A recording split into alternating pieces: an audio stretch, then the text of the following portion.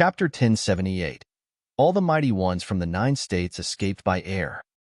All the mighty ones from the 9 states escaped by air. There were countless cultivators from Emperor Xia's realm, so much so that they numbered at billions. However, few managed to make it into the pinnacle of Saint Plain. Fewer was capable of even making it to holiness of nirvana. The sword saint of the void had been one such figure before he perished, yet at the moment, only the demon of a person was the true holiness of nirvana at the place. There was simply no one other than Yaya, who had once been holiness of nirvana, capable of stopping him. However, even Yaya claimed that she would not have been able to hold him back for long. The vast Xuanji mountain seemed to have turned into a mountain swords at that moment, shrouded in sword will. Boundless swords turned into a sword diagram of the void, pulsing with towering light. Sword aura covered hundreds of miles. Light of the sword out to tear the heavens shot up at what looked like an overbearing devil above. The extremely imposing and menacing looks was where Chao Kong, the renowned practitioner of the demonic arts of Dali, was. The swords coalesced into a river of stars and shot to the heavens. At that moment, Yaya seemed to have returned to her peak state.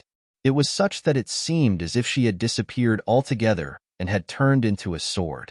There seemed to only be the massive sword matrix all over the skies at the moment. The village chief shuddered when he looked back, feeling extremely restless.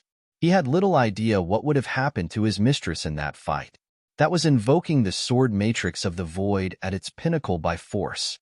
There was no way even the sword saint of the void would have been able to win against the holiness of nirvana without being at the top of her game. The entire Xuanji mountain slowly crumbled, and it seemed that it was only a matter of time before the place was reduced to rubbles. That scene was simply harrowing. Futian and the others continued to run for their lives amidst the dust and chaos. Many saints headed for them at speeds of lightning bolts, quickly circling to their flanks and getting ready to cordon them off altogether. "Let's go." Saint Xia made the decision right there, and then, heading for the left flank while Saintly headed right. Both of them were at the second level of Saint Plain, and they were capable of fighting the intruders off somewhat.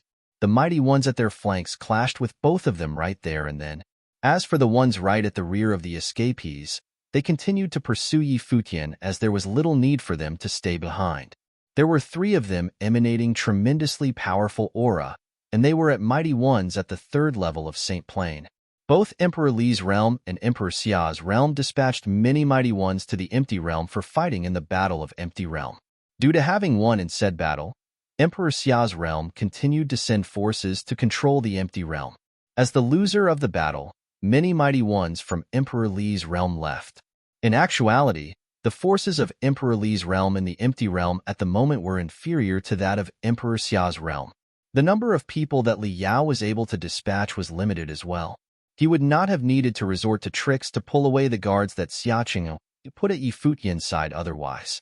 He had even spent quite a fortune to have many saints from Empty Realm to bluff Xia Qingyu in, shocking her and buying them time. It was worth noting that in order to shock the sacred general of Tian, he had even invited someone very, very powerful to help with the act. Despite said figure was to do nothing but loiter around, the price was steep nonetheless. As such, he could not have afforded to simply return empty-handed, which was why he focused all of his forces to get Futian killed. "Where do you think you're going?" A cold voice was heard saying. A devilish figure of extreme might was seen extending his hands, bringing towering demonic might to bear. If even the leader of the demonic clan, Chao Kong, was around personally, then it would have only stood to reason that they were other top-notch figures showing up as well. The figure that just lashed out with an attack against them was none other than the demon saint, who was at the 3rd level of Saint Plain. As he lashed out with his hand, the aura of the surroundings that flowed in reserved all went into his palm. Futian and the others felt as if their bodies were going in reverse, making it impossible for them to move forward. The village chief's body intended to keep moving forward through the air, yet that frightening devouring power seemed to be imbued with powers to devour even that of the great path. The currents around seemed to have been flowing in reserve. The level difference was not one that could have been compensated in any way. They had no time for games with Futian and his people. Li Yao's plans gave them limited time to kill Futian and Yusheng. If Xiaqing Yuan were to realize something was off, her people would have been able to get to where they were at blitzing speeds. In short, both sides were racing against time. It was worth noting that the people of Shao clan was only able to inform Yi Futian and the others after Li Yao appeared. With the time the mighty ones of Shao clan were on their way taken into consideration, Xiaqing Yuan might have sensed something was off, and she would have get to Yi Futian as soon as possible. As such, the enemy struck as soon as the people who were sent to protect Yi Futian by Xiaqing Yuan left, giving Yi Futian and his people no chance to recover. Terrifying sealing arts rained down on them, blocking off the force of the devouring great path at the rear of the escapees. But then again, the Moon Saint's power paled in comparison to that of the enemy. A beam of light of the sword shot through the air. The seals that the Moon Saint laid out crumbled with a boom. Saints went after the Moon Saint. Saints at third steps of sainthood did not even bother with him. From their perspective, that saint at second level of Saint Plane was far less important than Yi Futian. Their targets were mainly Yi Futian and Yu Sheng. It did not matter if they were to kill the others around those two. Despite having been thrown off, but he nonetheless continued to buy whatever time he was able to, just to enable Yi Futian and the others continue to run. However, that bit of time seemed to have been of little meaning in the pursuit with life and death hanging by a thread. So much so that it could have even been said that the bit of time was not even worth mentioning. There was no way the escapees would have been able to escape. Please help me to intercept the saints at the flanks. A voice was heard by the saints from the Holy Ji Palace of the Barren State. Their pupils contracted a bit as they heard that, yet they did as asked all the same. Among the mighty ones that were going after them, the three at the very front were all of third steps of sainthood powers, which they had no way of fighting against. The ones at the flanks, on the other hand, consisted of saints of the first level and second level.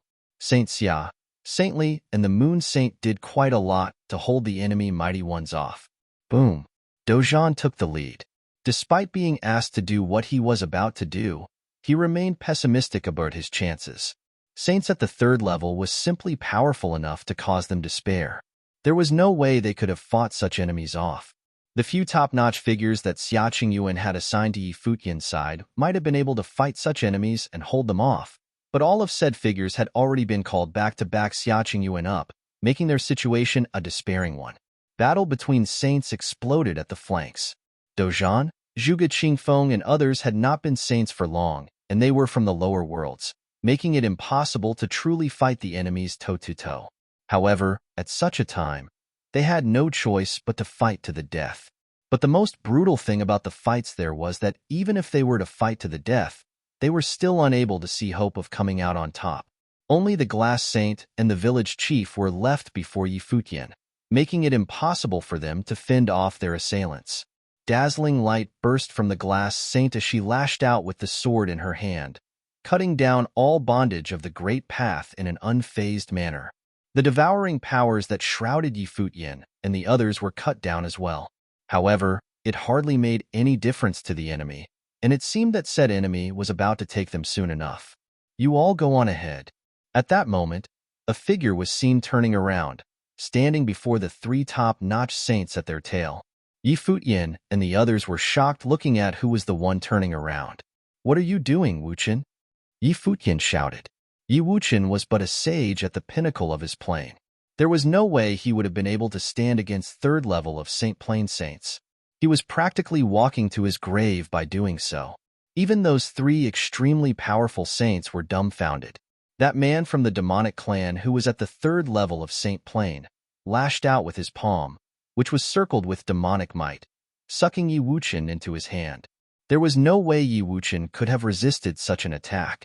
He was sucked inside like a beam of light, as if it would have only taken the enemy a single thought to thrust him into a bottomless abyss. Wuchen. Yi Futian felt difficult to move ahead. He turned around to look at the man who stood out for him and felt somewhat despaired. They could have tried to fight the opponent if they were to be of the first level of Saint Plane, but the current level difference was just too great. They were of several orders of magnitude lower than the enemy. They were like ants in front of him, being so pathetic that he could have simply squished them. However, Yi Wuchen simply turned around and stood before them. Yi Wuchen looked utterly insignificant before someone at the pinnacle of the third level of Saint Plane, as he continued to sucked into the maelstrom of the enemy's hand. The enemy did not even stop moving forward while doing so. A sage was like ants before them, and as such, there was no way they would have been affected. Yi Wuchen was about to be sucked into the maelstrom, when towering sword wills burst from his body, which did not seem to be his sword wills to begin with. Boundless sword wills burst from within his body and headed straight for that maelstrom. Yi Wuchen's eyes looked extremely point at that instant as he uttered a line. "I request your aid of the sword." A sword shot out from within him as he spoke. The flash of the sword shone brilliantly. Everything in their surroundings seemed to have been severed when that sword came forth, severing the heavens and the earth, as well as the soul. That sword seemed to be out to sever the 3,000 paths. Towering wills burst from within that sword. That powerful demonic arts practitioner that was trying to devour Yi Wuchen looked on with a shocked, grim expression. "Look out!" The top-notch mighty one from the Sword Mountain was just as shocked to see the sword of Lihen.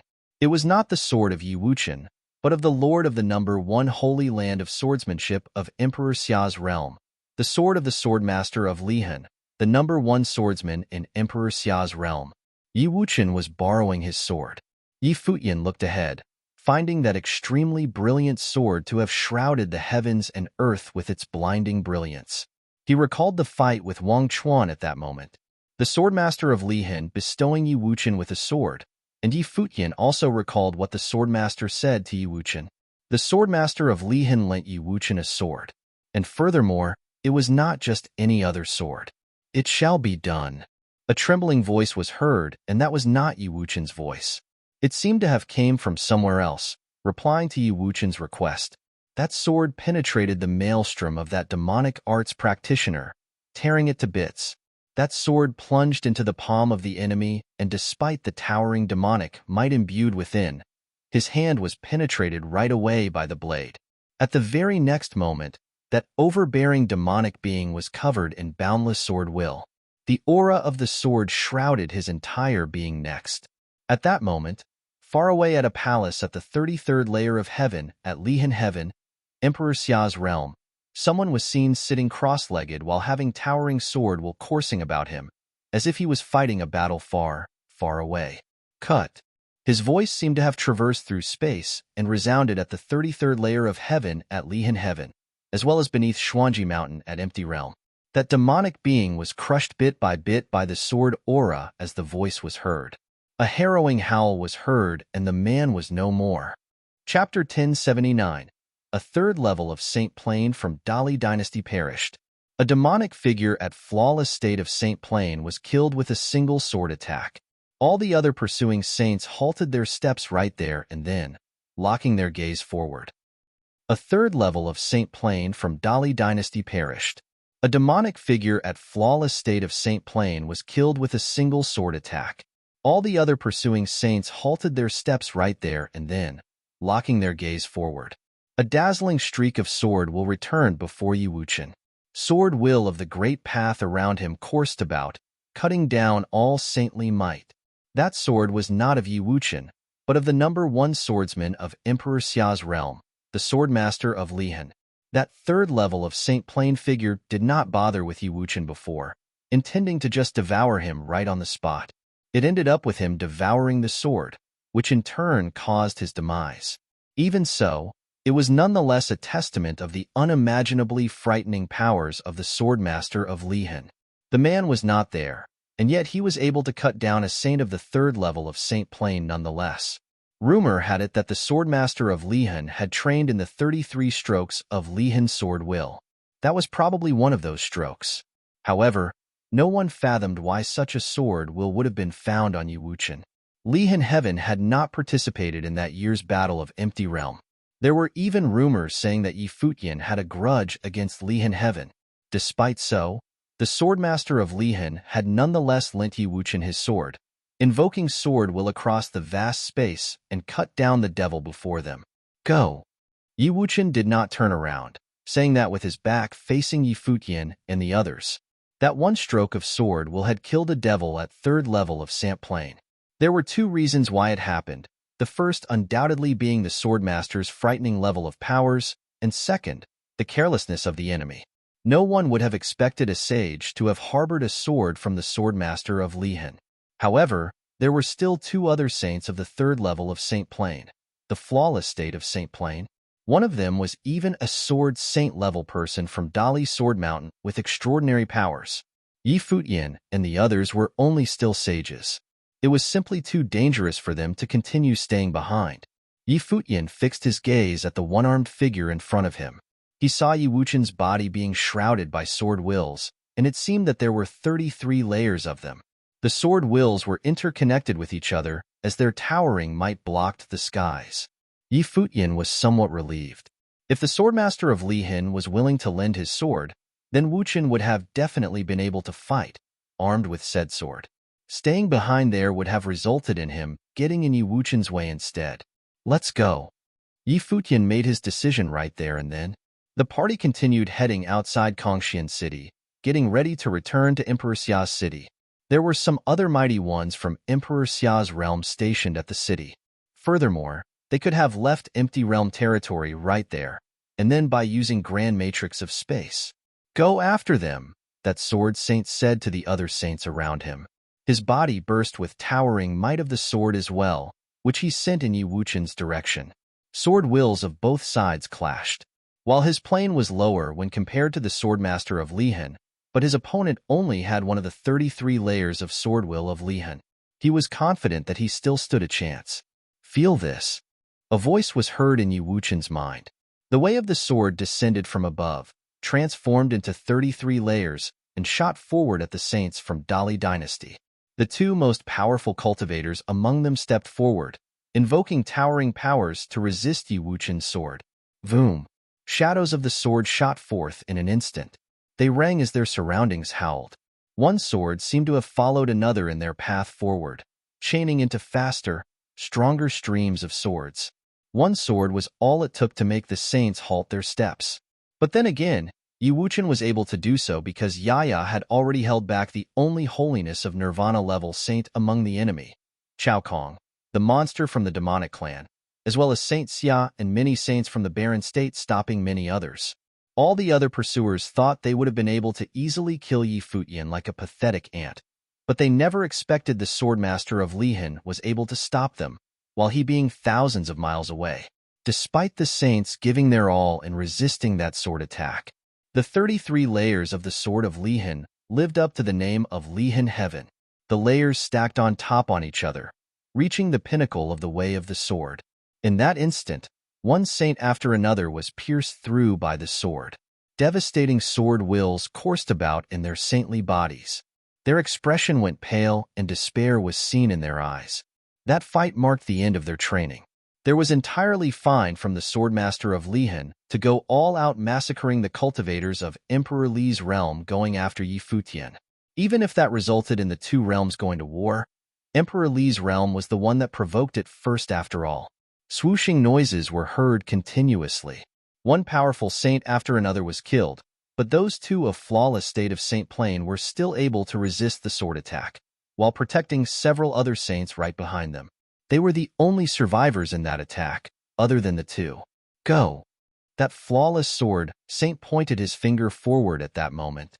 One huge sword after another appeared, enabling several cultivators of the Sword Mountain behind him to break through their opponent's sword will, armed with towering might of the sword, and arrived far away. They zipped past Wuchen, while those two top-notch figures continued to resist that sword attack. For saints rode on the huge swords and zipped past Wuchen, continuing on their path to hunt down Futian. The battle had gone south. One saint of flawless state of Saint Plain ended up killed, and there were quite a number of saints dying by the hands of the swordmaster of Lihan. If they were to fail to kill Futian, they would not have dared to return to Emperor Li's realm. They had been the ones who provoked the conflict, and yet they suffered considerable casualties. If they were to fail in their ultimate objective, they would have ended up being made a laughingstock by the cultivators of Dali dynasty. It would have made it very difficult to report to their emperor, and that would have been an insult like no other. Futian and the others moved at blitzing speeds, but the enemy saints were swordsmen and were able to move just as fast, being right behind them. Kongshan City was already within sight by then. The village chief took the holy sword right up to the city, with blazing sword aura marking their trail. He turned around and saw the glass saint by his side, saying, "Go on without me." She then turned around. The love destroyer was brandished as she went up against several incoming enemy swordsmen. The enemies split up, and there were two holding the glass saint back. The remaining two continued on their paths at pursuit, zipping past the glass saint without any intention to stop. Forward. The village uttered a single word before turning around with the holy sword. Futian and the others continued moving forward. The village streaked through the air and headed straight for the two saints who continued to move in. A great battle took place right there and then. The two swordsmen who fought the glass saint were of the second level of Saint Plane. They only held the glass saint back momentarily before one of them broke off from the battlefield, heading straight for the village chief. A sword streaked past. The village chief burst with towering might of the sword, intending to meld with the holy sword. While he was versed in dodging attacks, he stood firm against the incoming attacks, clashing head-on with the swords of the enemy. He grunted within an instant and blood was seen at the corner of his mouth. However, sword will of space continued to emanate from his body, blocking the sky as he continued forward, preventing the enemy from going further. "Keep chasing after them," that second level of Saint Plane saint said. Two other saints zipped past from the flanks and continued forward. However, despite all the blockades encountered, those from Emperor Li's realm finally caught up to Futian's party. There were only two saints to be in said party. At the same time, the sacred general of Tian and the others took Xiaqing Yuan, speeding for Kongxian City. Her expression at the moment was cold. Li Yao had been defeated in the Battle of Empty Realm and turned to move against Futian. But then again, she had placed a holiness of Nirvana saint at Futian's side, protecting him. It would not have been all that simple for them to take him down. The sacred general of Tian was the head of the 8 sacred generals serving Emperor Xia, and was a holiness of Nirvana saint as well. His speed was frighteningly fast, and took Xiaqing Yuan blitzing at the very front. Yet at that moment, he focused and gazed forward. He then saw a group of people blitzing by in an instant. Xiaqing Yuan's expression looked rather grim after seeing them appear and said, "Where is Futian?" All of them were people that she placed by his side. Those mighty ones knew they had been set up after seeing Xiaqing Yuan unharmed. In actuality, a mighty one had thought about the possibility of Futian being the real target back at Xuanji Mountain. A top-notch figure from the demonic clan was there after all. Furthermore, it was a nephew of the queen who sent word saying that the princess was under attack. He dared not risk it. He was someone that Emperor Xia had placed at Xiaqing Yuan's side. There was only one objective to everything that he was doing, and that was to protect the princess from harm. Nothing else mattered more than Xiaqing Yuan's safety to him. As such, despite his doubts, he had to leave. "We'll talk along the way. Be quick." That mighty one turned around and Xiaqing Yuan knew something was wrong. The sacred general of Tian took her along and blitzed forward. Xiaqing Yuan then asked, "What happened?" Chao Kong of Dali Dynasty led a group of mighty ones and surrounded Xuanji Mountain, demanding Futian and Yusheng be left behind. "Xiao Sheng came to us telling us that you were attacked, so I had to come." "Xiao Sheng?"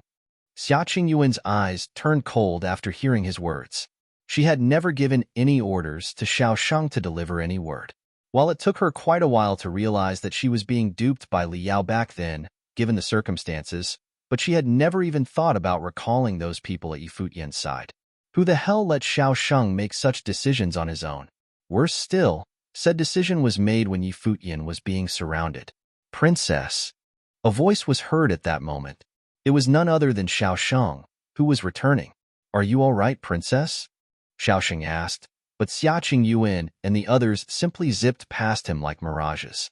Even so, Xiao Sheng was still able to feel that Xiaqing Yuan cast a cold look at him.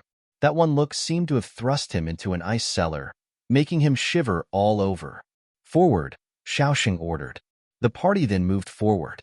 Gongsun and I, who was by his side, asked, "Xiao Sheng, what is happening? Wasn't the princess under attack?" "I don't know." Xiao Sheng then added, "Li Yao brought many saints to the sacred mountain back then and looked like he was about to make a move against the princess. So I summoned the mighty ones back immediately. From the looks of things, it seemed to be a trick by Li Yao." Gong Sunni's expression turned and seemed to realize something. She then asked, "That meant that the princess never gave the order and you acted on your own?" Things looked dire back then, and I couldn't have waited for her orders. If there were to be anything happening to the princess, who would be the one to take the blame then? So I went to summon our people to back the princess up. Xiao Sheng said, "If the princess were to blame me for what I did, then I would just own up to it." Gong Sun Xian's expression looked very displeased and said, "If things are fine with the princess, then it's obvious that they're going after Yi Futian. With the people that she placed at Yi Futian's side being called back by you, Yi Futian and the others, man, if anything were to happen to him, the princess would be very, very angry." She dared not imagine the scenarios any further. With the likes of Chao Kong showing up, it was not all that difficult to imagine what would have happened to Yi Futian's party. Chapter 1080. Outside of Kongshin City, Yi Futian and his party continued to blitz without stopping. Outside of Kongshin City, Yi Futian and his party continued to blitz without stopping. It was obvious that the power of Emperor Xia's realm was above that of Emperor Li's realm at present. Unless Emperor Li of Dali Dynasty himself were to give orders to wage war between the imperial realms and sent mighty ones to see to it, it would have been Li Yao's personal agenda otherwise. Li Yao wanted him dead. As such, it would have sufficed to keep buying time, as that would have prevented Li Yao from accomplishing his objective. The saints by his side continued to stand their pursuers' way. Yaya returned to the pinnacle of her training. The sword matrix of the void burst forth. The swordmaster of Lihan lent his sword to Wuchen. The likes of Saint Xia and Saint Li took on the enemy without regard of dangers. There were also the village chief, his teacher, and other saints from the Holy Ji Palace. Even Saint Glass turned around to fight. All those saints did what they did, just so that he was able to leave. The weather in the sky changed and violent currents swept about. That was an area of barren land, and there were even sandstorms whipping up below, which seemed to have been affected by the strong air currents. Two saint swordsmen kept flying at great speeds, chasing after Yi Futian's party, catching up to them soon enough. They were saints after all, and besides, swordsmen had always been versed in speed. When they traveled with their swords, the distance of 100 miles could have been covered within a heartbeat. They closed in behind Yi Futian soon enough. Both of them pointed their fingers forward. Swords whooshed about in the air at greater speeds than the humans traveling, coming before Yi Futian's party within an instant. Voom! Yi Futian's party split up within that split second, drawing arcs in the air. Furthermore, they drew their arcs behind instead of forward. As the two swordsmen continued to move forward, the arcs seemed to have drawn around them, surrounding the two saints. The sages were actually surrounding the saints. The two swordsmen halted their steps in an instant, feeling something was off when they saw what Yi Futian and the others were doing. Despite their enemies being of superior numbers, they were nonetheless sages. Sages and saints seemed to have been only a thin line apart, yet there were considerable differences in the nature of their powers, and such differences were not something that could have been compensated through talents in combat alone. Sages were sages, and saints were saints. While Yi Futian and Xiaqing Yuan had indeed worked together and killed Yuan Jin, who had borrowed the divine path and attempting to become saint, but Yuan Jin was still not a true saint. Those two that appeared right there and then, they were true saints, people who had truly developed powers of the Great Path and could have transformed as entities of the Great Path. At that moment, Yi Futian and the others burst with formidable power, with some among them more powerful than the others. They were Yi Futian, Yu Shang, the Sword Saint, and Huang Jiaga. Towering demonic might burst from Yu Shang and the Sword Saint, especially Yu Shang, who had a terrifying devil appearing behind him, looking imposing and regal, as if the devil had truly advent. Silhouettes of devils appeared around him, cordoning the space off.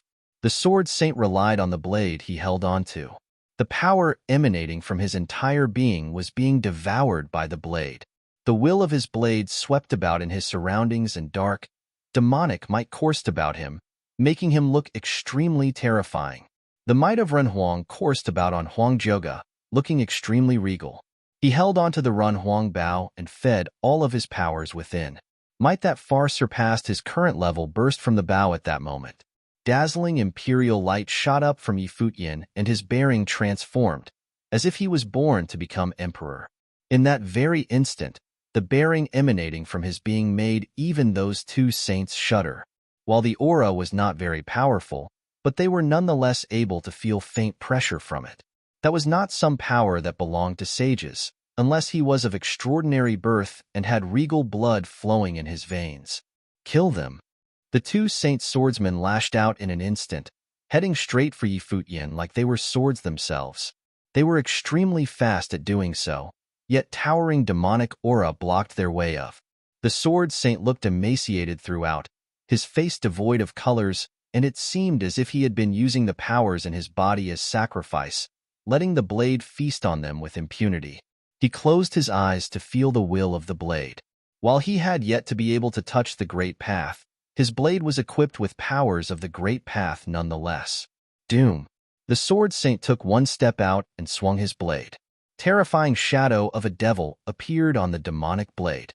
The will of the blade was filled with aura of destruction and death. Dark demonic aura swept about and coalesced into a blade, cutting up dark gashes in the air as he attacked those two saints. Gu Donglu stepped out as well, and it seemed as if celestial shadows fell from above. His entire being was coursing with celestial light, and he looked imposing with the 9 words circling about him. Countless seals of the 9 words burst forth and headed straight for the enemy. They attacked in pairs at each of the saints. Despite being only sages, they did not show any fear at all. However, those two saint swordsmen were hardly intimidated. They held a sword in their hands respectively, extending the hand forward and focused the divine path on their fingers, turning into frightening maelstrom of the sword, which spun maniacally like blooming lotuses, tearing everything before them apart. Both of them moved at frightening speed. Towering light of the blade clashed with the swords. The harrowing, destructive will of the blade was torn to shreds. The maelstrom of the sword continued to move forward as they devoured, intending to gobble up the sword saint and tear him to shreds. However, the sword saint brought his blade down at the center of the maelstrom.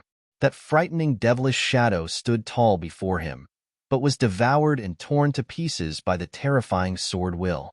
Gu Donglu was in a ditch himself as well. Countless seals were being torn apart by the enemy's sword. The enemy only needed one stroke of the sword to tear through the thousands of seals, breaking up the boundless ancient symbols with unstoppable force.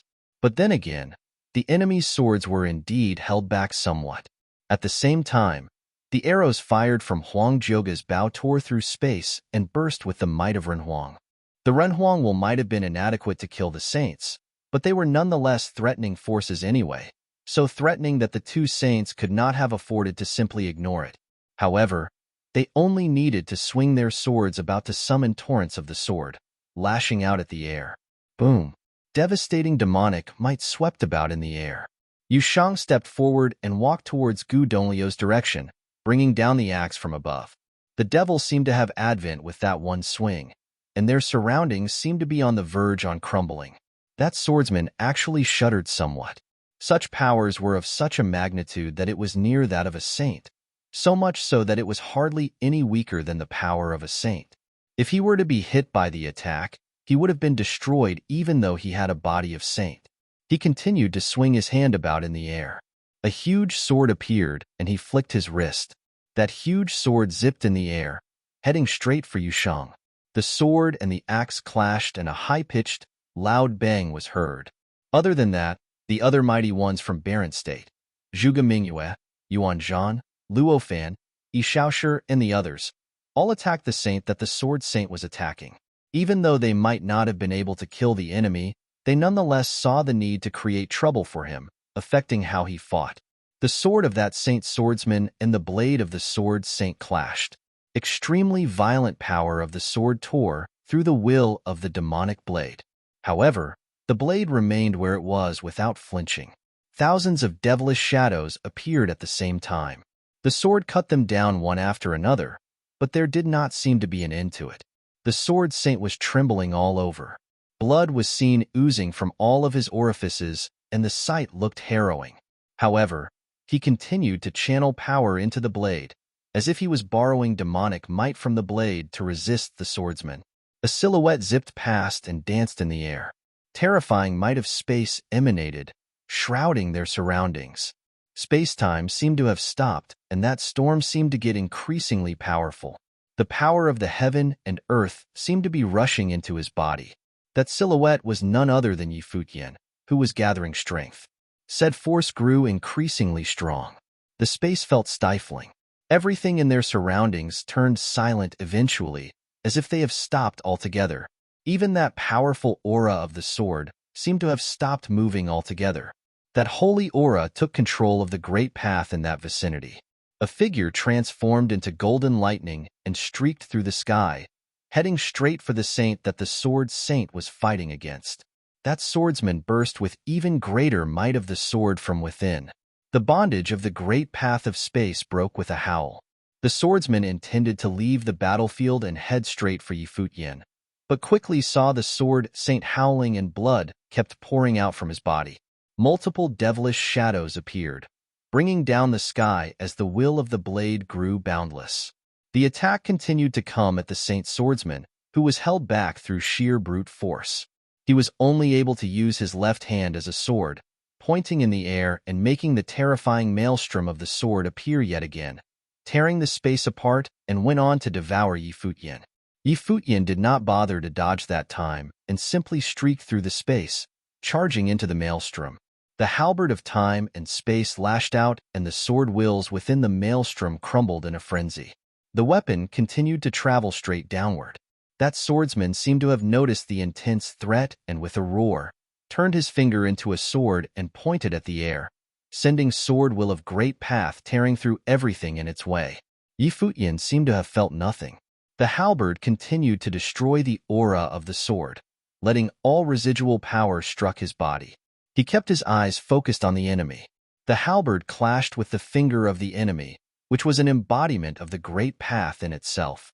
The aura of the sword tore through space and ripped into Futian's body, but he seemed to have felt nothing. The light he emanated looked extremely regal. The weapon continued its way downward. Blood was seen as the enemy's finger continued to crumble bit by bit. That swordsman's face went pale in an instant. He roared, and even with his finger broken, his arm nonetheless coursed with towering might of the sword. A blood sword was coalesced and shot into Futian's body along the halberd, breaking through his defense. The aura of the sword seeped into Futian's body. Yet, Futian's body seemed to be burning with holy energy, preventing him from feeling anything while the weapon continued to strike its target. The swordsman's arm crumbled inch by inch and blood splashed about. He wailed in terrifying pain, and finally, his arm was punched through and the halberd landed into his brain, punching through on the other side. That swordsman watched Futian coming down from above with harrowing eyes at that moment. The aura of the sword about him continued to dwindle. Despite his might continued to attack Futian, but its power was no longer what it used to be. At the same, the sword saint brought the demonic blade down onto him, cleaving his body apart. That powerful sword saint-level figure, and furthermore, not one who had been saint not long ago, who had actually been a saint for many years, was wiped out within that instant. He was broken up by the sword saint. Futian and the others through sheer brute force delivered at the greatest speed possible, with the strongest power that could have been mustered. That scene seemed to have been sensed by the other saint swordsman. His face turned pale. Two saints fighting a group of sages should have been like tigers charging into a herd of sheep, slaughtering with impunity. Yet for some reasons, within just a single moment, he was held back by powerful resistance, and his cohort was actually killed right there and then. Chapter 1081. The leftover saint-level cultivator cried out in rage. His hands turned into swords, and he pointed one of them towards Gu Donglu, and the other at Yusheng. The leftover saint-level cultivator cried out in rage. His hands turned into swords, and he pointed one of them towards Gu Donglu, and the other at Yusheng. His sword will billowed and wrapped around his body. He took a step forward, and the celestial shadows around Gu Donglu were pierced by his sword will. He spat up blood as his 9-word seal collapsed wildly. Yusheng gave a great cry, and dark golden light flowed out from him. A terrible demonic vortex appeared and sucked up the sword will. He was using this devouring magic to demonize the power of the great path. The saint-level cultivator retreated from Gu Donglu and raised his right hand. He pointed up into the sky, and suddenly 9 overlapping swords burst out from his fingertip. They shot forward as one, shooting directly towards Yusheng. Boom. Yusheng's was violently sent shaking backwards. Boom, boom, boom. The power of the swords was unmatched. They went forward together, cracking open Yusheng's body. His extremely violent demonic body seemed about to collapse, and his garments flapped wildly in the wind, exposing his deep bronze skin and powerful muscles. There was blood all over him as the sword will pierced through his body. However, even though this was happening, Yusheng still stuck to his opponent. He did not retreat, and his battle axe of judgment cut through the billowing power that was coming towards him. It gave off pressure that pressed down on everything as it continued to cut forward, not giving his opponent a chance to rest and catch his breath for even a moment. The sword saint cried out in anger, and bright and dazzling swords shot out of his eyes. They pierced into Yusheng's eyes, and they became filled with blood. He closed his eyes, but the sword will still plunged wildly into him, cracking his body open from the inside. It was at that moment that Futian, who had just slain another saint-level figure, rushed over to where Yusheng and the saint were fighting. Time and space once again seemed to be restricted, and the swordsman's face suddenly changed. His partner must have just been directly killed by the halberd of time and space on the spot. There was no need to say just how powerful that meant Futian's combat ability was. Crack, crack, crack. His body seemed to be cracking open. He transformed himself into a sword, and suddenly a burst of sword will shot up into the clouds as both and Yusheng rushed up into the sky, with the swordsman pushing Yusheng along at the tip of his sword. The inexhaustibly sharp sword pierced through the demon body, but Yusheng's powerful form had still not once been knocked back by his opponent's sword. His battle axe was still pressed up against his opponent's sword. A suffocating, destructive pressure descended upon them as Futian's halberd of time and space fell. The sword saint had not been able to make Yusheng retreat before Futian arrived. He could only pull back his right hand and thrust it towards the halberd of time and space. 9 swords overlapped once again and shot out towards the halberd. The halberd of time and space descended with all the power of heaven behind it. It sliced through the air and fell upon his opponent's sword. There was a loud noise, and the halberd of time and space seemed to slow because of this, but then it continued forward. Boom! Shock waves swept out in succession. Futian felt the one sword turn into 9 and shoot forward, blocking the power of the halberd of time and space. In that moment, as the 3 of them confronted each other, they formed a strange balance as they all stopped there in the air. But in between the 3 of them, an incomparably violent airflow swept up. Even Huangjioga's bow could not have pierced through that airflow, and any attacks would be impossible. The sword Saint Cultivator's hair danced wildly in the wind. At that moment he was under terrible pressure. Were these 2 really only on the Sage Plane? Even those who had recently reached the Saint Plane would probably not be like this. Moreover, the power of his swordsmanship was formidable indeed. His sword will had entered his opponent's body but had not been able to destroy it. What level of body was this? Would a saint-level swordsman fall at the hands of sages today? This was an incredibly shameful way to go. He never would have imagined it. "I'll kill you," he cried. He transformed into a formless body, seeming to find some hidden reserve of strength to put into his flowing sword will. His every breath, every thought, every drop of blood were bent towards this sword attack. Buddha and demon were one in Yusheng's body.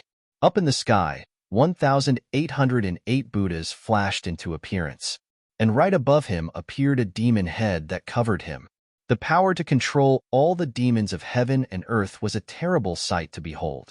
He had gathered the power of demons and Buddhas into one body. The flow of sword will continued forward, smashing into the image of the demon Buddha, completely destroying it. The saint's sword was incredibly powerful, but the arm that held the sword also trembled slightly. It had just suffered an incomparable amount of power as well. In the other direction, the powerful flow of sword will rushed into Futian, and an extremely destructive light bloomed from his body. It rushed into his mind, and even attacked the saint's will. But when the saint felt the spiritual will, his heart trembled fiercely. He seemed to have felt a spiritual willpower that could not be found even on the saint plane. The divine light shone, and a terrible space vortex appeared in front of the halberd of time and space in Yi Futian's hands. The dazzling, flowing light shot forward, slicing through the sword will and entering his opponent's body bit by bit. The three cultivators were all being subjected to tremendous amounts of power. You must have come from Dali Sword Mountain. Sword Mountain is sending many sword saints to kill me these days. I will remember this, spat Yi Futian in a cold voice. Don't worry, you won't be alone. As he said this, the infinite power inside Yi Futian went into his arms. In that moment, an incomparably brilliant light burst forth from his right hand and entered into the halberd of space and time. Destroy, he yelled. He seemed to have given up on protecting his body as he gathered all his power into the halberd. Suddenly, a rumbling sound shook the heavens and the earth as the shrieking sword will was shattered. The halberd of time and space opened up a gap and continued forward bit by bit, cutting through the shattering sword will until it pierced the palm of his opponent's hand. Blood flowed from the wound instantly, just like the previous sword saint. He gave a bitter cry as billowing sword wills burst from his body. They flowed towards Yi Futian, but on the other side Yu Shang was pressing him fiercely. Another sound rang out as his battle axe cut through the sword and into his other arm. In a flash his sword will was mixed with his blood, creating a shocking sight.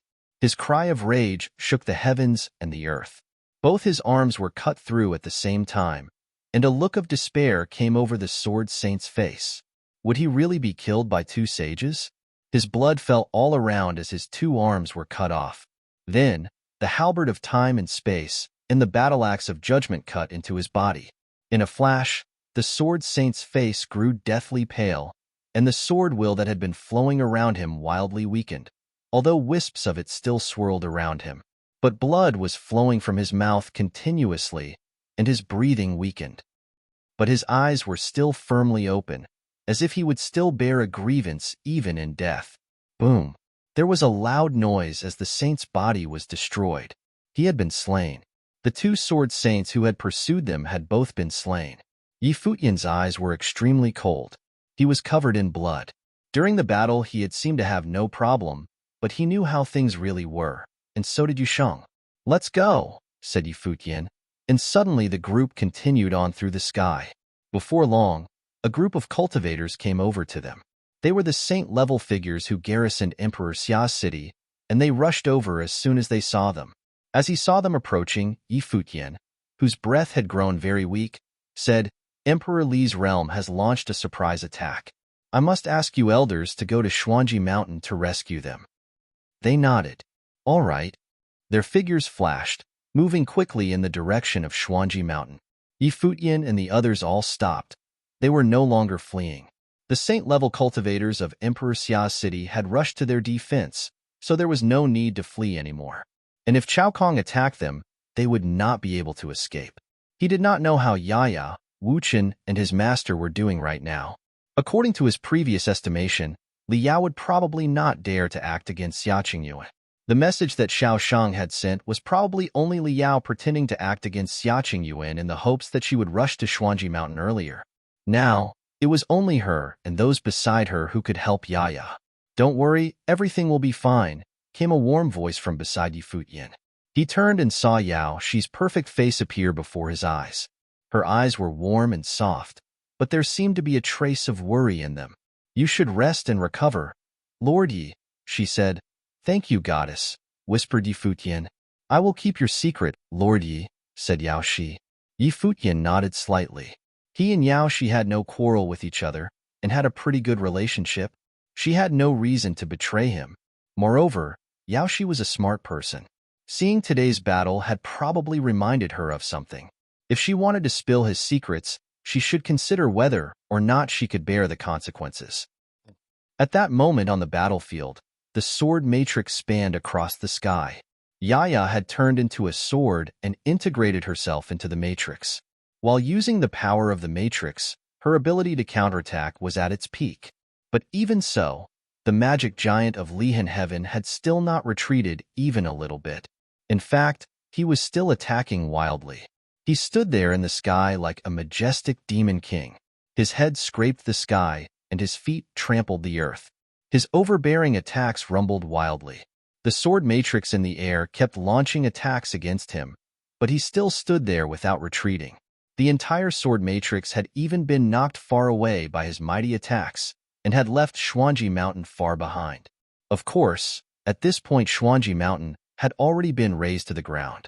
You may have once been at the peak, but that was in the past, came a mighty voice that shook the heavens and the earth. A giant fist smashed down, and suddenly the cracks in the sword matrix grew wider, and it was shattered. A group of figures fell powerlessly to the earth, with blood streaming from their mouths. "Chao Kong," came a voice from far away. As the voice echoed, a fist shot across the distance, covering the sky. Demonic power rolled off of Chao Kong's body as he matched fists with his new opponent. The air seemed about to shatter as Chao Kong was forced backwards.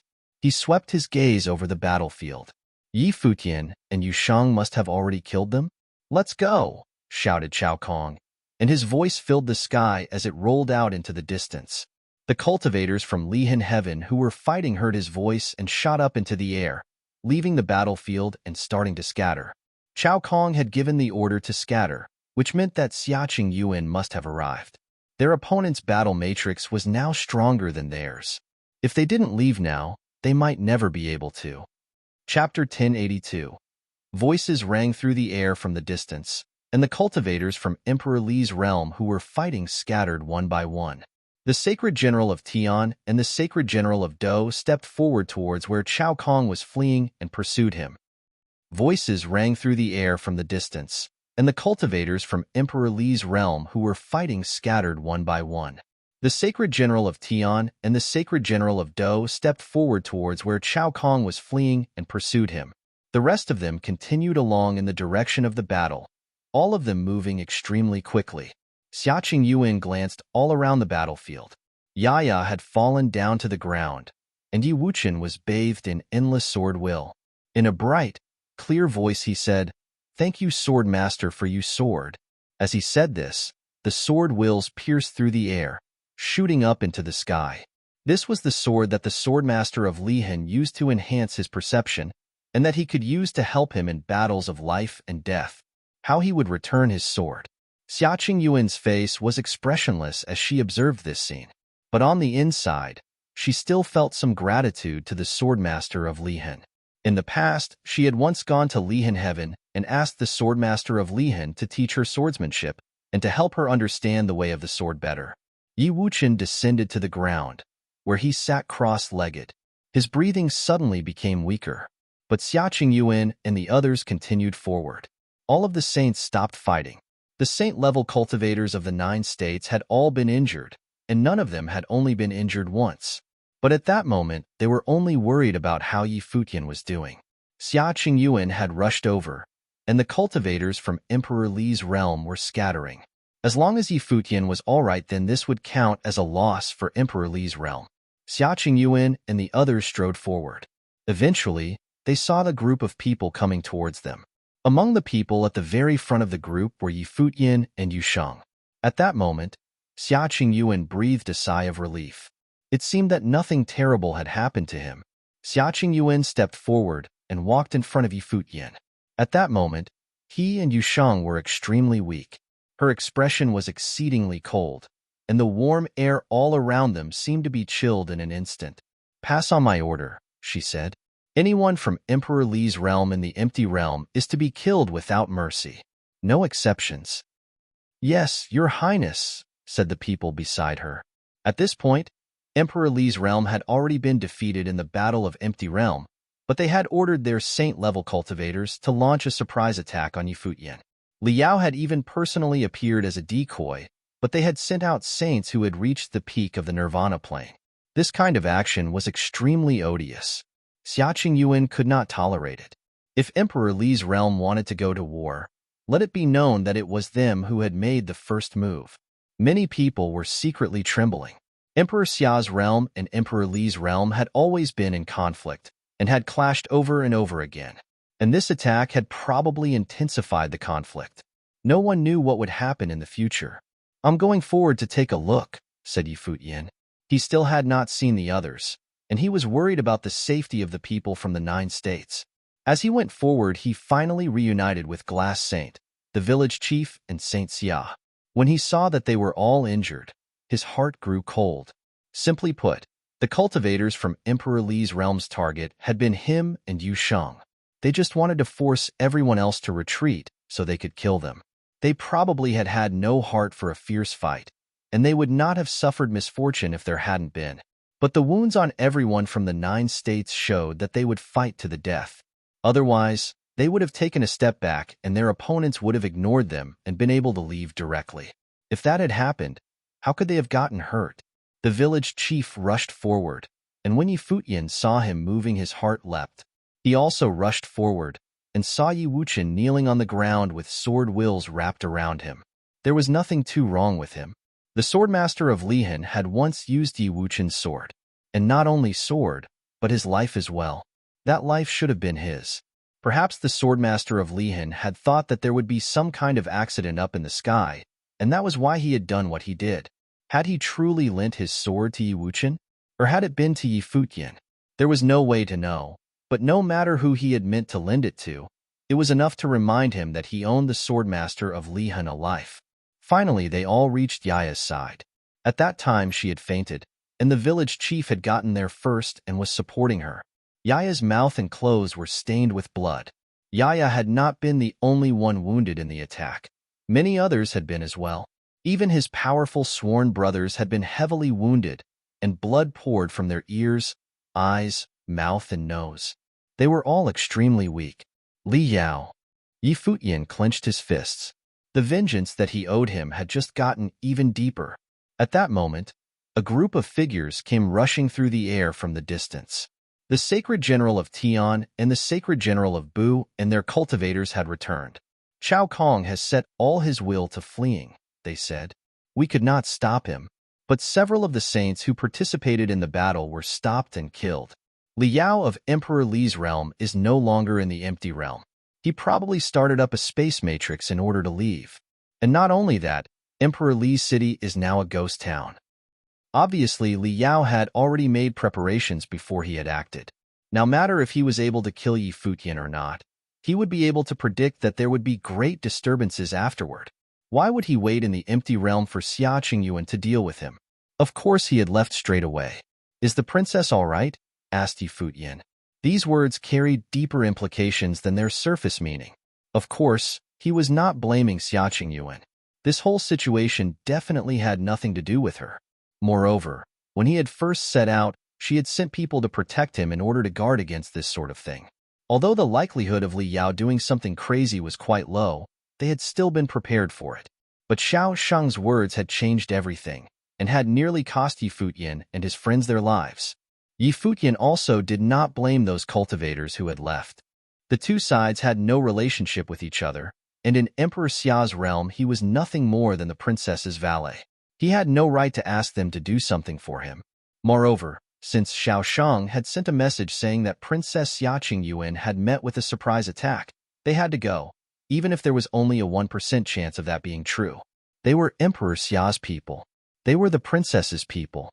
They weren't Yi Futian's people.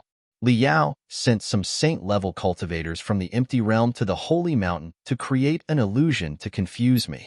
They did not actually dare to act, but delayed me for some time. It was my fault for being too slow, said Xia Qingyuan.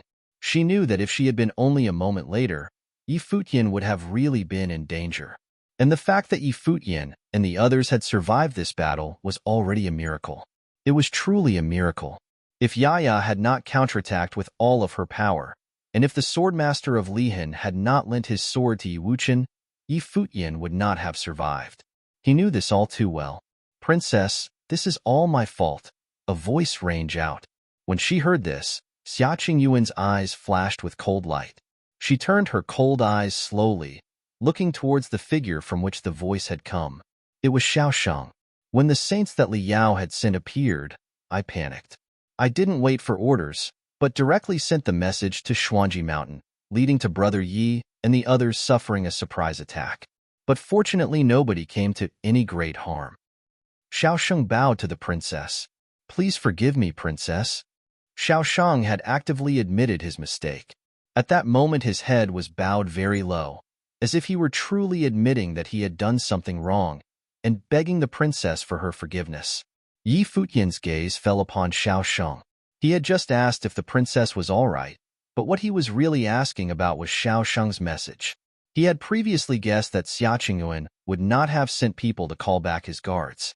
Li Yao would not dare to attack Xia Qingyuan, so he had asked if something had happened to Xia Qingyuan. Xia Qingyuan had said that it was just Li Yao trying to confuse her, and that war had not really broken out. So, Xiao Sheng had come back with the message and had stated that there were no orders from Xia Qingyuan.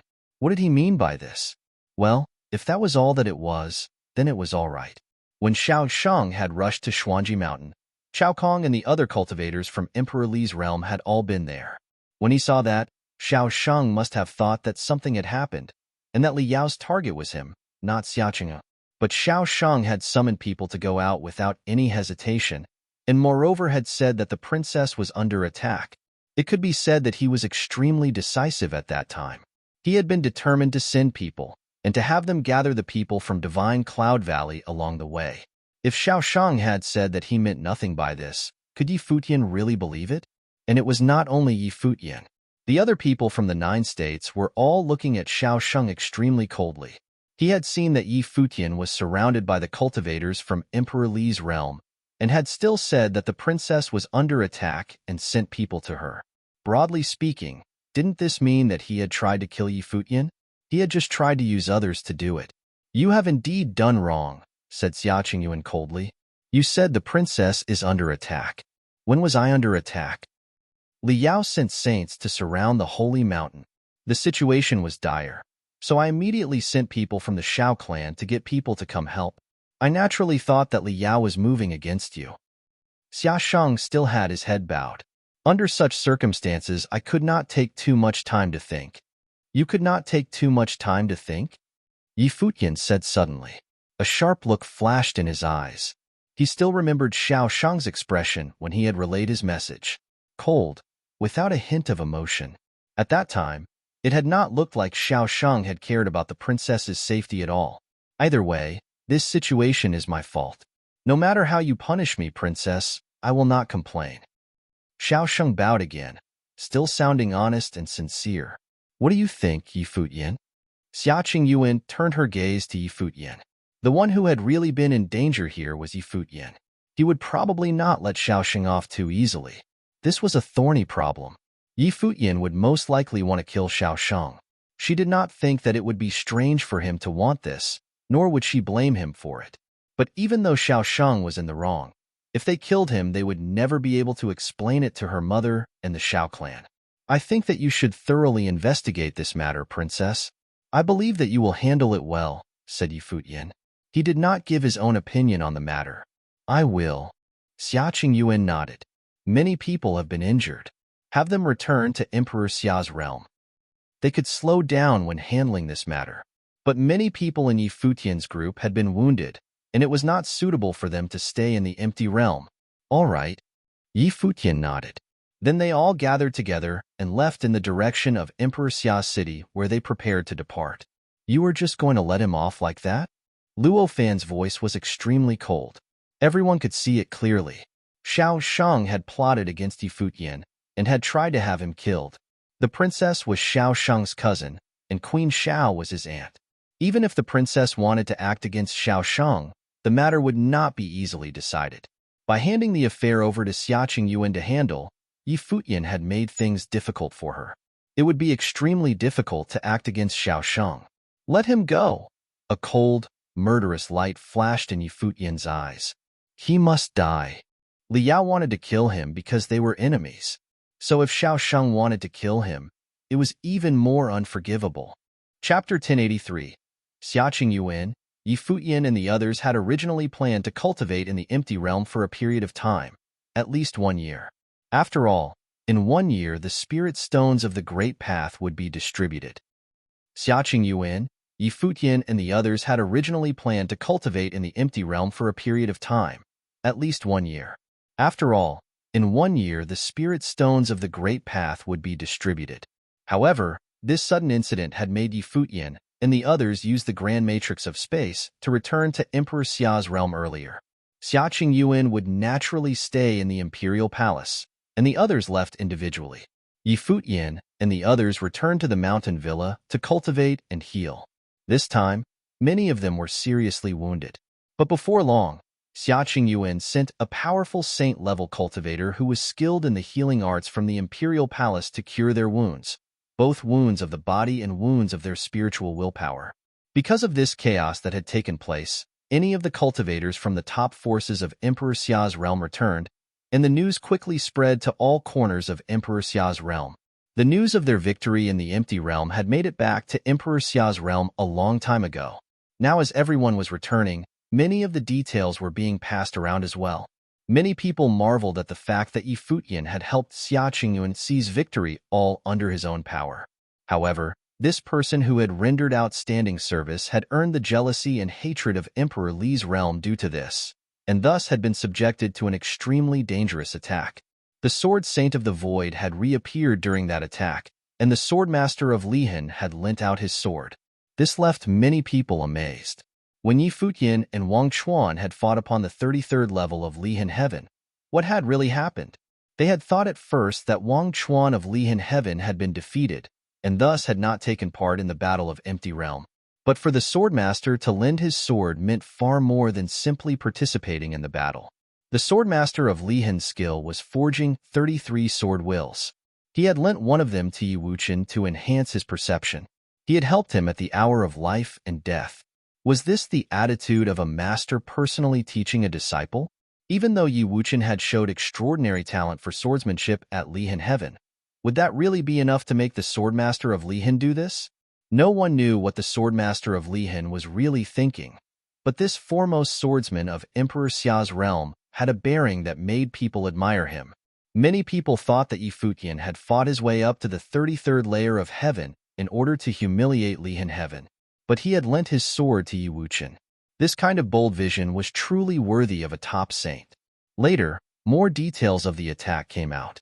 At first, Xia Qingyuan had sent people to protect Yi Futian, but they had been ordered to gather together and leave by Xiaosheng, which had led to Yi Futian coming into grave danger. Now, it was said that the princess was investigating the matter. Was Xiaosheng really trying to save the princess, or was he simply trying to kill Yi Futian? The latter option was probably not true. After all, Yi Futian and Xiaosheng had no enmity between them, and it could even be said that they had nothing to do with each other. Why would Xiaosheng try to kill him? But those people from top forces who had gone to the empty realm had seen more than anyone else. Xiaosheng certainly had sufficient reason to want Yi Futian dead. But on the bright side, Xiaosheng was also justified. He was indeed thinking of the princess when he did it. The core members of the Xiao clan had gathered in the palace of the Xiao clan in Emperor Xia's realm. The person sitting at their head was Old Man Xiao. Those around him were all core members of the Xiao clan, all of his sons, and sitting before them all was Xiaosheng. At that moment Old Man Xiao's face was quite ugly, as if he were quite angry. He gazed coldly at Xiaosheng and said, "What on earth have you done?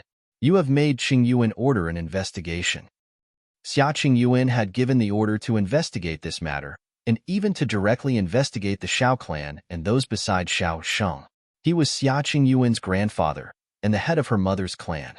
The people in this mansion were all Xia Qingyuan's relatives. Even though she was the princess, she should still have deep feelings for the Xiao clan. And yet, at that moment his granddaughter, Princess Xia Qingyuan, had sent people to his household to investigate him. What did this mean? When outsiders saw this, they would think that a rift had formed between the princess and the Xiao clan. It was obvious that what Xiaosheng had done had made Xia Qingyuan angry, and that was why she had acted in spite of what Old Man Xiao might want and sent people to investigate him. At that moment, Xiaosheng's face was rather pale, and his fists were clenched. He knew that Xia Qingyuan thought highly of Yi Futian, but he had underestimated just how much. Had she really launched an investigation into the Xiao clan over an outsider? This now not only implicated her cousin, but all of the Xiao clan. I've already said all I have to say. You must know, grandfather, that the situation was very tense. I was worried for the princess's safety, and so I naturally sent people to protect her, said Xiaosheng. Who is the princess? Who is Yi Futian? Should Yi Futian really have been the one I worried about in that situation? The blood of the Xiao clan flowed in Princess Xia Qingyuan's veins. Is that all? Old man Xiao asked coldly. I only did what needed to be done. If the princess blames me for this, I will have no complaints, answered Xiao Sheng. When he had spoken to Xia Qingyuan, he had learned that she regarded Yi Futian far more highly than him. Yi Futian had lived, so naturally there was no problem. In that case, it was best to try and find an opportunity. The worst possible result was just that he would not have a chance to be at Xia Qingyuan's side. This would not too different from if Yi Futian was alive. In that case, he would also have to dampen his ambitions and not think about them anymore. He would have to find another path of cultivation, so he did not regret doing what he did. There is a report for you, master, came a voice from outside. Come in, said old man Xiao. A figure quickly came in from outside. After he had stepped into the hall, he bowed slightly and said, News has come from the outsea world. Master Xiao Sheng has been in contact with people from Emperor Li's realm. Everyone was shocked when he said this. They all gasped loudly. Xiao Sheng had been in contact with people from Emperor Li's realm? If that was so, then him transferring people away from Yi Futian's side could absolutely not be explained simply by his concern for the princess. That would mean that he had collaborated with the enemy to kill one of his own. This kind of crime would be enough to finish Xiao Sheng, and would even put a black mark on the entire Xiao clan. I have not. Xiao Sheng's face suddenly changed. He knew that this crime was not something that he could bear. In a flash, many pairs of ice-cold eyes gazed at Xiao Sheng. The members of the Xiao clan looked at him with severe expressions. The atmosphere in the entire hall had changed. The Xiao family was the family of Emperor Xia's queen, who had given birth to Emperor Xia's favorite daughter, Princess Xia Qingyuan. Thus, they were at the height of their power, and almost stood at the top of Emperor Xia's realm. Everything that they did was to make their relationship with Emperor Xia closer, and to go a little farther. Of course, they did not seek to take advantage of this. They just wanted to follow in Xia Qingyuan's footsteps. If Xiao Sheng was charged with collaborating with the enemy, he would not be the only one who would be unable to bear it. This would put a black mark on the name of the Xiao clan. After this, it would be impossible for Emperor Xia and Xia Qingyuan to place the Xiao clan in an important position. Where did this news come from? Old man Xiao asked the man who had come in. I don't know the source. It seemed to suddenly appear out of thin air. It seems like someone was spreading it on purpose, the man answered. Grandfather, someone is trying to frame me. Xiao Sheng's expression finally changed.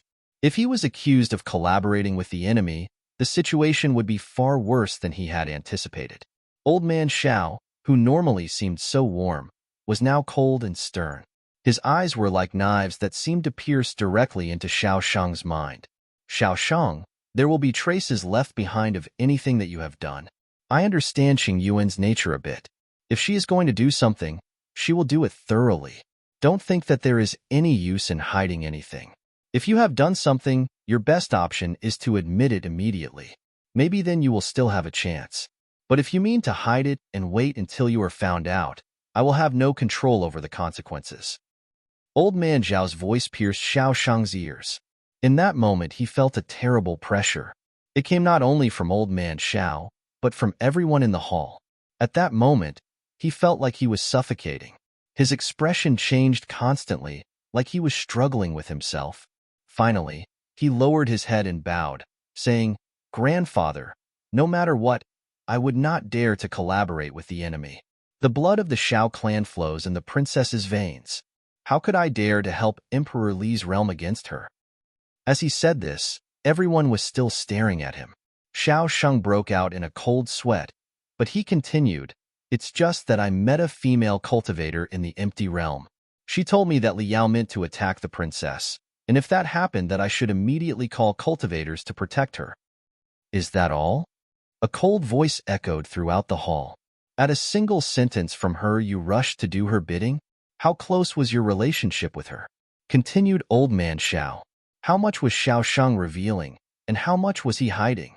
Xiao Sheng knelt to the floor and said, I admit, everything that you think happened did indeed happen. But I swear I never made any contact with people from Emperor Li's realm, nor did I ever speak of betraying Emperor Xia's realm. Don't tell me that you didn't suspect that's what you were doing. Old man Zhao's eyes were sharp. You were taking advantage of the situation and taking the opportunity to get rid of Yi Futian. Xiaosheng lowered his head and said, "In everything that I did, I never committed treachery. All along I was thinking of the clan." Slap. A crisp sound rang out as old man Xiao slammed his hand down on his armrest. His face was cold. "These words might work on me. I believe you, and the people of the Xiao clan believe you too. But how do you intend to explain this to Xiaoqing?" Xiaosheng lowered his head. "Aunt will understand me." Everyone in the Xiao clan stared at him with fury in their hearts. This was simply dastardly. They all understood that once this got out, they would have to give up all hope of sending Xiaosheng to the palace to cultivate. Xiaqing Yuan would never trust him again, nor would she ever make use of him. "Father, Xiaosheng is guilty. I will take him to the palace to admit his guilt," said Uncle Xiao to Old Man Xiao. "You are planning to go to your sister, aren't you?" How could Old Man Xiao fail to see what he was thinking? Xiaosheng had made a terrible mistake, and word of it had reached the outside world. Someone was clearly trying to incite conflict. Under these circumstances, if things deteriorated at all, it would be very serious. Now, the only who could help Xiaosheng was Queen Xiao. Chapter 1084. In the midst of the mountain, Yi Futian came to the cottage villa.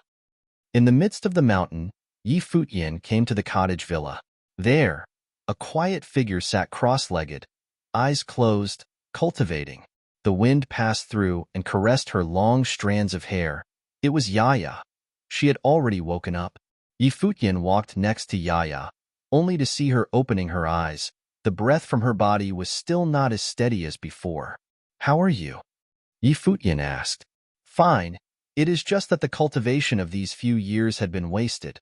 I need to start from the first level of the Saint Plane," Yaya whispered as if she did not mind it at all. The battle with Chao Kong, with her recovered realm, was not enough to stop Chao Kong of the Nirvana Plane. The only way was to return to the peak. This battle had cost her dearly. Her cultivation in recent years was destroyed. Yi Futian sat next to her and handed a storage ring to her. "What?" Yaya looked at him and asked. "You cultivated the power of the Great Path in space. Everywhere here are the Great Path fragments with space attributes.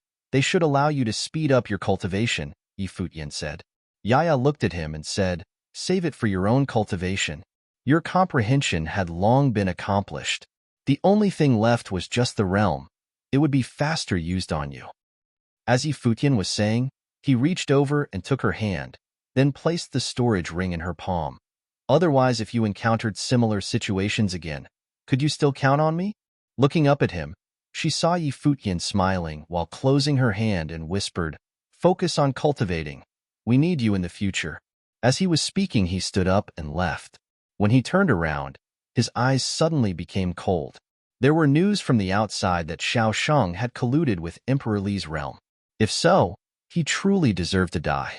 Even though he blocked Xiaosheng's way, but it was ultimately to contribute his power to the battle for the empty realm and help Emperor Xia's realm to win the battle.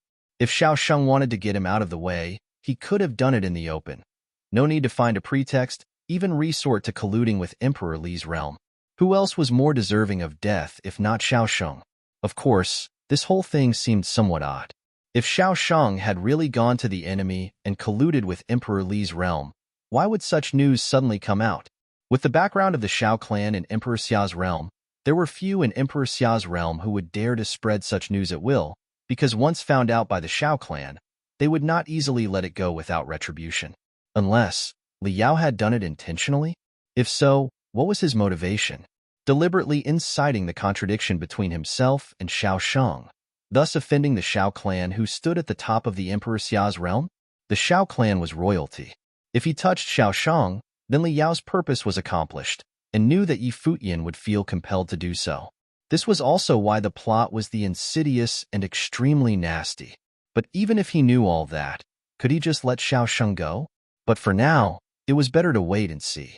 After all, Xiaosheng's status needed to be considered, and Xiaqing Yuan was already investigating the matter. He would not be impulsive and out of bound. Otherwise, it would only create embarrassment for Xiaqing Yuan. Whoosh! Yi Futian let out a heavy breath and felt a little depressed. He felt that although Xiaosheng was guilty, there was little hope for Xiaqing Yuan to execute him for it. It could even be said to be nearly impossible. After all, he was the grandson of Xia Qingyuan's maternal grandfather, the son of her uncle, and the nephew of her mother, Queen Xiao. All these relations involved, with layers upon layers of blood and kinship. Even though Xia Qingyuan has the power as a princess, she was equally subjected to constraints. Punishment was likely, but execution was difficult. After Yi Futian left, he went to visit senior brother, Knife Saint, and the others to check on their recovery. When Yi Futian was thinking about all these, Xiao Sheng's father, Xiao Qianhe, had already entered the palace with Xiao Sheng to visit Queen Xiao, who was also Xia Qianhe's sister. After they entered the palace, Xiao Qianhe had Xiao Sheng explained everything in detail. Naturally, he understood that this thing could not be concealed. Although Queen Xiao was his sister, she was also the queen. If he dared to deceive even the queen, the consequences would only be dire still. To admit guilt and ask for forgiveness was counting on that the aunt would not want to execute her own nephew over this. Examine this incident carefully. Although Xiao Sheng was a bit foolish, the fortunate thing was that even though he was being used, but he never really had any contact with Li Yao, so at most, it could be said that he was merely borrowing the advantages from Li Yao. It was true that he wanted to kill Yi Futian, but ultimately it failed, and Yi Futian and the others were safe in the end. But being defeated like this, when Xiao Qianhe left the palace, his face was cold as ice. Xiao Sheng bowed his head without saying a word, knowing that his future was probably over. At this time, inside the palace, Xia Qingyuan came to the personal quarters of Queen Xiao. She looked at her mother and asked, "Uncle was here?" Obviously, she already knew that Xiao Qianhe and Xiao Sheng had been there. "Your uncle wanted to see you, but I know you weren't in the best of moods, so I didn't let him and Xiao Sheng go to your place." Queen Xiao looked at her daughter and whispered with a laugh, "Are you still worried about this?" "There were rumors that Xiao Sheng colluded with Emperor Li's realm," Xia Qingyuan said. "Do you think your cousin was that stupid?" Queen Xiao said to Xia Qingyuan, "Think about his status. Collusion with Emperor Li's realm? Even if he had killed Yi Futian, what kind of crime would that be? These many years, I understand the thoughts of your uncle and your cousin, but I've let you have your own way. You were just like your father, and you know your own mind, so I rarely interfered with your decisions. Xiao Sheng is anxious for fame and glory, and perhaps he was jealous of the position that Yi Futian occupied in your heart, and felt that something that should have belonged to him was robbed by Yi Futian, so he wanted Yi Futian dead. But how would he dare to collude with Emperor Li's realm? It was only the people of Emperor Li's realm who took advantage of his feelings." Queen Xiao continued, "Just now, your uncle and Xiao Sheng came over and explained everything he did. Someone did send him a message saying that you would be attacked. Probably he also wanted to achieve his own objective, so he sent away the people you sent to Yi Futian. In any case, Xiao Sheng would never dare to do anything that hurts you. Otherwise, even if your uncle was here begging, I would have killed him myself." Xia Qingying was silent without a word. It was all just as she had expected. Indeed, her mother had never interfered with any of her decisions, and everything was always decided by herself. But the ties of blood were, after all, unable to be severed. Her uncle had came personally to plead, and her mother still chose to speak on behalf for Xiao Sheng. "Tell me, Qingyuan, is Yi Futian important in your heart?" Queen Xiao asked. Xia Qingyuan looked up at Queen Xiao, remembering that the few times when she first saw Yi Futian, she had always disliked this self-righteous guy. However, after the fight at the Imperial Mausoleum when she lost to Yi Futian, she had also acknowledged his strength. And with everything that happened later, she gradually started to recognize and even accepted Yi Futian, and Yi Futian's position in her heart had changed quietly. This change did not occur overnight. Seeing Xia Qingyuan's silence, Queen Xiao smiled and said, "Sending people to investigate the Xiao clan, without nary a care for your grandfather's name, just to clear the air for him? The battle for the empty realm was made possible by him, so that Emperor Xia's realm won the control for the empty realm for the next 10 years without a drop of blood. And not long after that victory, an attempt to assassination was made on the single most important person who made it all possible, and now, Xiao Sheng is rumored to have colluded with Emperor Li's realm. As the leader in the battle for the empty realm, how can I not fully investigate the matter and give everyone involved an explanation?" Xia Qingyuan said, If this whole thing ended like this, it would have a chill effect on everyone. Queen Xiao walked up to Xia Qingyuan. She smiled softly and looked at her daughter. Qingyun, you are all grown up now. Are you still going to wear men's clothing? It is time to return to your femininity. She knew just how beautiful her daughter was. She also knew that her daughter was lonely. She had a noble birth, Emperor Xia's youngest daughter, who was talented and beautiful, and was deeply adored by her father. Since childhood, whoever spoke to her was always careful and full of respect. Among her peers, no one dared to look at her, even those proud sons of Emperor Xia's realm. Except Futian was an anomaly. It was said that he had absolutely no regards in front of her daughter, but it was just so that his talent was not any less than that of Xia Qingyuan. Perhaps his appearance made Xia Qingyuan feel that she was not so lonely after all, that in this world there were still people like her. Therefore, Futian had possessed a certain position in her heart. Mother! Xia Qingyuan looked at Queen Xiao and knew her mother was trying to change the topic. Arrange a meeting and ask Futian to come to the palace for me to meet him, Queen Xiao said lightly to Xia Qingyuan. Last time at her father's birthday banquet she had already seen him once, and he had left an impression on her. Don't investigate your grandfather's side anymore. Your uncle would not dare to deceive me, Queen Xiao continued. Xia Qingyuan sighed. It seemed that her mother was getting involved personally to mediate the matter. However, knowing Futian's temper, how could he accept it? She was very clear about how stubborn that guy was. Meanwhile, at the cottage, messengers sent from the Emperor Xia's palace delivered the message that Queen Xiao had summoned him. Futian immediately understood that the Xiao clan had contacted the queen, and it was pretty much the same as he had expected. Queen Xiao was the first beauty in Emperor Xia's realm, the favorite of Emperor Xia, and the mother of Xia Qingyuan. The power she wielded could only be imagined. Xia Qingyuan launched an investigation on Shaoshang, and now there were rumors that Shaoshang had colluded with the enemy. It was only natural that the Xiao clan had asked the queen for help. Since Queen Xiao had summoned him, it was obvious that it was for this matter. However, for Queen Xiao to personally summon to see him, it showed the high regard she had for him.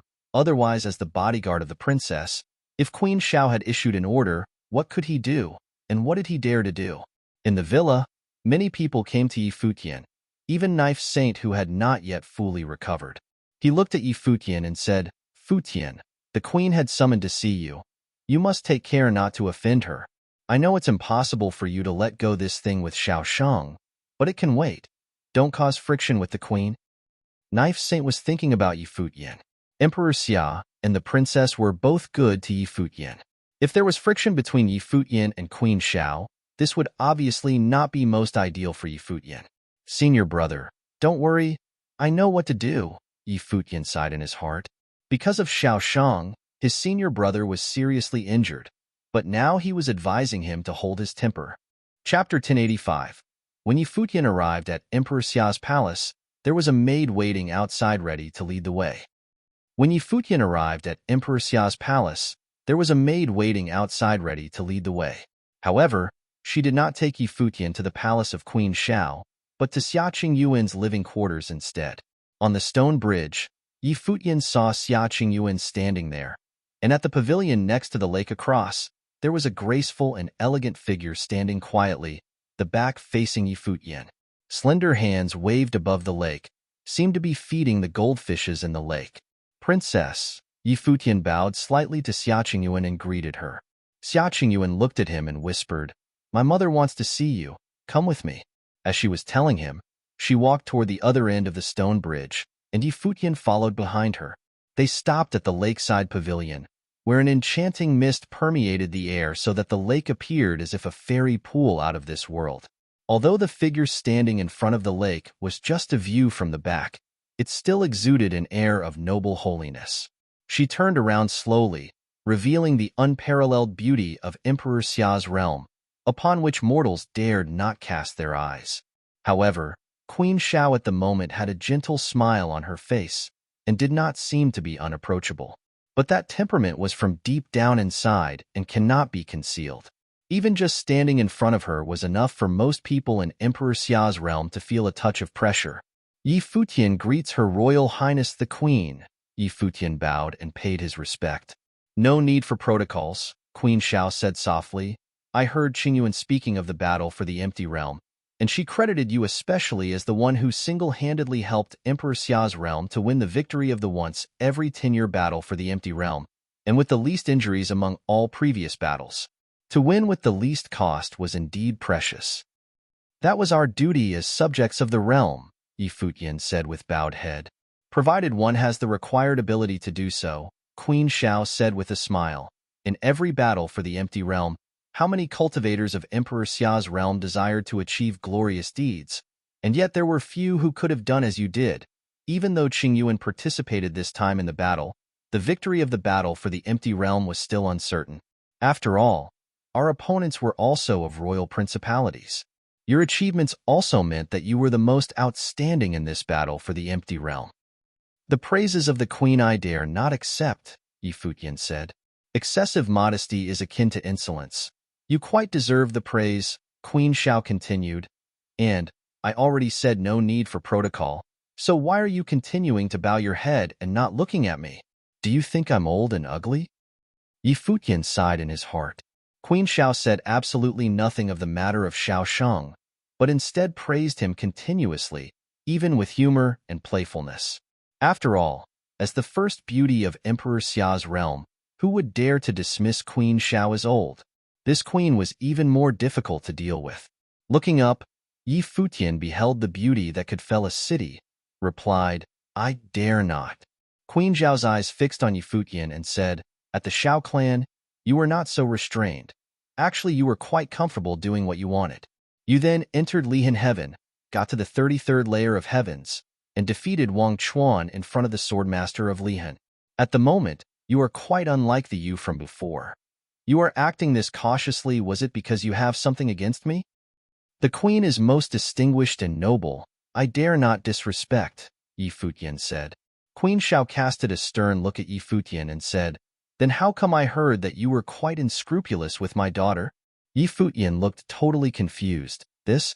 He glanced at Xia Qingyuan, who was next to him, and saw that she was just standing there quietly, without expression. Forget it. You cherish the words like gold, more precious than old me, Queen Xiao said mildly, but Qingyuan trusted you, and His Majesty have granted you additional title. Presumably he wished that you would become a helper in the future for Qing'a.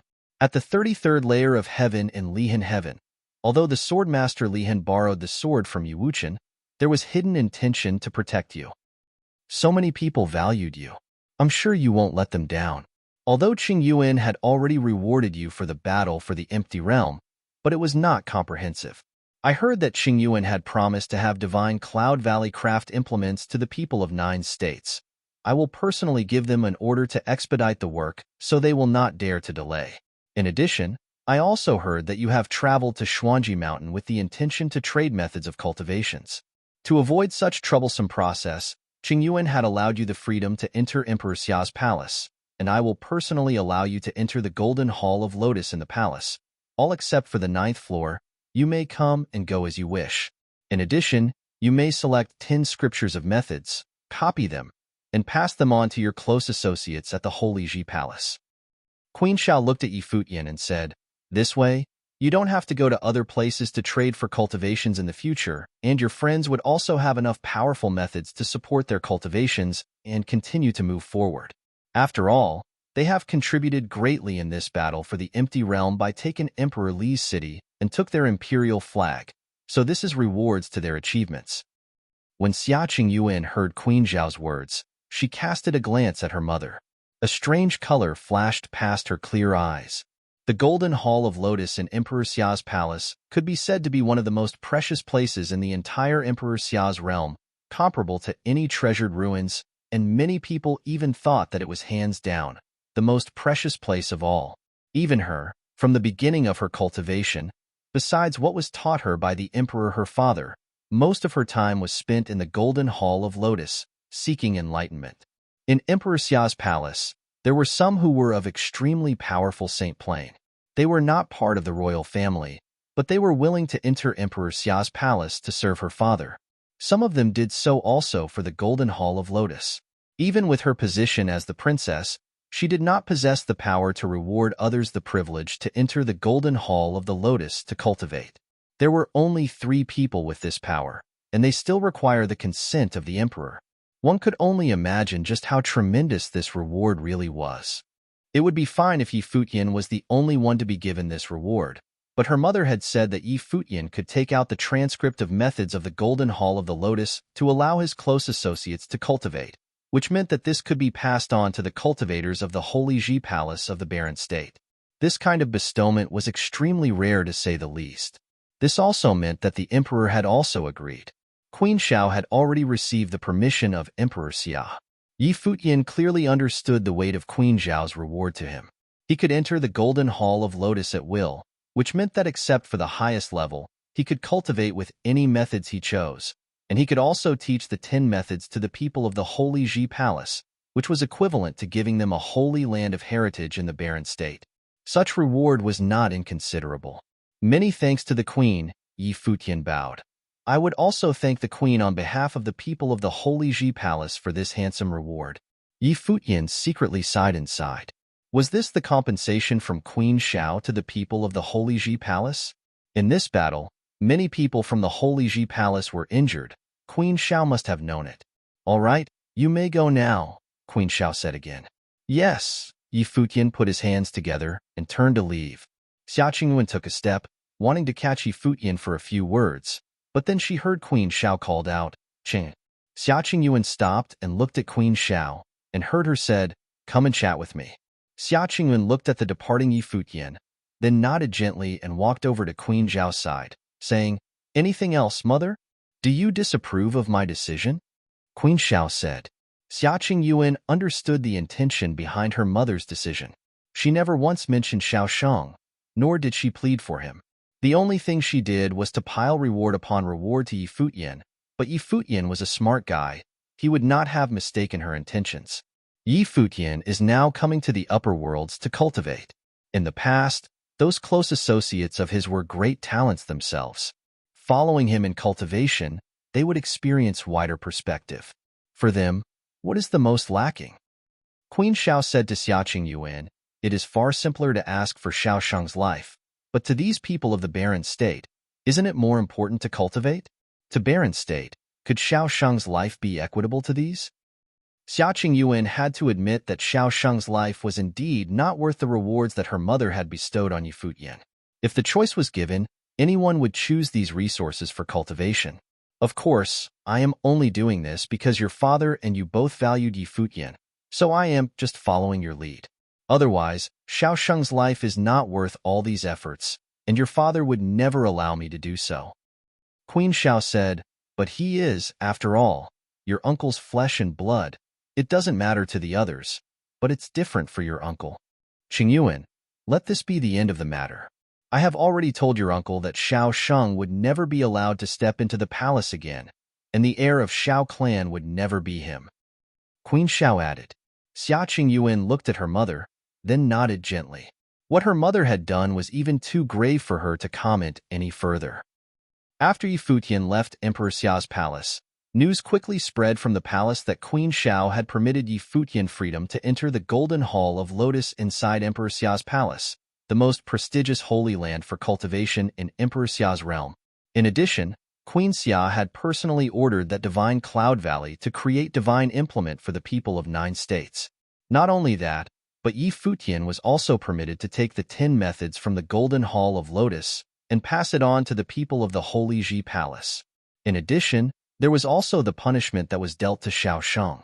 Xiao Sheng was tempted while in the empty realm, secretly sent commands and dispatched personnel, causing Yi Futian and the others to be ambushed. Going forward, Xiao Sheng of the Xiao clan was not allowed to step into the palace, and the cost for Divine Cloud Valley to recreate divine implements for the people of the 9 states would also be paid for by the Xiao clan.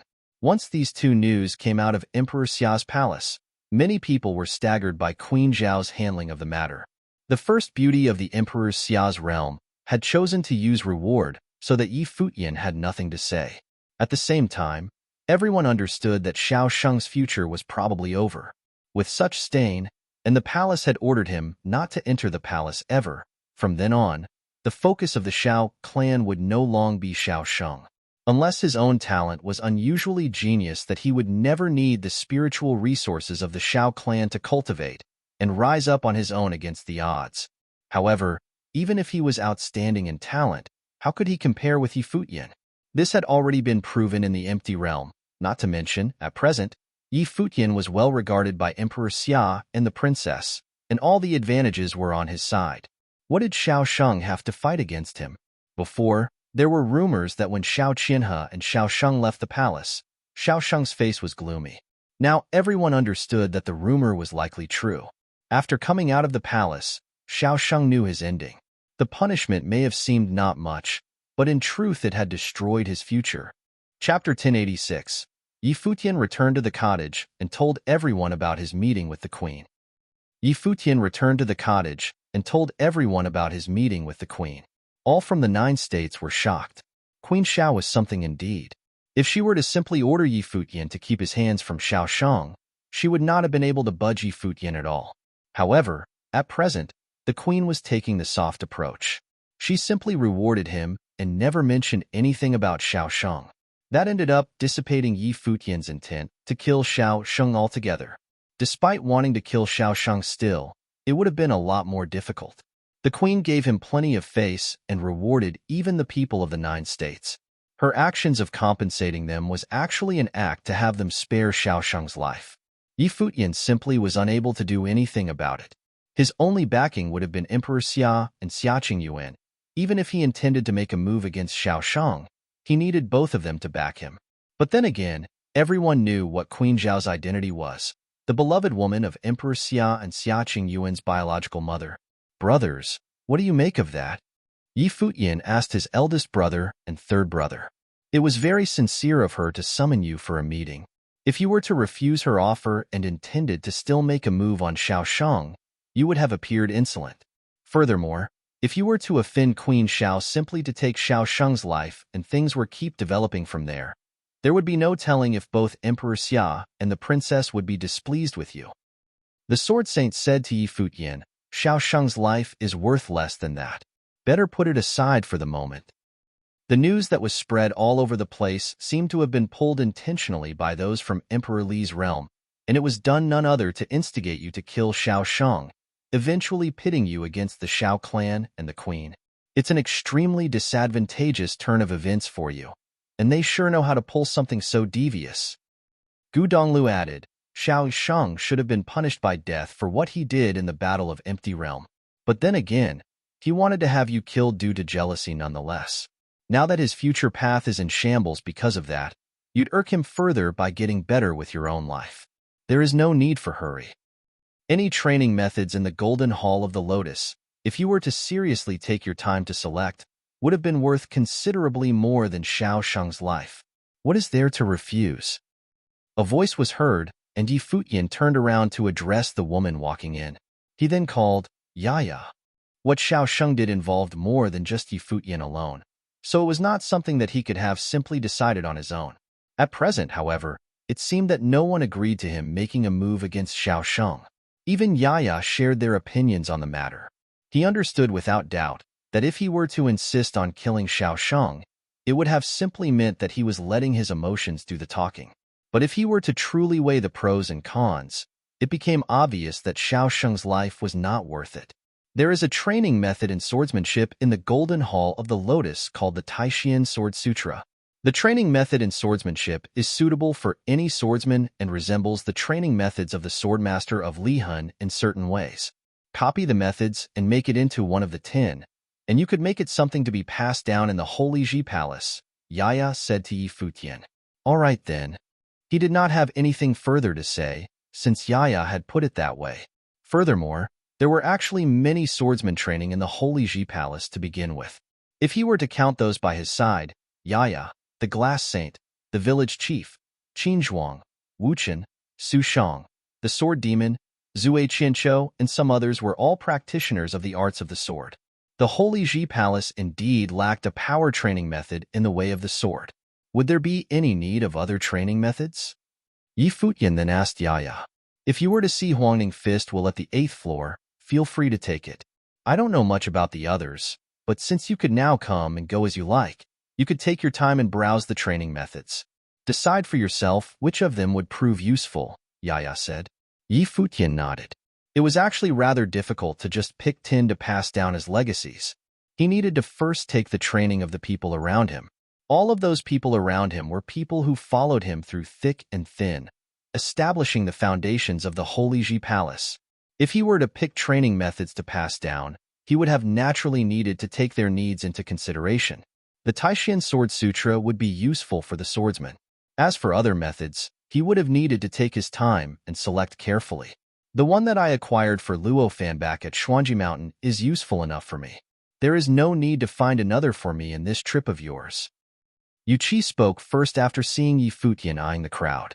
He was only allowed to take 10 methods, and any one that he would have taken would have been invaluable. Futian, there is no need to deliberately consider for everyone's needs here. It would suffice to pick that you deem the most powerful, Dozhan said as well. He, too, was willing to put his own interests aside and consider for the Holy Ji Palace. If the difference in power proves great enough, then I shall pick the strongest there are. If there are those suitable for some of you here, and those methods are powerful enough on their own, I don't see any reason to not take them. Yi Futian continued, Relax. I know what to do. Right. Everyone nodded hearing what Yi Futian said. Yi Futian came to Emperor Xia's palace several days later. Xia Qingyuan walked with him after knowing that he came, heading for the deeper parts of Emperor Xia's palace. Emperor Xia's palace was a very big place. Palaces shrouded in mists and ancient halls stood tall everywhere.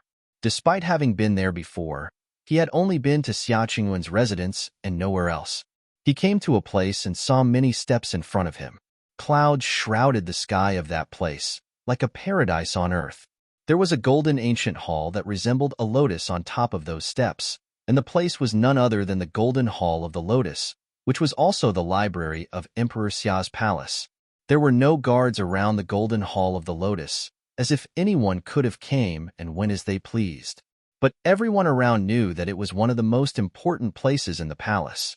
No one dared to step foot inside without orders.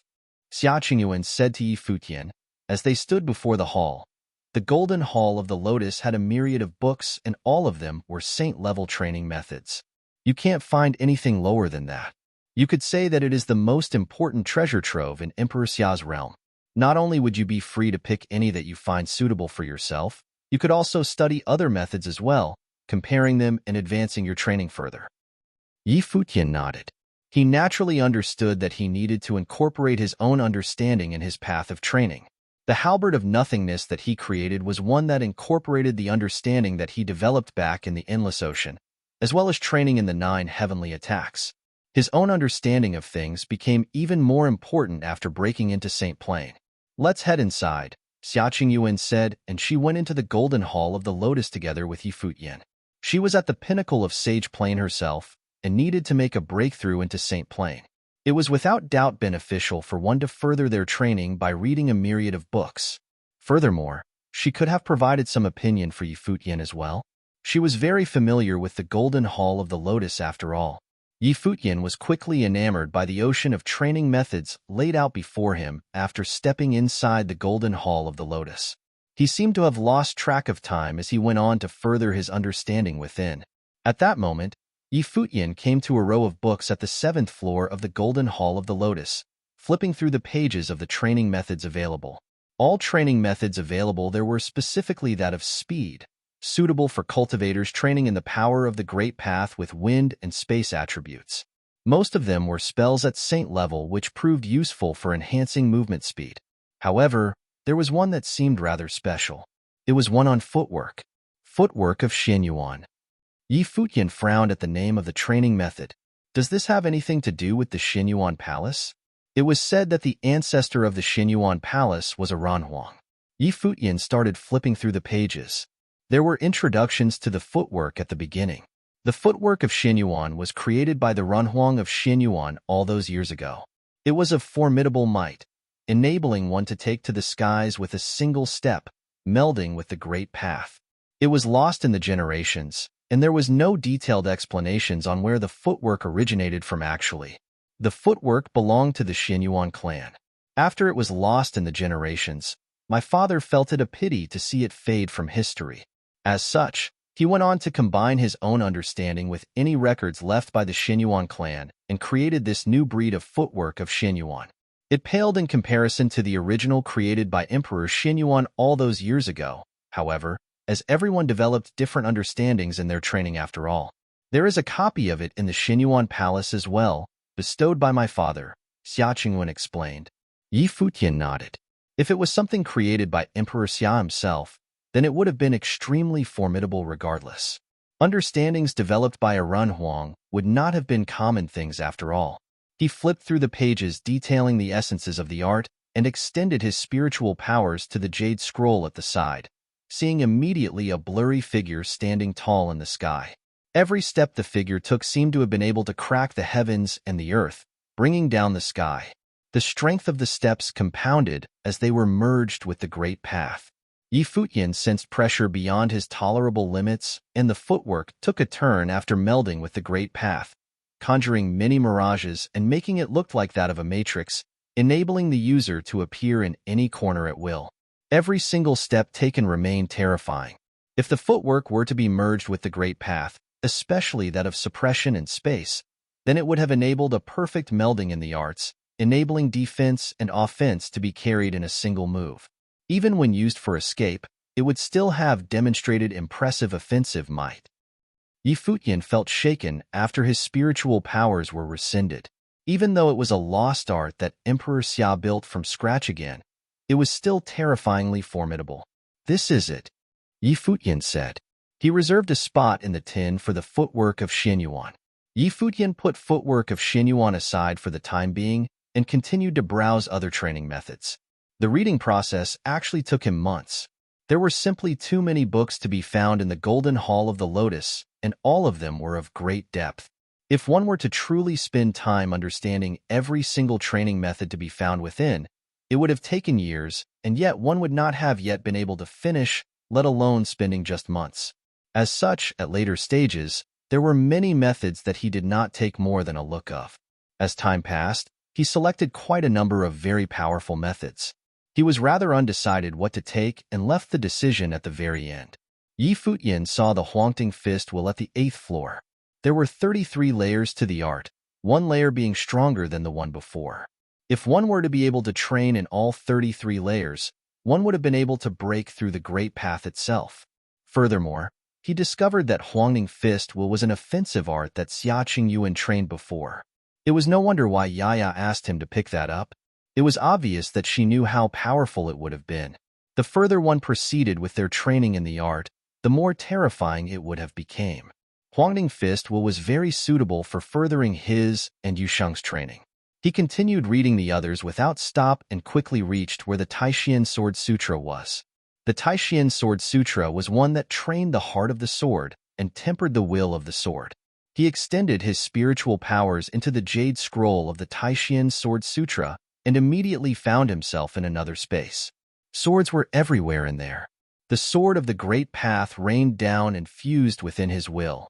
The sword merged with the great path and conjured different sword will of the great path. There was one extremely formidable figure standing tall in the void, who waved about with his hand and swords appeared. Every single sword was an embodiment of a way of the sword. When the swords were launched, the heavens and the earth trembled. At that moment, Yi Futian felt as if he was coursing with sword will all over him. The world tree in his life palace swayed. Sword will seemed to have begun to develop and continued to grow. It went on until his entire life palace was shrouded by the sword will. Chapter 1087. Xia Qingyuan came to where Yi Futian was at the 8th floor of the Golden Hall of the Lotus, staring straight at him. Xia Qingyuan came to where Yi Futian was at the 8th floor of the Golden Hall of the Lotus, staring straight at him. She saw Yi Futian being circled around by sword will at that moment, which gradually coalesced into a sword. Her eyes were filled with shock and puzzlement. It seemed that her father was not wrong about Yi Futian. He was indeed possibly been of extraordinary birth. A sword was seen circling around the world tree in Yi Futian's life palace after a while. The sword will fell and gave birth to a sword spirit. The world tree and freedom meditation had once again given birth to another life spirit. Of course, Doing so required powerful references in reality for developing understanding. Sword Wolf flashed in Yi Futian's eyes as he opened them. He turned around and found Xiaqing Yuan standing there. The Taishian Sword Sutra was of mysterious depth. My catastrophe swordsmanship was imbued with understanding of the Taishian Sutra as well, Xiaqing Yuan said to Yi Futian. Yi Futian nodded. It was a training method mentioned explicitly by Yaya, so he had to copy it. He went on to comprehend the Taishian Sword Sutra further, before continuing to roam about in the Golden Hall of the Lotus. He came to a remote corner after a while and flipped through the methods available there. The training methods here are available for practice to those possessing specific powers or even life spirits. They are not one-size-fits-all types of methods. It is best not to make them methods to be passed down in the Holy Ji Palace of the Barren State, but you are free to study them yourself, Xiaqing Yuan said to him. The Taishian Sword Sutra was not actually a specific training method of a certain way of the sword. It was more like a comprehensive outline of the arts of the sword, suitable for use for any swordsman. The footwork of Xianyuan and Huangning Fist were suited for cultivators training in multiple abilities, enabling them to meld their ways within. Training methods found in the Golden Hall of the Lotus were all of saint level and melded well with the Great Path. Many of those methods were capable of being melded with great paths of different sort, bringing formidable powers to bear. All right. Yi Futian nodded and continued to read the methods over there. A training method caught his eye after a while. Art of Thousand Phantasms. Yi Futian read the book and was able to deduce from the title that it had something to do with illusions-related training. It was indeed as Yi Futian had speculated after flipping the pages. The Art of Thousand Phantasms was indeed a book on the arts of illusions. However, it possessed the ability to bring illusions into reality, changing one's immediately reality so much that one could have even changed one's appearance and bearing.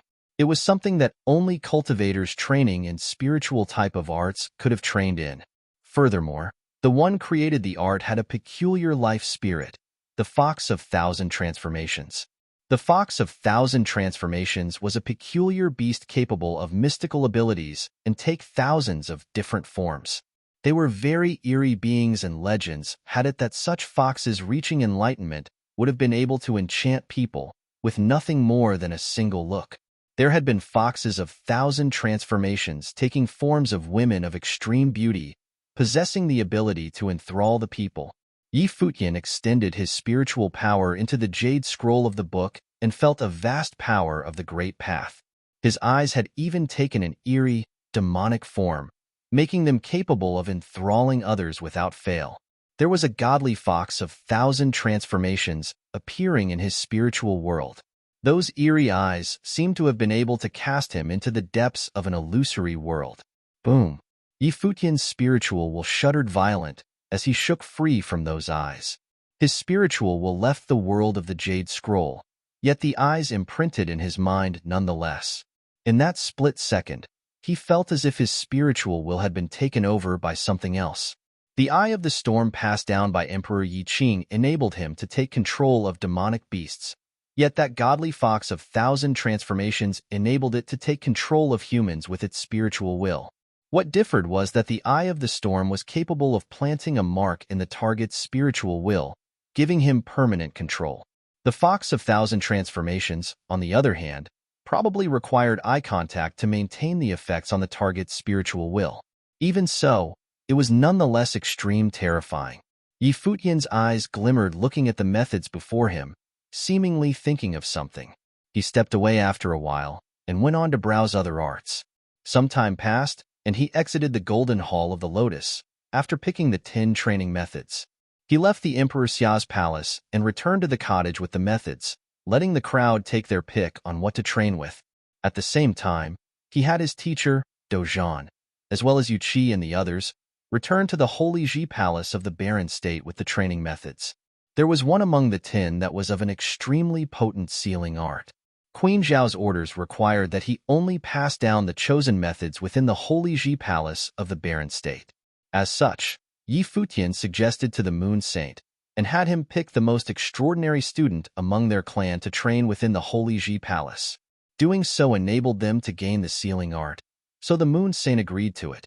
It made no difference whether said person trained in the Yu clan and the Holy Ji Palace after all.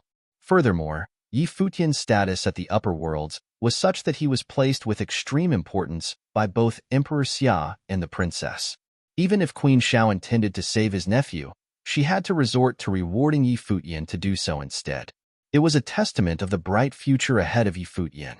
There was simply no way the Moon Saint would have refused having one of his own clansmen train in the Holy Ji Palace. He clearly knew that Yi Futian had actually chosen the sealing art just so to return the favor of having the Yu clan participate in the sacred war. He was even thinking if he himself should have joined the Holy Ji Palace as well. He would have been able to train in such a powerful saint-level method by doing so after all. Dozhan, Yu Qi, and the others returned to the lower worlds, back to the Holy Ji Palace after settling with the arrangements. Yi Futian came to Emperor Xia's palace again, and he went to look for Xia Qingyuan at her place instead. "I need a favor from you, princess," Yi Futian said to Xia Qingyuan. "What would that be?" Xia Qingyuan looked at Yi Futian. "He actually came asking me for help on his own will. I want to do something, and I might require your assistance in the future," Yi Futian said. Seeing Yi Futian being serious, she straightened up herself and said, "Continue then." Yi Futian then told her about what he intended to do, and Xia Qingyuan's face saw a shocking change, saying, "Are you out of your mind? You should know that I train in many abilities, princess. I saw that training method in the Golden Hall of the Lotus, and I think it is viable to do so," Yi Futian continued. "That is what you think is viable. What happens if things were to go south?" Xia Qingyuan stared at Yi Futian with a rather cold expression.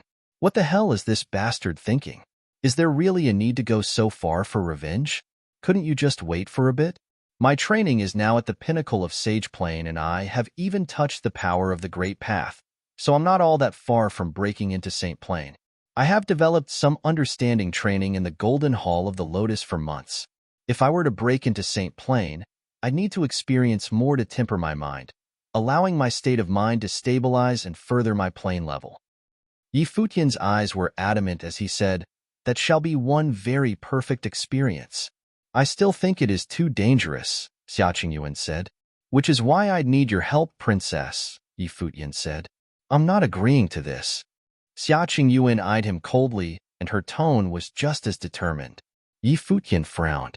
What he intended to do would have been difficult to pull without cooperation from Xia Qingyuan. Furthermore, he would have required large amount of intel. "So you're concerned for my well-being then?" Yi Futian stared at Xia Qingyuan and asked all of a sudden.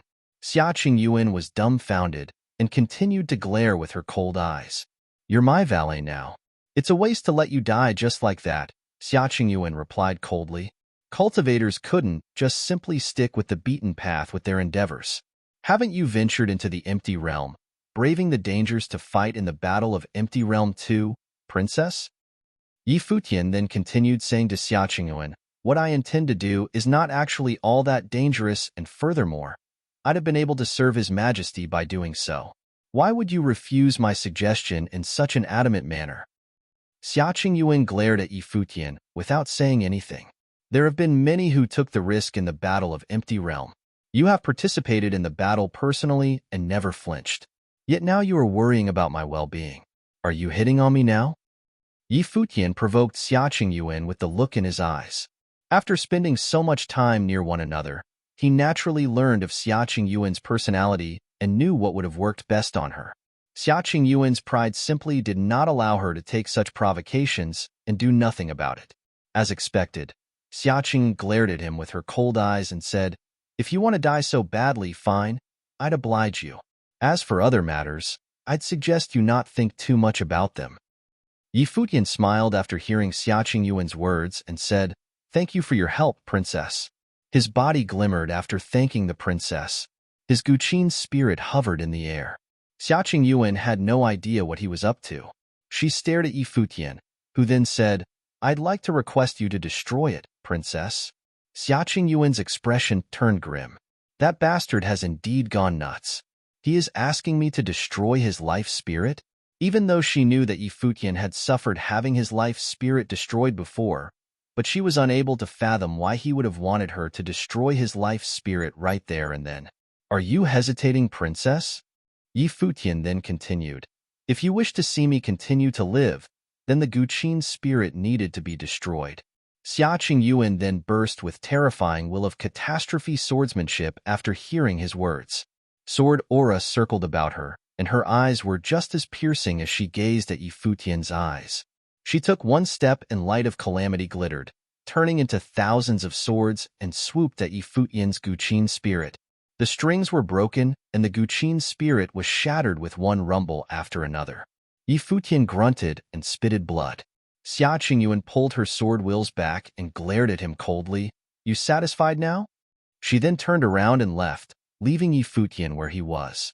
Her hands, which she had hidden in her sleeves, actually trembled a bit. "That bastard. Thank you for indulging in my request, princess." Yi Futian lifted his head and looked at Xia Qingyuan, who was leaving. A bitter smile was seen in his eyes. That Guqin spirit had been with him for many years.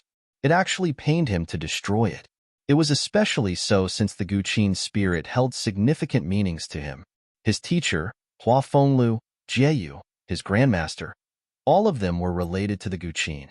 At that moment, his Guqin spirit was no more. However, determination was seen in Yi Futian's eyes.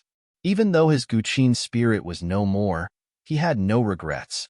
What he needed to do next required the Guqin spirit to be destroyed, replaced with other life spirits. Yi Futian bent his knees and sat on the ground, beginning to recuperate from his injuries at the princess residence. Chapter 1088. Yi Futian returned to train in the Golden Hall of the Lotus to train after recuperating from his injuries, spending days inside without taking a single step out. Yi Futian returned to train in the Golden Hall of the Lotus to train after recuperating from his injuries, spending days inside without taking a single step out. As the days passed, Year 1002-1 of Divine Prefecture calendar neared its end. Yi Futian finally emerged from the Golden Hall of the Lotus that day and came to the princess residence. Xia Qingyuan eyed Yi Futian. She never stepped into the Golden Hall of the Lotus all those days. In fact, she had never seen Yi Futian after she destroyed Yi Futian's Guqin spirit. At that moment, she found Yi Futian's bearing took an 180-degree change after seeing him for the first time in many, many days. Yi Futian of the past exuded exceptional bearing, and there was an unbridled, carefree feel to his handsome face. One could have also felt a sense of gentleness and well-mannered bearing from him, something resulting from having been playing his Guqin for years. Yi Futian, at that moment, while still could have been described as handsome and dashing, even more so when looks alone was concerned, his handsomeness had a tinge of demonic grace to it. Those deep eyes looked enchanting, making it seem as if one were to fall for him just by looking at those eyes. Xia Qingyuan felt Yi Futian's eyes looking increasingly demonic and enchanting at the moment. It seemed as if there were only those eyes occupying his mind, as if she was going to fall any time. "What are you doing?" Xia Qingyuan snapped out of it and felt a chill running through her spine, turning her eyes away from that pair of eyes of his. "Just want to try it out for a bit." "Forgive me, princess," Yi Futian replied. His expression returned to normal, but nonetheless looked very handsome still. However, the bearing on Yi Futian began to change. His features changed gradually and his silver hair turned black again. Yi Futian seemed to have become someone else altogether. While he was still exceptionally handsome, but his looks and bearing were no longer what it had been in the past. "Seems like you have mastered the art of thousand phantasms then." Xia Qingyuan kept her eyes at Yi Futian. She had to admit that if it had not been for her witnessing Yi Futian's transformations personally, there would have been no way she would have recognized him. Even if a cultivator were to change their appearances, there was no way they could have changed their bearing and aura. Regardless of how powerful a cultivator would have become, one could have still told who they were with just one look. However, not only did Yi Futian change his appearances, his aura and even his entire bearing bore no resemblance to what they had been before. It was a complete transformation from head to toe. "Princess, would you mind if I let His Majesty take a look at me?" Yi Futian said to Xia Qingyuan. Xia Qingyuan stared at him, knowing what he meant. "Wait here." Xia Qingyuan left where she stood after saying that. Xia Qingyuan returned after a while and said, "You can rest easy now." "Thank you, princess." Yi Futian nodded. What Xia Qingyuan said meant that Emperor Xia saw all of that. Despite the art of thousand phantasms being extremely mystical, he nonetheless still had his worries, being concerned that extremely formidable beings could have still saw through his disguise. However, he no longer needed to be concerned about that anymore. "I've taken your time long enough, princess," Futian said. "It's time that I head back and get ready. I'd still need your help in the future, princess. If I were to not be around, I'd send word through my stead. You would be able to know of my whereabouts at all times." Xiaqing Yuan gave him one cold look. Futian cupped his hands and returned to his original form, concealing his aura somewhat, and left the place. A figure came to Xiaqing Yuan's side after Futian left, chuckled in a low voice and quipped, "Interesting little fellow indeed. Do you like being a voyeur so much, father?" Xiaqing Yuan glared at the figure that just appeared. "This world belongs to your father to begin with. Would I really need to peek at anything?" Emperor Xia chuckled and said. Xiaqing Yuan was rather exasperated and had no words to retort. "Are you telling me that you have fallen for the kid?" Emperor Xia asked. Xiaqing Yuan glared at him and said, "I'd fall for anyone but him." "Makes sense. The kid sure knows how to piss people off. I feel like giving him a good beating myself." Emperor Xia nodded with a smile. "If he wants to venture on a pilgrimage outside on his own, let him be. There is no need to maintain contact with him. The world would be a more quiet place with him dead somewhere out there. No one else would come to bother you in the future." Xiaqing Yuan looked at her father with a dumbfounded expression. "Why are you looking at me like that for?" Emperor Xia smiled and said, "While he is one hell of a jerk, he is nonetheless very exceptionally talented. He might yield unexpected results from his journey. Just have one of your shadow guards keep an eye on him," Xiaqing Yuan said to the emperor. "If he wants to die so badly, why bother? Just leave him to his own devices then," Emperor Xia said. Xiaqing Yuan glared at Emperor Xia and said, "Have it your way." She then turned around and left. "Someone is not speaking their mind here," Emperor Xia said with a smile, seeing Xiaqing Yuan leaving in an exasperated manner. She was in no mood to be bothered with him and just kept walking. There were definitely less than 3 people who dared behave in such a manner in front of Emperor Xia throughout Emperor Xia's realm. Xiaqing Yuan, whom the emperor had doted on since a very young age, was no doubt one of those 3.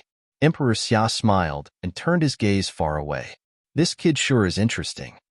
At the end of year 1002, one of Divine Prefecture calendar, Futian was seen training at the mountain behind the villa.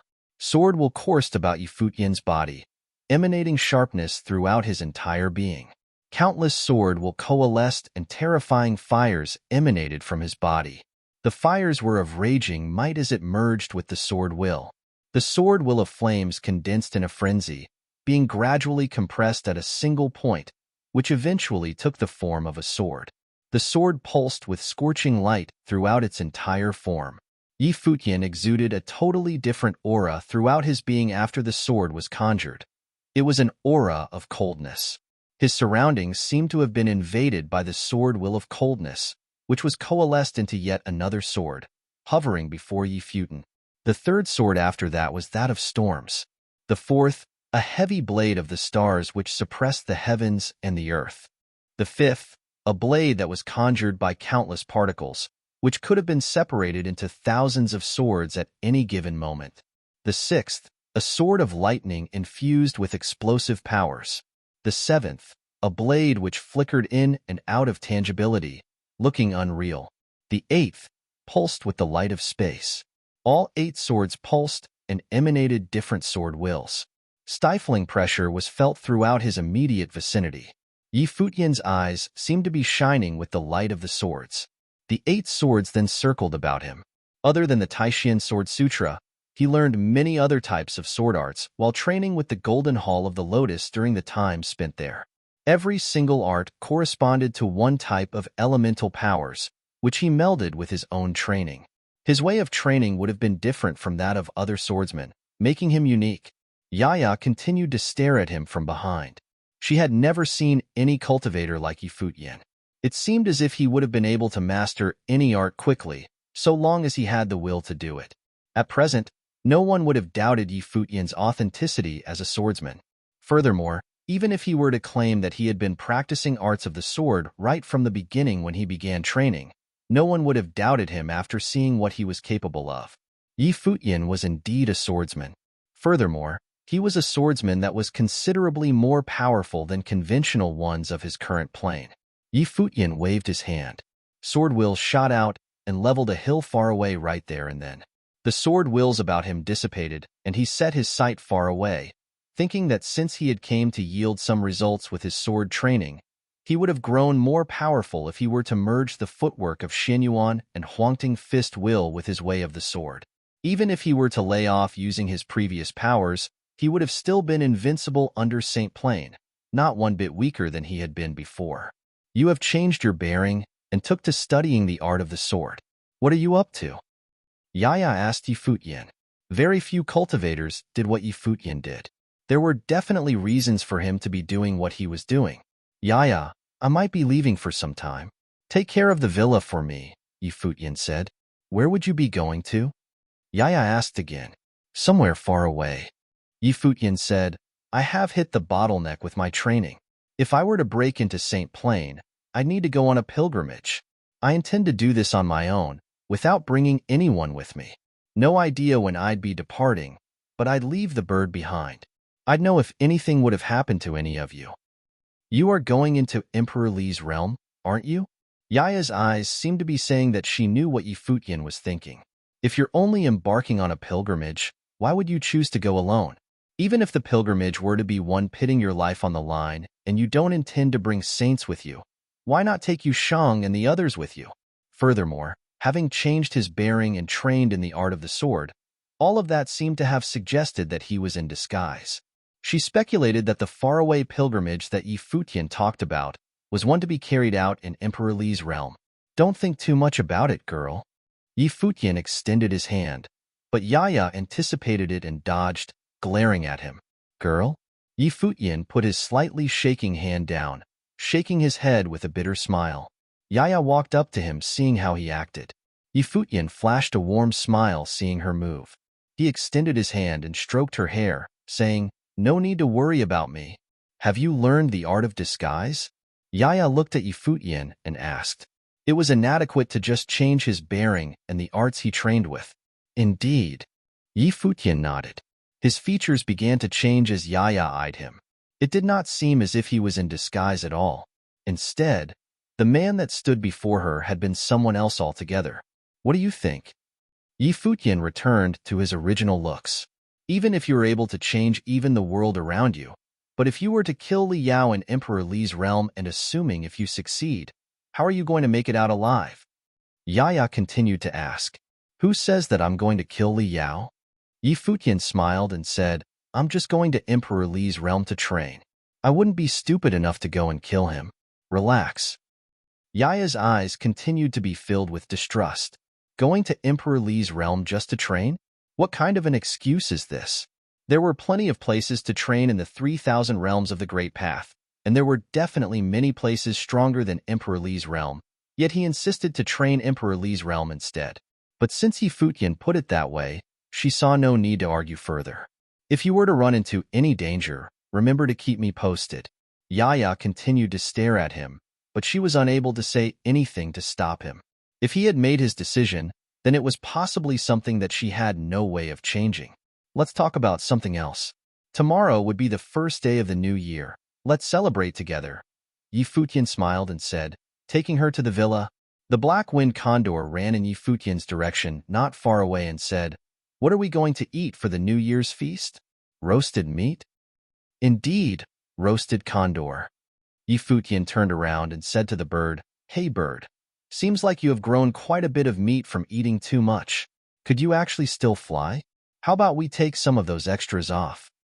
The bird shuddered and whimpered in an instant, looking at Yi Futian feeling wronged. All right. Lay off the jokes. I just go on a diet. Chapter 1089. Emperor Li's realm was ruled personally by Emperor Li himself, establishing the Dali dynasty and ruled both the upper and lower worlds. Emperor Li's realm was ruled personally by Emperor Li himself, establishing the Dali dynasty and ruled both the upper and lower worlds. The upper worlds were naturally ruled directly by Emperor Li himself, while the lower worlds were ruled by the members of Emperor Li's royal family. Furthermore, Suitable talents were selected from the lower worlds and sent to the upper worlds for further training. The Dali dynasty's lower worlds were divided into 9 counties, which somewhat resembled the 9 states in Emperor Xia's realm. What differed was that all 9 counties were ruled by sheriffs with absolute power within the country they were in charge of. Conventionally speaking, they were usually the most powerful person to be found in the county. The county of Yin ranked at top 3 among the powers of the 9 counties of the lower worlds of Dali dynasty. The county of Yin had been famous for years for producing swordsmen. There was a saying in Dali dynasty that went, "The swordsmen of Dali were divided between the swordsmen of the country of Yin and the swordsmen of other counties." As such, swordsmen of Dali would have all trained in the county of Yin. There were 5 holy lands of the sword in the county of Yin, and there were 18 sword saint-level figures in them. It served as the testament of the power of the swordsmen of that county.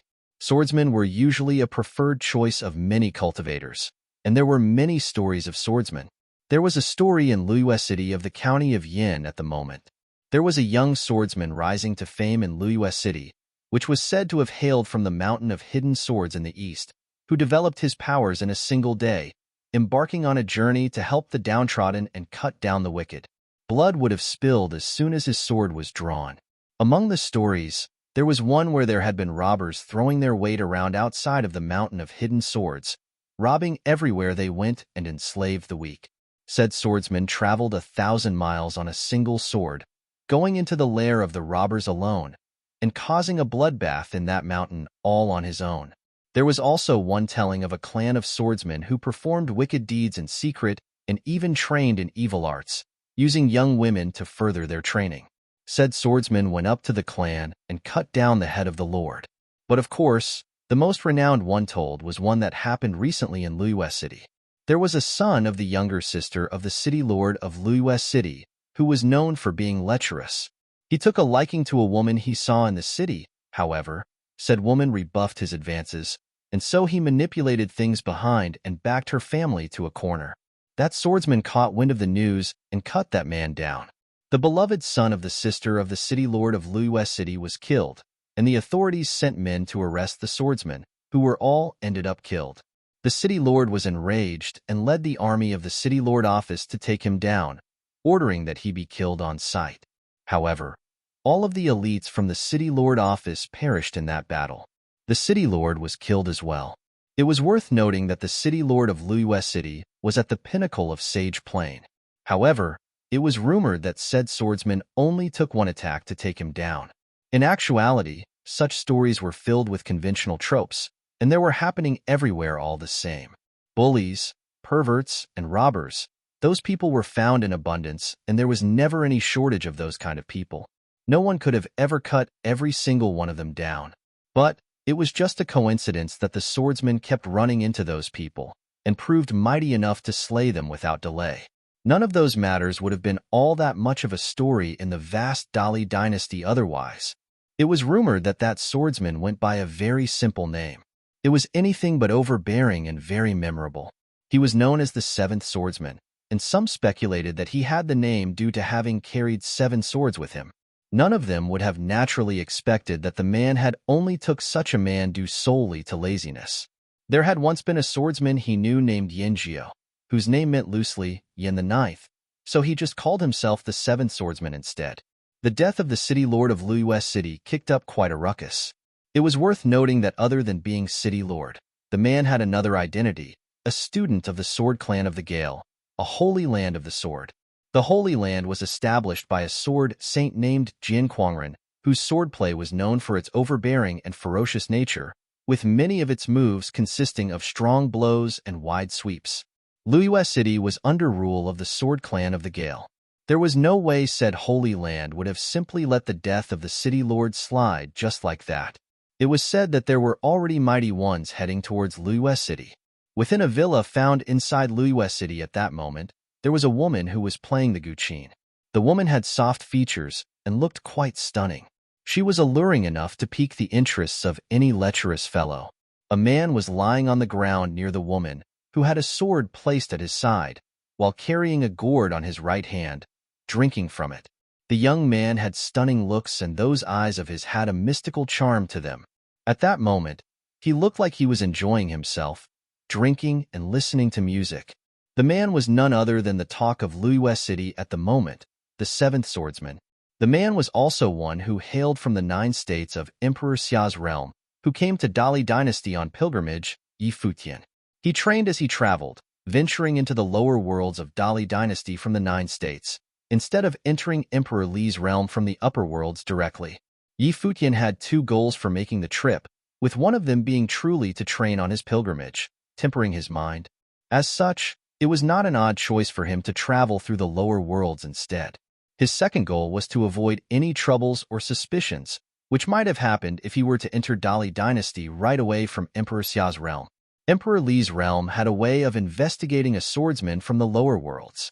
It was especially so for a swordsman who ventured out from the Mountain of Hidden Swords, a holy land of the sword, in the county of Yin. His journey was an extremely risky one, so he naturally needed to be very careful and had to cover his tracks all the time.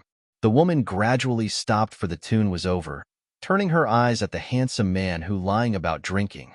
She then said, "Mr. Seventh, it's best for you to leave. The Sword Clan of the Gale is a holy land of the sword. Even if there were to find out the truth, they might not come looking for trouble with us. But since you've killed the city lord of Liyue City, they will sure come for you. Having a pretty woman by my side, drinking fine booze, and having superb music being played, this is just heaven for me. Why should I leave then?" Futian smiled and asked. The woman lowered her head for a bit and looked rather embarrassed. She then turned her eyes again at Futian, who was lying about and thought that it was quite lucky for her to even get to meet one such dashing figure. While they have yet to get to know each other for long, yet the extremely dashing young man left a deep, lasting impression on her. The man was carefree and abrasive. It seemed that it was always how he had been carrying himself. However, what made him so unforgettable to her was how stunning and extraordinary he looked when he worked with a sword. It seemed as if he was able to put anyone under the heavens in their place with little more than a sword in his hand. Blood would have been spilled as soon as the sword was drawn. Furthermore, is the Sword Clan of the Gale really that powerful? The young man put his gourd down. Those extremely charming eyes of his met hers with a smile. The woman felt dazed for a second, seemingly attracted by those eyes. She turned her eyes away and dared not look at them any further. She lowered her head and said, "I know that your training is superb, Mr. Seventh, yet the Sword Clan of the Gale was still a holy land nonetheless. There were quite a number of extremely powerful genius swordsmen in the place. The ones who are coming would definitely be anything but weak, and there would be quite a number of them as well. You might be very powerful, but there is simply no need to stay behind and risk your neck for me. Don't think too deeply into it. I'm not doing this for you," Futian smiled and said. The woman felt her cheeks burning as soon as she heard that. "It's a good opportunity for me to get to know just how powerful the swordsmen of the Sword Clan of the Gale are. I wonder if the genius swordsmen of said Holy Land would be able to make me use a second attack on them." Futian sounded lazy when he was saying all of that. There was no way he would have left. He was already in Dali Dynasty, and he was compelled to attract some attention somehow. He needed to attract not only the attention of holy lands of the lower worlds, but also cultivators of Dali Dynasty of the upper worlds. As such, he needed to take quite a bit of shortcuts, but then again, he still had to be careful not to overdo it. The woman felt rather exasperated, but she seemed to have gotten used to Futian bragging. She heard quite a bit over the time she spent around him. "Mr. Seventh." An anxious voice was heard at that moment.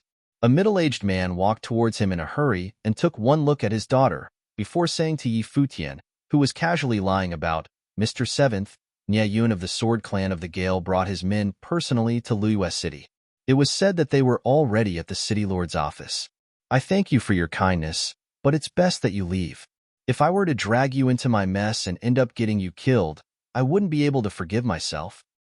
"Is this Yun that powerful?" Futian did not seem fazed at all, as he asked in a lazy manner. "He is the number 1 in the Sword Clan of the Gale. The powers of Yun would have ranked him in the top 10 in all of the county of Yin," the middle-aged man said. "Top 10 in the entire county of Yin, huh?" Futian then continued nonchalantly, "Even if the number 1 below St. Plain in all of county of Yin were to show up, I can tell you that they wouldn't even be able to make me dish out a second attack. Is that so? A voice was heard from afar. There were swords whooshing from far away as the question was asked. One figure after another was seen arriving on their swords. Furthermore, there were more and more mighty ones closing in on the villa, peering inside as they moved. The number one figure below St. Plain in all of County of Yin unable to make you dish more than one attack, you say? A cold voice was heard. Everyone was baffled. The seventh swordsman was no doubt very powerful, but they nonetheless deemed him to have been too pompous and reckless for boasting like that. The County of Yin was vast, and there were plenty of genius cultivators about. Talented swordsmen were in untold numbers, and one could have imagined how powerful the number one below St. Plain had to be. The middle-aged man and the woman turned pale, knowing that it was too late for them to do anything further. The middle-aged man steeled him at the moment and walked forward, saying, "Senior, you need to know that it is indeed the city lord's people going too far in this matter. The seventh swordsman here was simply helping us out. If you insist on taking someone, then take us instead." "This has nothing to do with the two of you," Nie Yun said plainly. Many gasped as he said that. They were indeed people from a holy land, seeing how they had done their investigations beforehand. Claiming that the matter had nothing to do with them meant that they did not intend to pursue the matter further with them both. However, it remained a fact that the city lord died by the hands of that swordsman. There was no way the sword clan of the Gale would have simply let things slide like that. Many took to the air and looked into the compound, seeing that swordsman remained lying about lazily. He was totally unfazed even after seeing Nie Yun showing up. "Seeing as how you people could still tell right from wrong, I just spare you people then. Just go home," Futian said plainly. "How insolent!" Nie Yun berated angrily. He stepped out, bursting with towering sword will and ferocious winds whipped about, then diving below at Futian. He was not the only one who had gotten angry, as all swordsmen from the sword clan of the Gale shared the same sentiment, as they burst with their sword will. "Why do you have to make me do this?" Futian said lazily and slowly got up, taking to the air and set his eyes at Nie Yun. "Draw your sword." Futian gazed at Nie Yun, whose expression turned somewhat severe seeing Futian's eyes. Violent aura burst around him and coalesced into swords. Swords were conjured around Nie Yun, all imbued with the sword will of storms. He looked extremely overbearing at the moment. Everyone around them turned their attention to Nie Yun, who whipped up a terrifying storm of sword aura around him as he stood tall in midair. Many gasped as they witnessed the number one below St. Plain and the sword clan of the Galen in action. Voom! Gale blew, and Nie Yun streaked forward, his storm getting increasingly powerful as it whipped at Futian. The place was filled with sword aura in an instant. Futian sensed that storm coming at him and conjured a heavy sword right before him. He took one step forward as Nie Yun came. The space around them shuddered as the heavy sword was brought down like a bolt of lightning. Many witnessed the sword cutting through the storm right there, and then like hot knife through butter, tearing the storm apart. Boom! Nie Yun's body halted with a rumble, before falling below right there and then. Chapter 1090. PFF. Nie Yun, who dropped below, spat up blood. His insides felt as if a heavy sword had cleaved them apart. His insides were so violently rattled that he felt as if his body would come apart at any given moment. PFF. Nie Yun, who dropped below, spat up blood. His insides felt as if a heavy sword had cleaved them apart. His insides were so violently rattled that he felt as if his body would come apart at any given moment. Nie Yun looked up at the young man before him and sported a surprised look. The man had indeed dealt only one attack. He was not the only one feeling dumbfounded. Many around them stared blankly at what just happened. Nie Yun, the number one below St. Plain from the sword clan of the Gale, a holy land of the sword, had only been able to make that young man attack once, just like how it was with that city lord. Just how powerful was he? The students from the sword clan of the Gale sported frustrated looks. They flashed about and burst with towering sword will, making their way towards Futian. Swords came raining down from above, bursting with mighty sword will within an instant. All of the other mighty ones around them felt dazed. That space seemed to have been filled with nothing but sword aura. At that moment, however, they saw Futian's body burst into brilliant light, like a blazing sun. There seemed to have been a red sun shining in the sky. Futian pointed at the air, and a scorching hot blade emerged from that sun. His sword aura swept all over the place. Go! Futian pointed forward, and within an instant, the flash of the sword of the sun burst with blinding light. The students from the sword clan of the Gale felt their eyes hurt. It was as if they had been burned by the fires of the sun. When the solar sword flash fell onto them, they felt as if they were covered in scorching heat within a heartbeat. All of their sword will was burned away immediately. Wherever the light of the sword hit, smoking noises were heard as the clothes of many caught in flames and began to burn. Eerie gashes of the sword were left on some of them as well. Everyone stopped what they were doing in an instant, looking at the extremely brilliant young swordsman with astonished expressions. That handsome appearance of his seemed rather demonic. Even men had to admit that those eyes were indeed mesmerizing. Since when did the Mountain of Hidden Swords produce one such mystical swordsman? You failed to discipline your people despite claiming to be of a holy land of the sword. That city lord bullied others using his status, thinking that he had nothing to fear due to having been a student of the clan. It is no wonder why you people failed to produce any swordsman worth mentioning, Futian said, completely monotone. He was exuding an extraordinary bearing all over him. It was as if the sword clan of the Gale was entirely beneath his notice. The students of the sword clan of the Gale all looked frustrated, yet they were unable to come up with any words to retort him.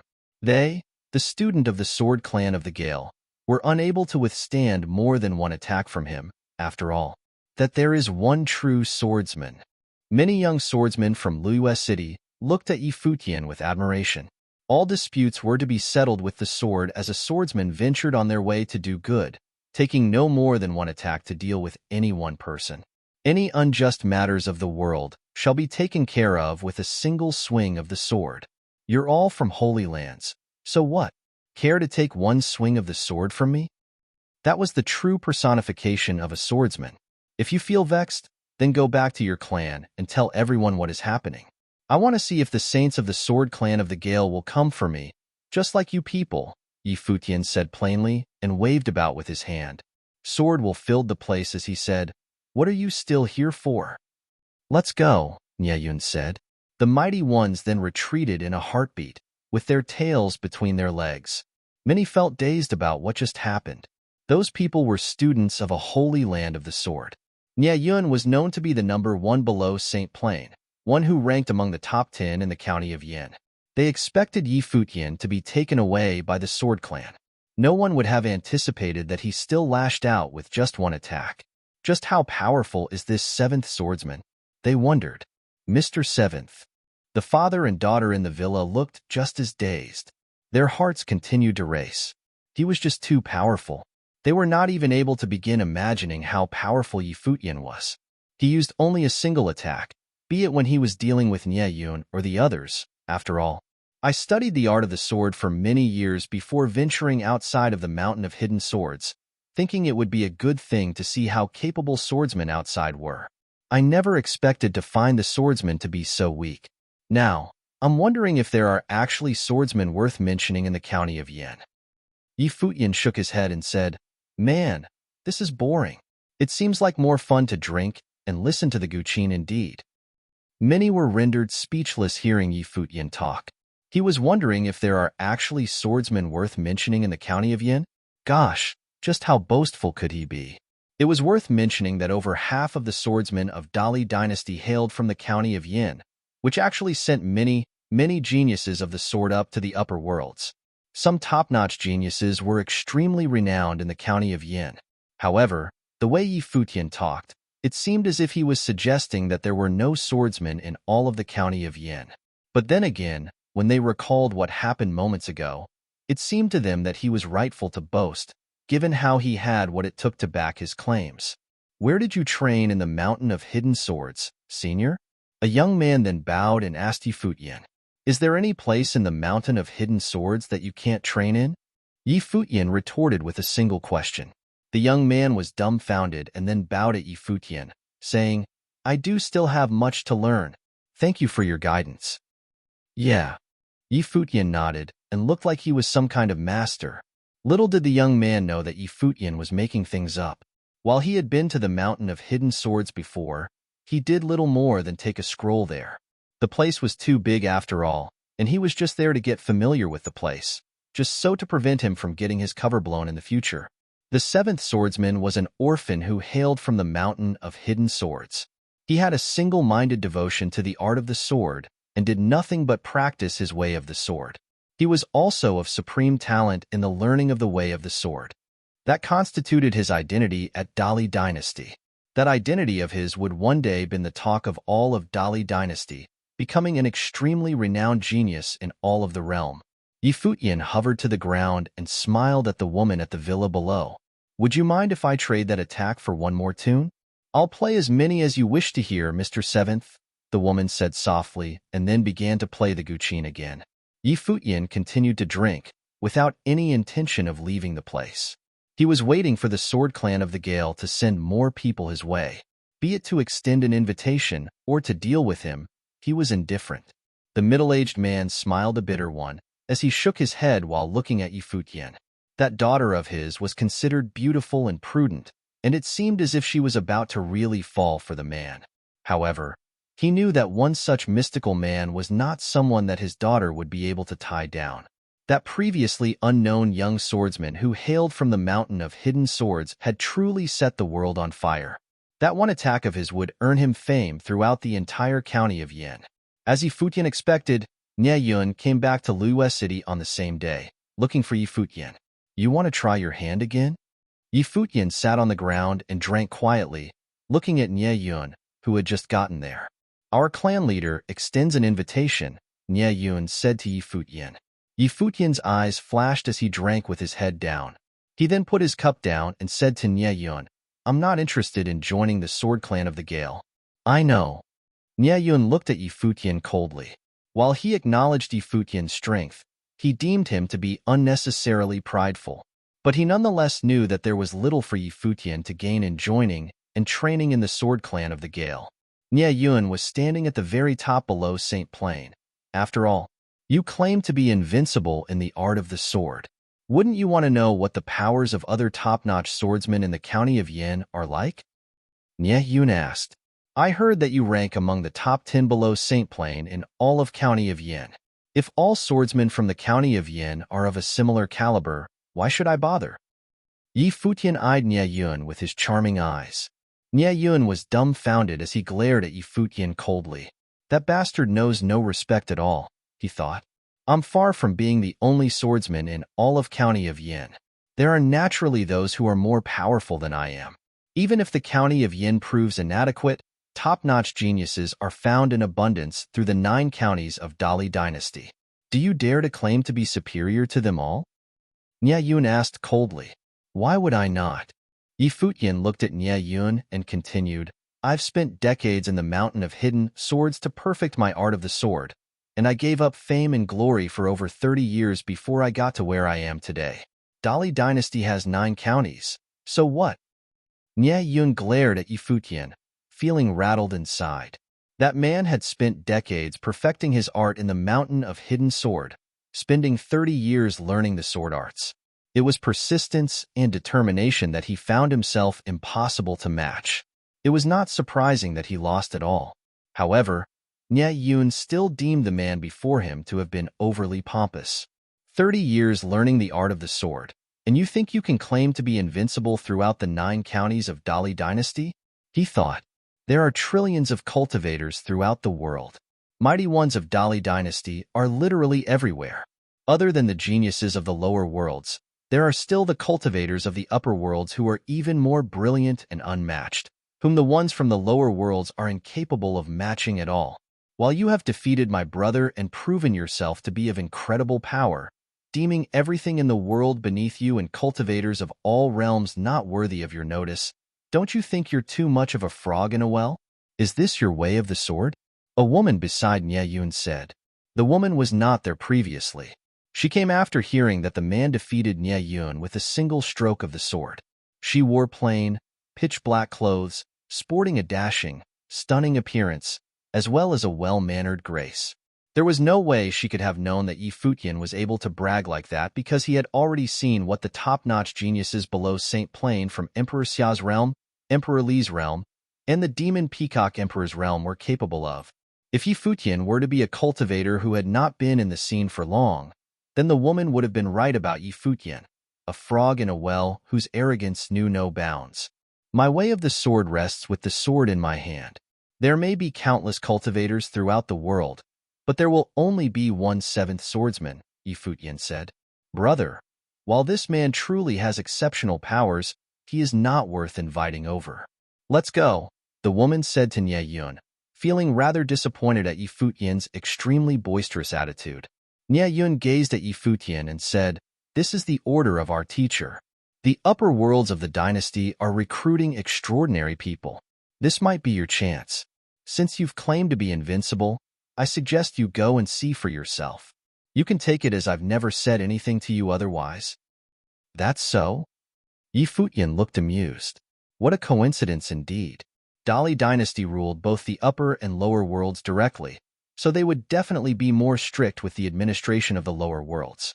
They might have suffered quite a shock after the Battle of Empty Realm and were ready to recruit capable people from the lower worlds en masse.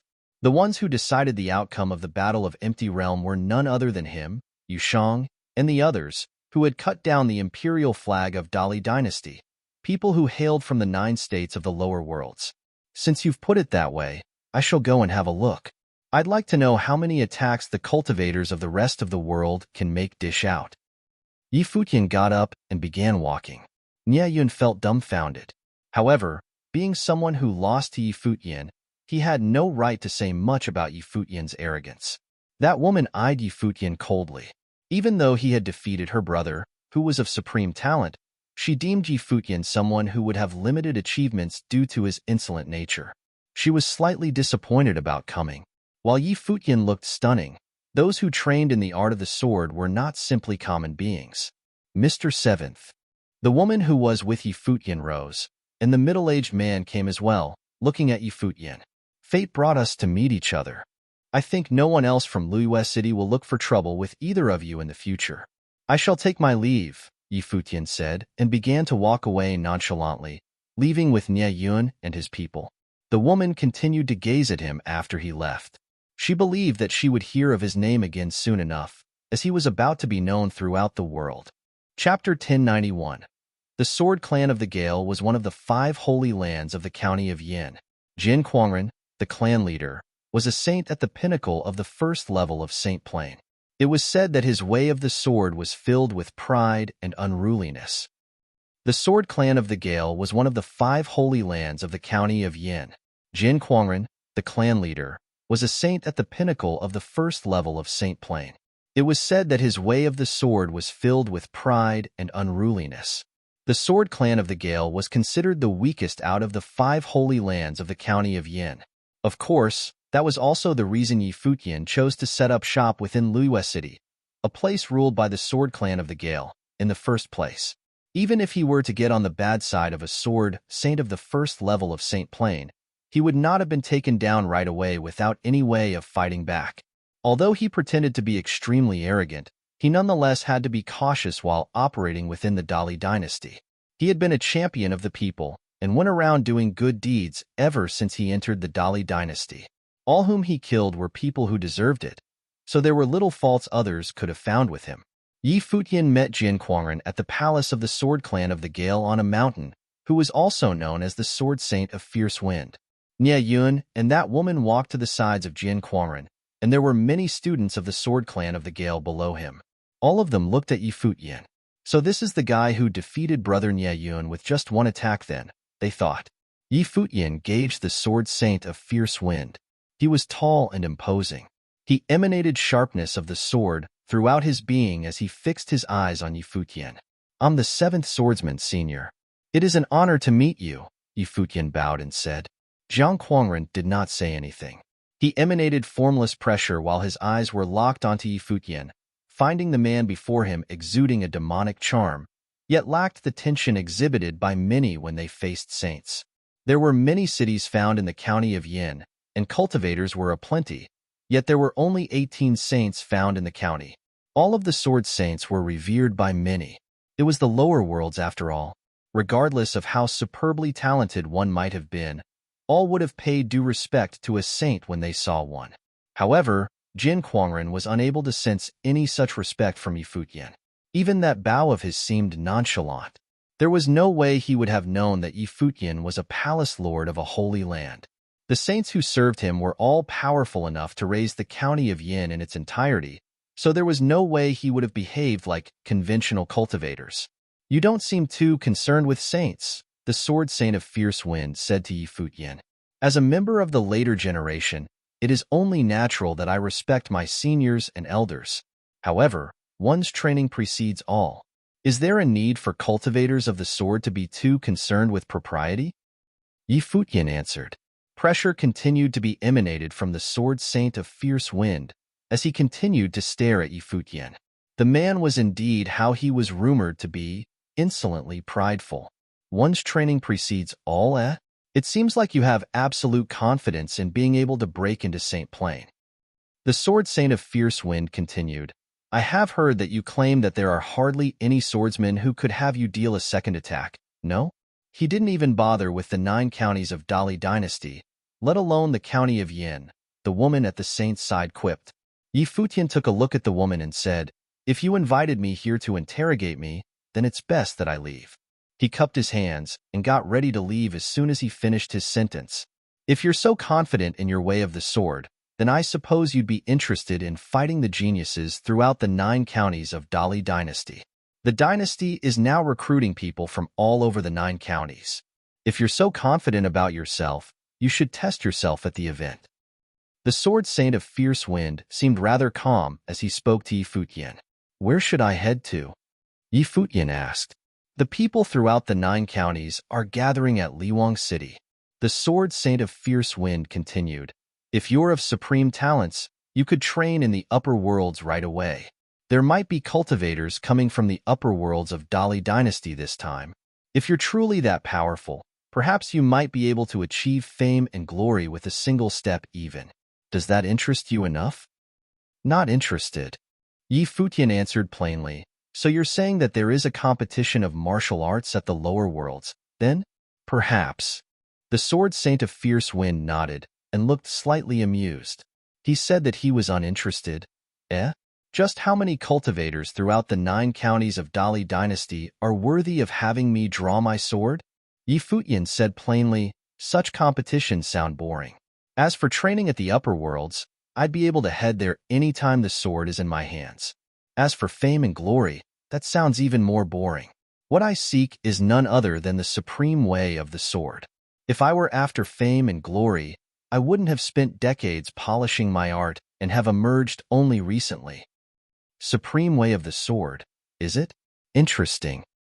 The sword saint of Fierce Wind looked increasingly amused with Futian. He then said, "Cultivators of the sword do indeed need to have little concerns with fame and glory, devoting themselves single-mindedly instead, in tempering their minds of the sword. It seems like you have a high state of mind. It is no wonder that you were able to achieve this much. But even if you're interested in polishing your art and think that few throughout the 9 counties are worthy of making you draw your sword, then there is all the more reason you should head to the upper worlds to train, don't you think?" "Indeed." Futian nodded. "In that case, let's travel together. I'm curious about your way of the sword. If you think that few throughout the 9 counties are worthy of making you draw your sword, then how about you wait until you find someone who can make you do so?" "Very well, I shall travel with you, senior." Futian nodded. That was his goal. After all, it would have been easier for him to add another layer to his identity by being among the ones from Holy Lands, instead of just one guy appearing out of nowhere. "Huanxue, find him somewhere where he can train," the sword saint of Fierce Wind said to the woman beside him. The woman was dumbfounded. "I refuse." The woman was the biological daughter of the sword saint of Fierce Wind. She would not have dared to take such an attitude, refusing what the sword saint of Fierce Wind told her. She had had a taste of Futian's arrogance, and now, even before her father, Futian continued to behave insolently. Despite his superb talent, she had no desire to get too involved with him. "It seems that you're not ready to travel with us on this trip then," the sword saint of fierce wind said plainly. The woman glared at her father, feeling exasperated as she said to Futian, "Come with me." She only brought Futian away after that. No one was able to fathom why the clan leader was so polite with that insolent swordsman. While it was true that he had talent, the clan leader was a sword saint, and there was simply no need for him to be so polite. "You're dismissed." The sword saint of fierce wind then waved at the people, who then left. Nie Yun was still around, looking at the sword saint of fierce wind as he asked, "Are you that appreciative of this seventh swordsman, teacher? That kid has the will of the way about him." The sword saint of fierce wind did not look at Nie Yun, casting his gaze far away as he continued, "There are indeed few below Saint Plain in all of the county of Yin capable of matching him in a fight, let alone you. If he were compared to those throughout all of Dali dynasty, there are but a handful of people capable of matching him." He heard from Nie Yun that the man came from the mountain of hidden swords. That place was indeed a pure land of training of those who were steeped in the art of the sword. He spent decades polishing his art and only emerged after 30 years of age. If he had indeed turned out to be such, then that man's mind of the sword was undoubtedly pure. Any hardly matched whose aptitude for the way of the sword in the county of Yin. There were few swordsmen throughout the county of Yin capable of learning that much all on their own, after all. In that case, why not take him in as a student of the clan instead, teacher? Nie Yun asked. If he was able to come this far all on his own, there is no way the sword clan of the Gale will be able to keep him around. He belongs to the upper worlds of Dali dynasty. I have my agenda of having him travel with us. The sword clan of the Gale had been the weakest holy land of the sword throughout the county of Yin for many years. If there is one swordsman in our midst who proves capable of shining brightly through Dali dynasty and overwhelming those from other holy lands of the county of Yin, it'd feel rather satisfying nonetheless. The sword saint of fierce wind smiled as he said so. It was not that much of an agenda. One could have said it was only something saints would have found amusing.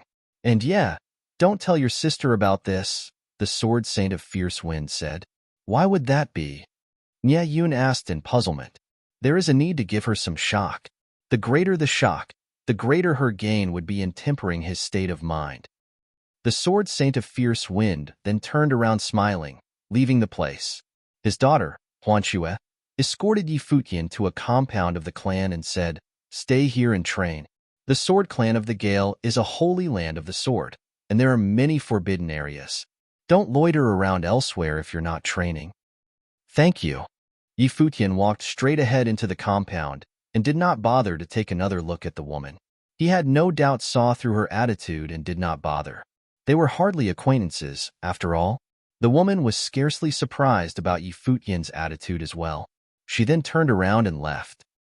The mighty ones from the sword clan of the Gale departed several days later. Their sword will filled the place as they headed far away.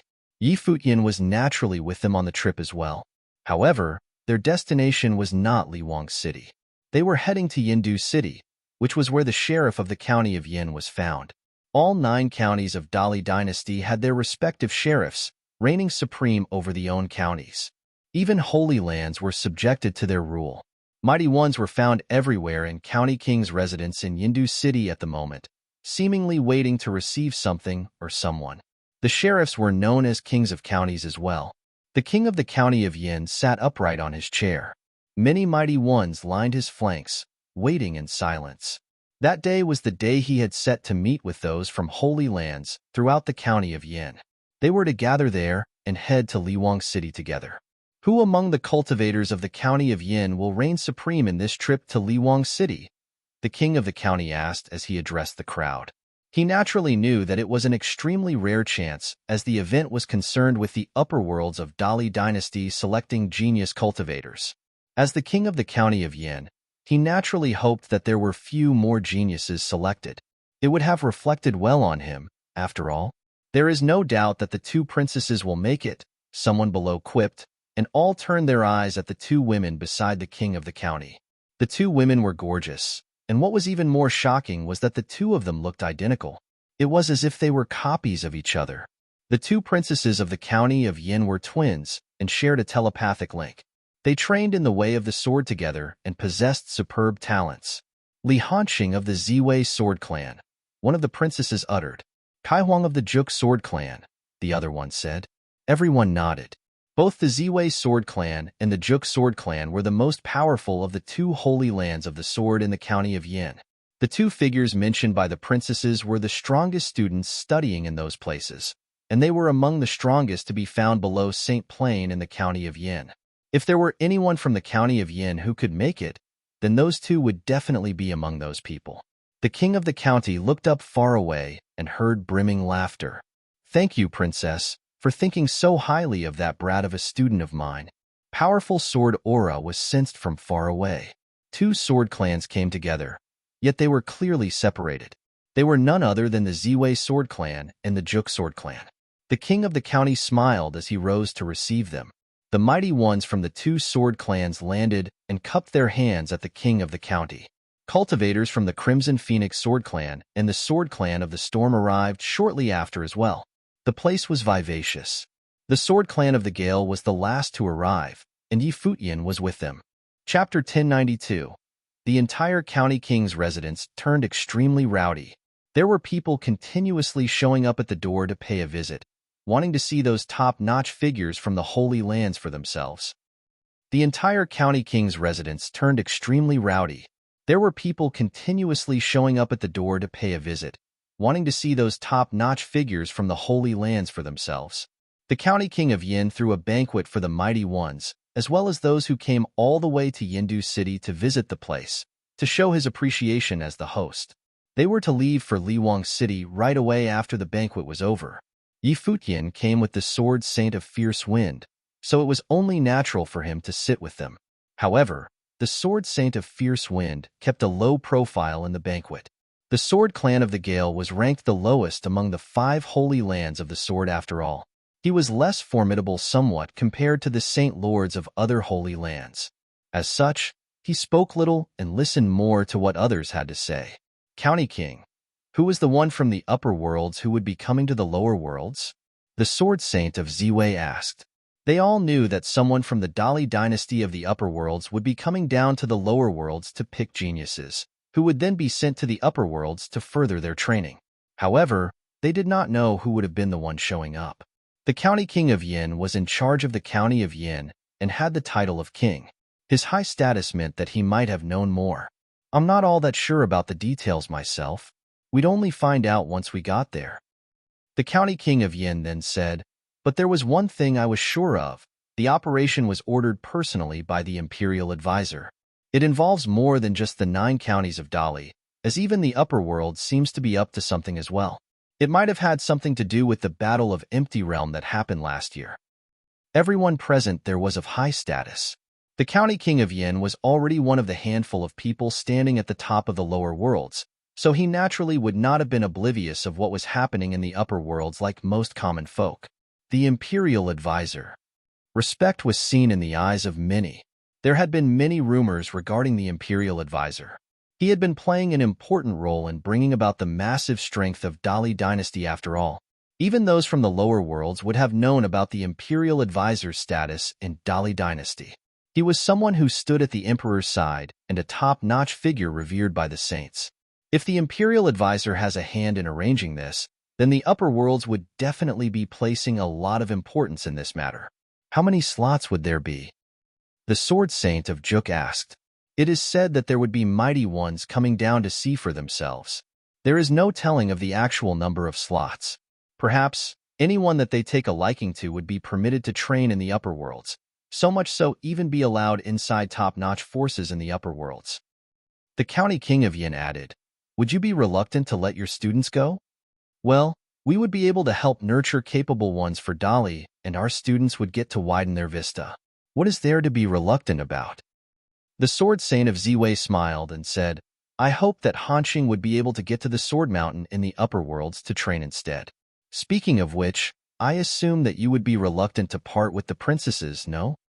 The county king of Yin took a look at the twin sisters at his side and said, well, I'm sure reluctant, but nonetheless, they would need to venture outside eventually. Furthermore, They might have their own partners in training in the future. There is no way I would be able to stay by their sides forever. With their stunning appearances and talents, I think that the princess's path in training would surpass even yours. There is no need to worry about their partners in the future at all, the Sword Saint of Ziwei said with a smile. Speaking of which, girls would always have it worse than guys when venturing outside. But if they chose the path of a swordsman, I just hope that they would see it throughout their lives. Being someone who was in charge of managing the county of Yin, it was only natural that he was familiar with the sword saints from the holy lands of the sword, which was why he was able to chat so freely with them. Li Hanqing of the Ziwei Sword Clan, Kai Huang of the Juk Sword Clan, Qi Yao of the Crimson Phoenix Sword Clan, Lin Ya of the Sword Clan of the Storm, and Nie Yun of the Sword Clan of the Gale. You all are the most capable of swordsmen from the holy lands of the sword in the county of Yin, and you may have a chance to make it up to the upper worlds this time. I know that there are rivalries between the sword clans, but if you were to be able to make it up there to train, I sure hope that you've gotten each other's backs. The county king of Yin turned his eyes at the geniuses of the holy lands. The ones that he mentioned were the most renowned of the 5 holy lands of the sword in the county of Yin. If I were to be able to make it to the sword mountain of the upper worlds and train there, I'd surely have the backs of the princesses, Li Hanqing said to the king, who nodded. I shall recommend one person to you, County King of Yin. A voice was heard, and the king turned his eyes at that voice's direction. He then looked at the sword saint of fierce wind and asked, Who is he? Nie Yun, his daughter, Huan Xue, and one other person was sitting at the sword saint of fierce wind's side. Many took notice of that person when he arrived, as he looked extremely handsome, maybe even demonic. That might have had something to do with his training. Furthermore, he sat next to the daughter of the sword saint of fierce wind, so it was only natural that he attracted attention. However, that young simply enjoyed his drink and food all the way through, so the others did not pay him any further heed. 7th Swordsman, the sword saint of fierce wind called. Yi Futian looked up at the county king of Yin and cupped his hands, saying, I'm the 7th Swordsman. It is an honor to meet you, county king of Yin. The deep eyes of the king remained on Yi Futian for a bit. It seemed that Yi Futian's eyes looked impeccably dashing, and he was even able to sense charm exuding from them. Yi Futian's eyes shone like the stars, bright, deep, and bottomless. Despite being only a sage, but the king was able to tell that the young man was rather exceptional, judging from his bearing alone. But then again, he had not sensed any might of the great path from Yi Futian. He had deliberately emanated some vague will of the great path to resist the pressure emanating from the sword saint of fierce wind, but he was not doing that then. Not bad. A student that you had just taken in? The county king of Yin turned his eyes away and asked the sword saint of fierce wind. No. The sword saint of fierce wind shook his head and elaborated. The kid spent over 30 years training in the mountain of hidden swords, polishing his art at the sword throughout the decades. His way of the sword was only accomplished as of late, and he chose to travel the world. He caused quite a ruckus at my place not long after he came, even killing a city lord, who had been a student of mine. I ordered Nie Yun to arrest him, but Nie Yun was unable to withstand a single attack from him. That's so? The king's eyes sparkled. While he knew well that Yi Futian would have been someone exceptional, he never expected that Nie Yun, the #1 student of the sword clan of the Gale, had not been able to take even a single attack. Among the 5 holy lands of the sword in the county of Yin, the sword saint of the Gale was ranked last. Nie Yun was probably somewhat inferior when compared to the other top-notch figures from the holy lands of the sword. However, there were actually only about 1 or 2 among them who were able to completely overpower him, which was why he was able to make it to the top 10. The mention of only 1 attack surprised many. The county king of Yin was not only the other one who was gauging Yi Futian, as every sword saints present were doing the same. Needless to say, the top-notch geniuses were doing the same as well. All of them naturally knew each other, and there were many who have fought each other before. But this 7th swordsman guy, did he really just appear out of nowhere and brought down Nie Yun with a single attack? You spent decades polishing your art of the sword, you said? That will of yours was indeed commendable. So tell me, 7th swordsman, what kind of art of the sword have you been studying all these years? The county king of Yin asked. the sword of blazing sun, the sword of freezing ice, the sword of raging storm, the sword of blitzing thunder. Throughout my 30 years of study of the way of the sword, there was no art of the sword that I was unable to wield. Futian said calmly. Everyone had their eyes on him at the moment. No art of the sword that I was unable to wield. He really has a big mouth indeed. But then again, that was how it usually was with geniuses. Especially he was one who had studied the way of the sword for 30 years and found his training completed one morning, who then went into the world and achieved fame with just a single attack. There was no reason for him not to be proud. So you are saying that you possess talents of multiple attributes, and you have infused them all into your way of the sword then. It would seem that yet another genius of the sword emerged in the county of Yin then. The county king of Yin hardly minded Futian's big mouth. He had been training for years and had seen too many younger generations of excellent caliber. Be they humble or haughty, eventually it was their swords that did the talking. There was more than one way to walk to the path of the sword. So long as a swordsman was exceptional enough and their mind clear and flawless, any path could have been their own way of the sword. But then again, Huanxue, who was at Futian's side, felt rather speechless and was unable to wait to distance herself from him. Other than the county king of Yin, there were also lords of other holy lands present. They were all very powerful sword saints, and their students were top-notch geniuses. Despite Futian's extraordinary powers, but he remained haughty even in such an event, claiming as if his way of the sword was unparalleled in the county of Yin. She was puzzled as to why her father bothered to deliberate bring him up. Is father really buying his bullshit? Which of your swords would be the strongest then? A woman beside the county king of Yin asked. Futian turned his eyes to her. The twins were really identical in just about any way. If it had not been for the difference in their clothing, it might have been near impossible to tell them apart. All of them are just as strong, Futian answered. Everyone gave Futian peculiar looks.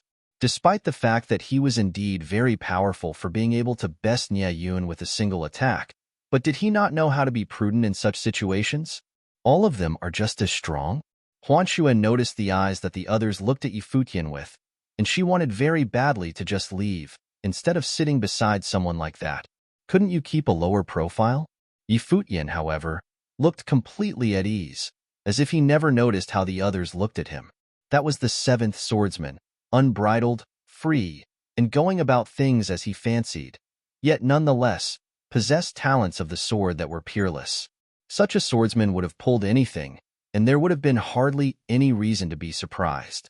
The princess who asked before was at a loss for words after hearing Futian's answer. One should have a focus in the arts they practice, and more so when it comes to the art of the sword. Picking up too much would render one's way of the sword impure. Despite your supreme talents, you should still have an art that you majored in. Li Hanqing of the Ziwei sword clan looked at Futian and said, "The great path connects all. Knowing one would open the path to knowing all. That is the same with the way of the sword." Futian did not bother to even look up. He added calmly, "Having spent decades to polish my art, no one knows the purity of my way of the sword better than I would. Any ways of training with the sword touched only on the methods. What a swordsman truly studies is the sword and nothing else." So you are saying that you have developed complete mastery of the art of the sword then? Kai Huang of the Juk sword clan asked as well. There are many senior sword saints with us today. Please ask the seniors if any of them dare to claim that they have developed complete mastery. Futian continued, "One's journey on sword training has no bounds." None of the others said anything else and simply looked at Futian. Regardless of how good he is with a sword, but you have to give it to him. He really has a way with words. All of what he said made everyone else speechless. Splendid. The county king of Yin smiled and said, after seeing the banquet falling into awkward silence, "The great path is interconnected and knowing one grants access to all. One's journey on sword training has no bounds." Being able to comprehend that much at such an age, it was no surprise why you have been able to accomplish so much with your sword. It would seem that we have yet another top-notch figure who would be able to make it up to the upper worlds for training then. Since the county king of Yin put it that way, no one else said anything. However, all of them remained somewhat doubtful if Futian's way of the sword as actually as extraordinary as he put it himself. Chapter 1093. Things were harmonious at the banquet. Despite the Holy Lands being rivals with each other, they were still at the banquet thrown by the king of county, so they saw fit to reel their usual animosity in. Things were harmonious at the banquet. Despite the Holy Lands being rivals with each other, they were still at the banquet thrown by the king of county, so they saw fit to reel their usual animosity in. With the imperial advisor giving the order and sending people to pick worthy candidates to train, those from the county of Yin saw it necessary to stand together. They needed to send as many geniuses to train at the upper worlds as possible, as the glory of the county of Yin was on the line, and it was not the time for them to fight each other. The banquet did not continue for long, as it was just courtesy of the county king of Yin as the host. The banquet served little purpose but to gather cultivators from holy lands and get ready to depart for Liwang City. As for Futian's appearance, he was little more than a footnote to them, especially to the saints. Having yet another extraordinary swordsman emerging from the sword clan of the Gale was hardly anything worth mentioning. "Let's go," the county king of Yin said after the banquet was finished. The mighty ones nodded and took to the air in an instant, their sword while blazing in the sky. The county king of Yin was at the very front with his people from the county king's residence. The mighty ones from the 5 holy lands followed behind them. All had their respective saint in the lead, summoning huge swords to serve as steeds. "Go!" Sword will burst throughout the sky as soon as the county king of Yin was done. The sound of sword aura bursting throughout the county king's residence was heard from inside out. Many looked up in the sky at the impressive scene and were thoroughly shaken. Over 1,000 swordsmen flew while riding on their swords. Over a dozen saints took the lead right in front of them, creating a very, very shocking scene. The swordsmen of Dali went outside the county of Yin, and everyone was hoping that the trip to Liwang City would have allowed the swordsmen of the county of Yin to shine at their best. The swords flew high up in the sky. Futian was traveling with the ones from the sword clan of the Gale. The sword saint of fierce wind invoked a huge sword of the storm and streaked the air. Huanxue, who was beside Futian before, deliberately took several steps away to distance herself from him. That bastard's arrogance knew no bounds, and he didn't even bother to reel his ego in before the significant figures of the county of Yin. It was as if he was the only one in the entire county of Yin who knew how to wield a sword. That was an insult like no other. Regardless of how great his talents with swords were, Huanxue had no intention of getting involved with him any further. Futian stood on the huge sword, his hair billowing in the wind. He naturally noticed what Huanxue was doing. However, he behaved calmly and did not mind at all. No one liked someone who was abrasive, unbridled, and had an ego, especially those who thought themselves to be above others. But then again, he was never there at Dali Dynasty to make friends. If one had extraordinarily stunning looks, traits like stubbornness and contentiousness could be considered affectionate and charming instead. If one possessed unparalleled talents, one's arrogance and boisterousness would be accepted by the people around them, thinking such traits to be typical among supreme beings. Those traits would have even been regarded as unique personalities. After the trip to Liwang City, the people would have naturally accepted his arrogance, and those from the upper worlds had extended their invitations for him to train in the upper worlds. These were his true intentions for the trip. He did not head straight to the upper worlds, but had instead taken a detour by first setting up shop at the lower worlds of Emperor Li's realm. The princesses, Yin Qingyi and Yin Ziyi, complement each other with their way of the sword, and they are versed at sword arts of twin shadows, extremely formidable when they fight alongside each other. There is hardly anyone below the Saint Plane in the county of Yin who is capable of beating the two princesses when they join hands. The only people who could threaten the princesses are Li Hanqing of the Ziwei Sword Clan and Kai Huang of Juk Sword Clan. The Sword Saint of Fierce Wind added quietly, other than that, Qi Xia and Qi Yao from the Crimson Phoenix Sword Clan and Linya from the Sword Clan of the Storm are mighty as well. Despite looking straight ahead, Futian was able to tell that the Sword Saint of Fierce Wind was speaking to him. "What do you mean by telling me all this?" Futian asked. "It is a given that I hope the swordsmen of the county of Yin can become the leading figures of the 9 counties on this trip to Liwang City. But then again, as every cultivator in the county of Yin was a swordsman, it became even easier to compare them with each other. If you wish to find someone more powerful to hone your way of the sword with, then you need to stand out among the most exceptional ones among the swordsmen of Yin. Those people might not be a match to your powers, but there is no doubt that they will be compared to you, the sword saint of fierce wind answered. I see, Futian said. You've got nothing else to say? The sword saint of fierce wind turned his eyes to the side to look at Futian. That's all with that kid? He thought. I'm looking forward to seeing who will be worth having me draw my sword.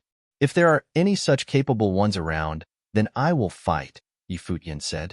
The sword saint of fierce wind was dumbfounded, but quickly laughed it off. It seemed that he had gotten used to Futian's insolence. He thought if the kid had been too steeped in his training with the sword for the past decades to know how to deal with people. He was thinking if it was all due to him not knowing where his way of the sword stood at, having little idea of how capable the cultivators of Emperor Li's realm were. So the kid wants to get to know the cultivators of Dali better than, the sword saint of fierce wind thought. He found such possibilities to be very plausible. Huanchu had distanced herself even further from the sword saint of fierce wind's side, finding the conversation intolerable. Nie Yun was speechless as well. This guy, damn. But then he recalled the attack he took, and his annoyance dissipated. Liwang City was the capital of the lower worlds of Dali Dynasty and the #1 city in all of Dali Dynasty. It was situated in the central region of Dali Dynasty. Liwang City was so huge that it was comparable to hundreds of cities throughout the 9 counties. The 9 counties of Dali Dynasty were divided with Liwang City serving as a divider at the center after all. One could only imagine how magnificent Liwang City had been. Liwang City was directly connected to the upper worlds, and King Li, the master of the city himself, was a member of the royalty from Dali Dynasty in the upper worlds, being tasked to manage the entire lower worlds. It was rumored that King Li's palace had received orders from the upper worlds at the start of the year, intending to select genius cultivators and have them train in the upper worlds. The selection processes were to be carried out at Sage Plane, and it was not even limited to just pinnacle levels of Sage Plane. King Li's palace began to spread the news to the 9 counties as soon as the news was received. The county kings of the 9 counties proceeded to notify the Holy Lands, and after that, what took place at the county of Yin happened. The county of Yin was not the only county rising to the occasion. Liwang City and all of the other counties of Dali Dynasty were in an uproar. The most capable of cultivators were gathering at that largest imperial city of Dali Dynasty, making the event unbelievably grand. There were many voices heard throughout Liwang City at the moment. It was said that the cultivators of the 9 counties had all arrived before Liwang City. Many people from Liwang City were able to see cultivators from Holy Lands across the 9 counties walking outside. There was news that there would be cultivators of top-notch forces coming down from the upper worlds of Dali Dynasty. Those people had all arrived at King Li's palace at the lower worlds. Countless people in Liwang City were asking about which top-notch forces had come from the upper worlds. According to rumors, some people came personally from the royal palace of Dali Dynasty. The imperial advisor of Dali Dynasty sent his students personally to the lower worlds to select geniuses. At that moment, a huge banquet was thrown in the grand, magnificent King Li's palace. A regal figure in a golden threaded robe of the snake was seen sitting at the throne atop the jade steps. The middle-aged man exuded an upper-class, supreme bearing. He was none other than King Li, who was in charge of managing the lower worlds of Dali Dynasty. A young man was sitting on the ground quite a distance away below where King Li sat. Despite wearing only a simple robe, the young man's extraordinary bearing was unmistakable, and he looked surreal. King Li even went to toast the young man personally. King Li was important not just because he was in charge of more than just the lower worlds, but he was also of true royal blood of Dali Dynasty. A figure like him toasting to a young man spoke volumes of that young man's prestige. Many ministers and officials from King Li's palace were seen sitting at the seats below. Emperor Li's realm had been the weakest among the 3, Emperor Li's realm, Emperor Xia's realm, and Demon Peacock Emperor's realm, in the Battle of Empty Realm 10 years ago. Yet, there was one person who turned the tables for Emperor Li's realm. That man reversed the trend by sacrificing a considerable number of Emperor Li's realm's forces to numb their opponents, bagging the final victory to that Battle of Empty Realm. Mighty ones from Emperor Li's realm slaughtered their way into Emperor Xia's city in that battle of Empty Realm, killing countless enemies and cutting down the enemy's imperial flag. Any who participated in the Battle of Empty Realm would never be able to forget one name. Lu Chuan, a personal student of the imperial advisor of Dali, and was someone whom the imperial advisor held in very high regard. Lu Chuan's name was known throughout Emperor Li's realm after winning the last battle of Empty Realm. He achieved great fame at the pinnacle of Sage Plain and was greatly valued by Emperor Li. The young man who was sitting on the floor at the moment was none other than Lu Chuan, a genius who would probably succeed the imperial advisor's position in the future. What Lu Chuan did in the Battle of Empty Realm 10 years ago was equivalent to what Yi Futian of Emperor Xia's realm pulled 10 years later. His story was told everywhere by mighty ones of Emperor Li's realm. In actuality, there were also many mighty ones from top-notch forces of the upper worlds present other than Lu Chuan, student of the imperial advisor. All of them responded to the imperial advisor's call and went to the lower worlds to select geniuses, seeing if there were any among them who would make decent students, which included sword saints from holy lands like the Sword Mountain. Even so, Lu Chuan was still undoubtedly the main character of the day. His status, talents, and what he did at the Battle of Empty Realm enabled him to enjoy all of those privileges. Nobody objected to his privileged status. Lu Chuan was, at the moment, already a saint. He definitely would be a crucial figure in Emperor Li's realm in the future. Everyone knew and did not doubt that. I have heard from Father about your esteemed bearing, and I have long admired you, sir. Here's a toast to you from me, Li Yu. There was a stunning woman who looked incredibly regal and elegant in her long, pretty dress, who was sitting not far away from Lu Chuan. Her voice was gentle, and she had extremely stunning looks. The surname of Li, and where she sat at the moment spoke volumes of her status. You're too kind, princess. I only performed puny matters that are hardly worth mentioning. I hardly have the esteemed bearing that you speak of. Lu Chuan raised his cup and drank, both hands holding the cup. He then raised his palm and the cup as a gesture of respect before putting it down. Princess Li Yu did the same after him. King Li was in charge of the 9 counties of the lower worlds, and he was the king of the lower worlds. Emperor Li allowed his children to be addressed as princes and princesses. Many looked at the two of them with smiles on their faces. One of them was an extraordinary student of the imperial advisor and the other, daughter of King Li, who had stunning looks. They were both humble and polite and looked quite like a perfect match. You bagged victory for Emperor Li's realm at the Battle of Empty Realm single-handedly, besting the strong as one of the weak, and His Majesty rewarded you for it. You are too humble to deem such impressive feats not worth mentioning, Li Yu smiled and said. She was regal and elegant, yet still had a gentle beauty to her. I did not intend to be humble. That battle happens once in 10 years, and there are incredible people emerging in every single battle. In the Battle of Empty Realm last year, there had been a member of the younger generation of Emperor Xia's realm appearing out of the blue. What he pulled was far superior to what I did in my time. Other than the Battle of Empty Realm, there are still many other magnificent people.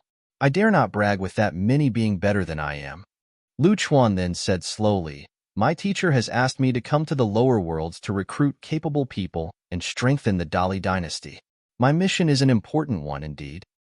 Chapter 1094. Many were impressed, hearing Lu Chuan's words. It was indeed rare for someone with Lu Chuan's status and talents to be so humble.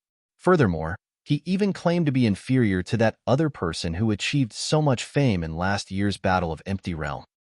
Many were impressed, hearing Lu Chuan's words. It was indeed rare for someone with Lu Chuan's status and talents to be so humble. Furthermore, he even claimed to be inferior to that other person who achieved so much fame in last year's Battle of Empty Realm. There was a name that spread far and wide after last year's Battle of Empty Realm.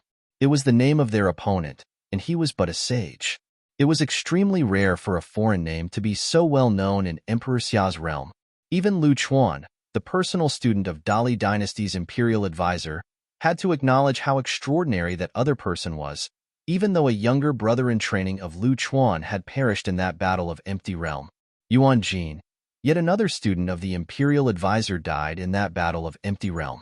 While that person from Emperor Xia's realm was a deciding factor of the outcome of the Battle of the Empty Realm, He had only been able to win due to having the element of surprise.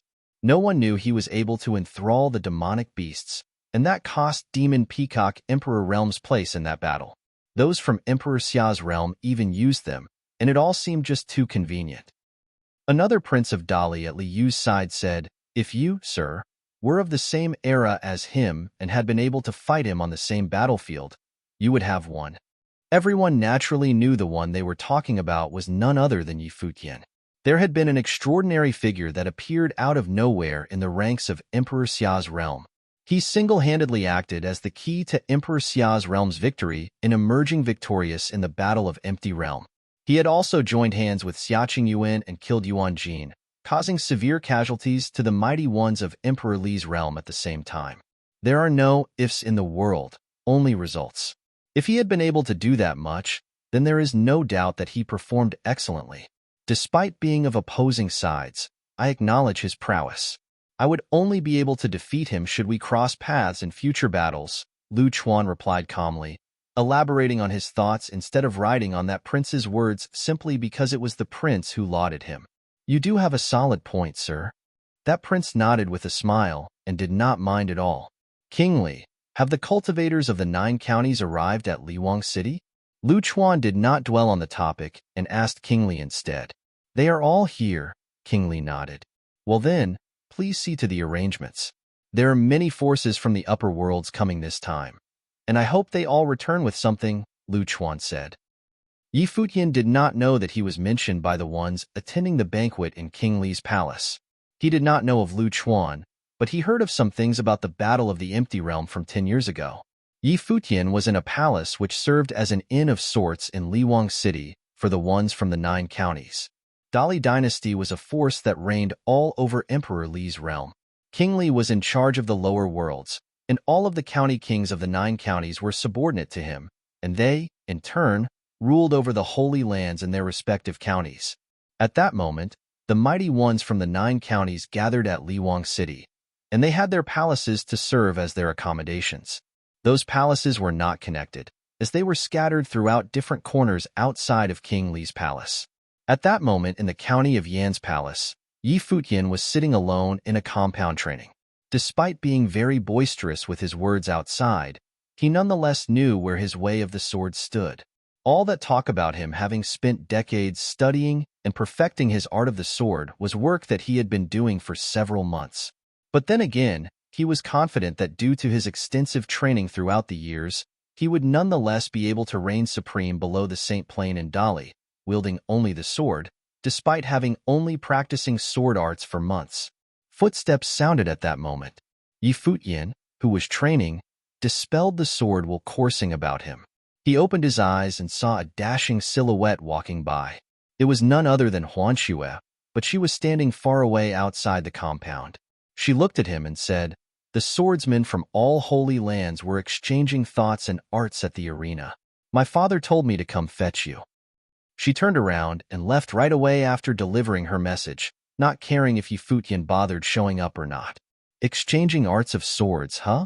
Yi Futian was hardly interested, but since the sword saint of fierce wind was there, he deemed it necessary to have a look.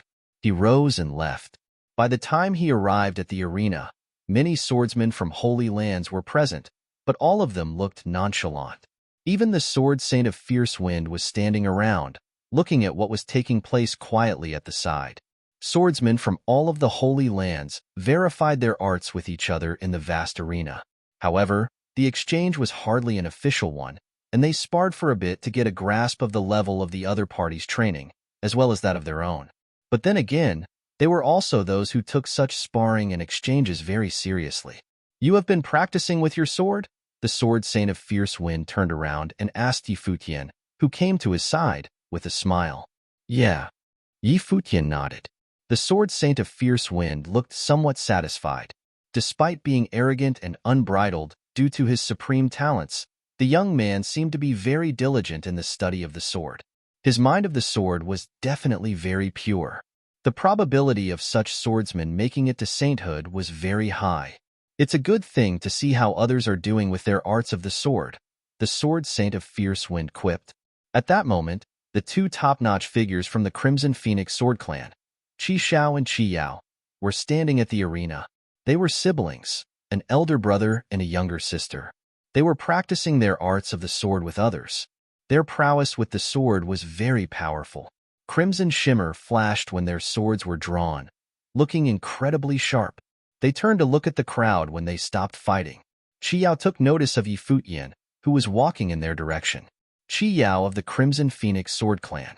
Would you mind sparring with me, seventh swordsman? Qi Yao asked Futian across the distance. Many looked at Futian. The sword saint of fierce wind claimed that Futian had beaten Ye Yun with a single sword attack, and she had no idea how much of it was made up. There was at least no doubt that he had beaten Ye Yun, and he was probably far more powerful than Ye Yun was. Furthermore, Futian had been very boisterous with his words, claiming that there was hardly anyone who could beat him at the art of swords.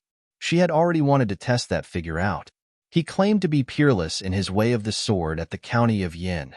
She wanted to know where she stood. Qi Yao was not the only one. In truth, swordsmen from the holy lands of the county of Yin were also very curious about how capable the seventh swordsman was. My sword isn't used for sparring. Futian looked at Qi Yao and said, find someone else instead. I have tested my prowess against the swordsmen of holy lands last year, Qi Yao replied. The topmost handful of the swordsmen had fought at an event in the county of Yin in the previous year. Futian would probably be a good opponent, which would have served her well in her training before getting into King Li's palace. In that case, just wait for the mighty ones from the 9 counties to show up then, Futian answered and did not bother to give her any face. What harm would there be just to spar for a bit? Another figure said. It was none other than Linya from the Sword Clan of the Storm. He crossed his arms before him and had been looking at Qi Yao, only turning his eyes to look at Futian when he talked. Futian glanced at Linya and said, if you test your art out against me, I'm afraid you'll all end up returning to the county of Yin and begin to train in isolation instead. All the others looked at Futian with their mouths agape, feeling speechless. It was indeed just like how he behaved at the county of Yin. He cared for nothing. If you do not intend to spar, why are you here? We will fight each other all the same when all cultivators from the 9 counties meet. Qi Xiao looked at Futian and said, since when did I say anything about being a part of the fighting between the cultivators of the 9 states? Futian said as he looked at Qi Xiao. He never thought about it before at all. Then, why are you here? Qi Xiao wore a sarcastic expression as he talked. Dali dynasty intended to select geniuses to train in the upper worlds, and fighting between cultivators would have been a must. I'm just here to see if there is anyone worthy of having me drawing my sword, Futian said. Qi Xiao and Qi Yao both took a good look at Futian and understood that there were people who were beyond reasoning with. Both of them walked out of the arena, and Qi Yao dropped a line. I look forward to seeing your sword leave its scabbard then. Many from the Holy Lands looked at Futian and found him puzzling. Futian naturally did not wish for any of them to see through him. He left the place not long afterward. Mighty ones from King Li's palace sent word at the same time, asking for them to be inside the palace 3 days later. The outside of King Li's palace was flooded by a massive crowd 3 days later. Countless mighty ones gathered about, and it was a scene like no other. The gates of the palace opened that day to the public. All cultivators of Dali were permitted to enter the palace and head to designated areas. At that moment, a group of people arrived by air from outside the palace. The leading figures were all saints and looked extraordinary. They landed outside of King Li's palace, and some people came to receive them. Mighty ones from county of Shichu are here. Many were able to identify where those mighty ones came from, county of Shichu. Mighty ones from county of Changhe are here as well. A group of mighty ones appeared in the air, and the entourage looked massive. It looked grand as they entered the palace. The ones from county of Dongyang are here too. Towering sword was sensed high above. Over 1,000 swordsmen arrived by air, and howling sword shot through above.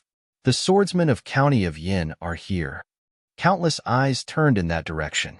The combined might of the county of Yin enabled them to come to the top 3 among the 9 counties. The swordsmen of county of Yin were also extremely renowned. Over half of Dali's swordsmen emerged from the county of Yin. After all, things were extraordinarily solemn and regal within the palace. King Li was sitting on his throne atop the eastern steps. There were mighty ones on every single step below. Those from top forces from upper worlds sat at the same corner as he was, casting their gaze at the mighty ones that kept showing up. Such grandeur is not something one would often see even in King Li's palace, King Li said with a smile. All holy lands from the 9 counties responded to the call of gathering capable people from King Li's palace. My lord, we are from County of Shichu. The county king of Shichu led his mighty ones to pay respects to the throne. There was only one emperor in Dali dynasty.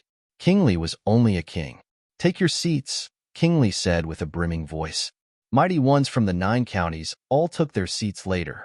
The grandstands were quickly filled by mighty ones from the 9 counties, surrounding a vast patch of empty ground in the middle.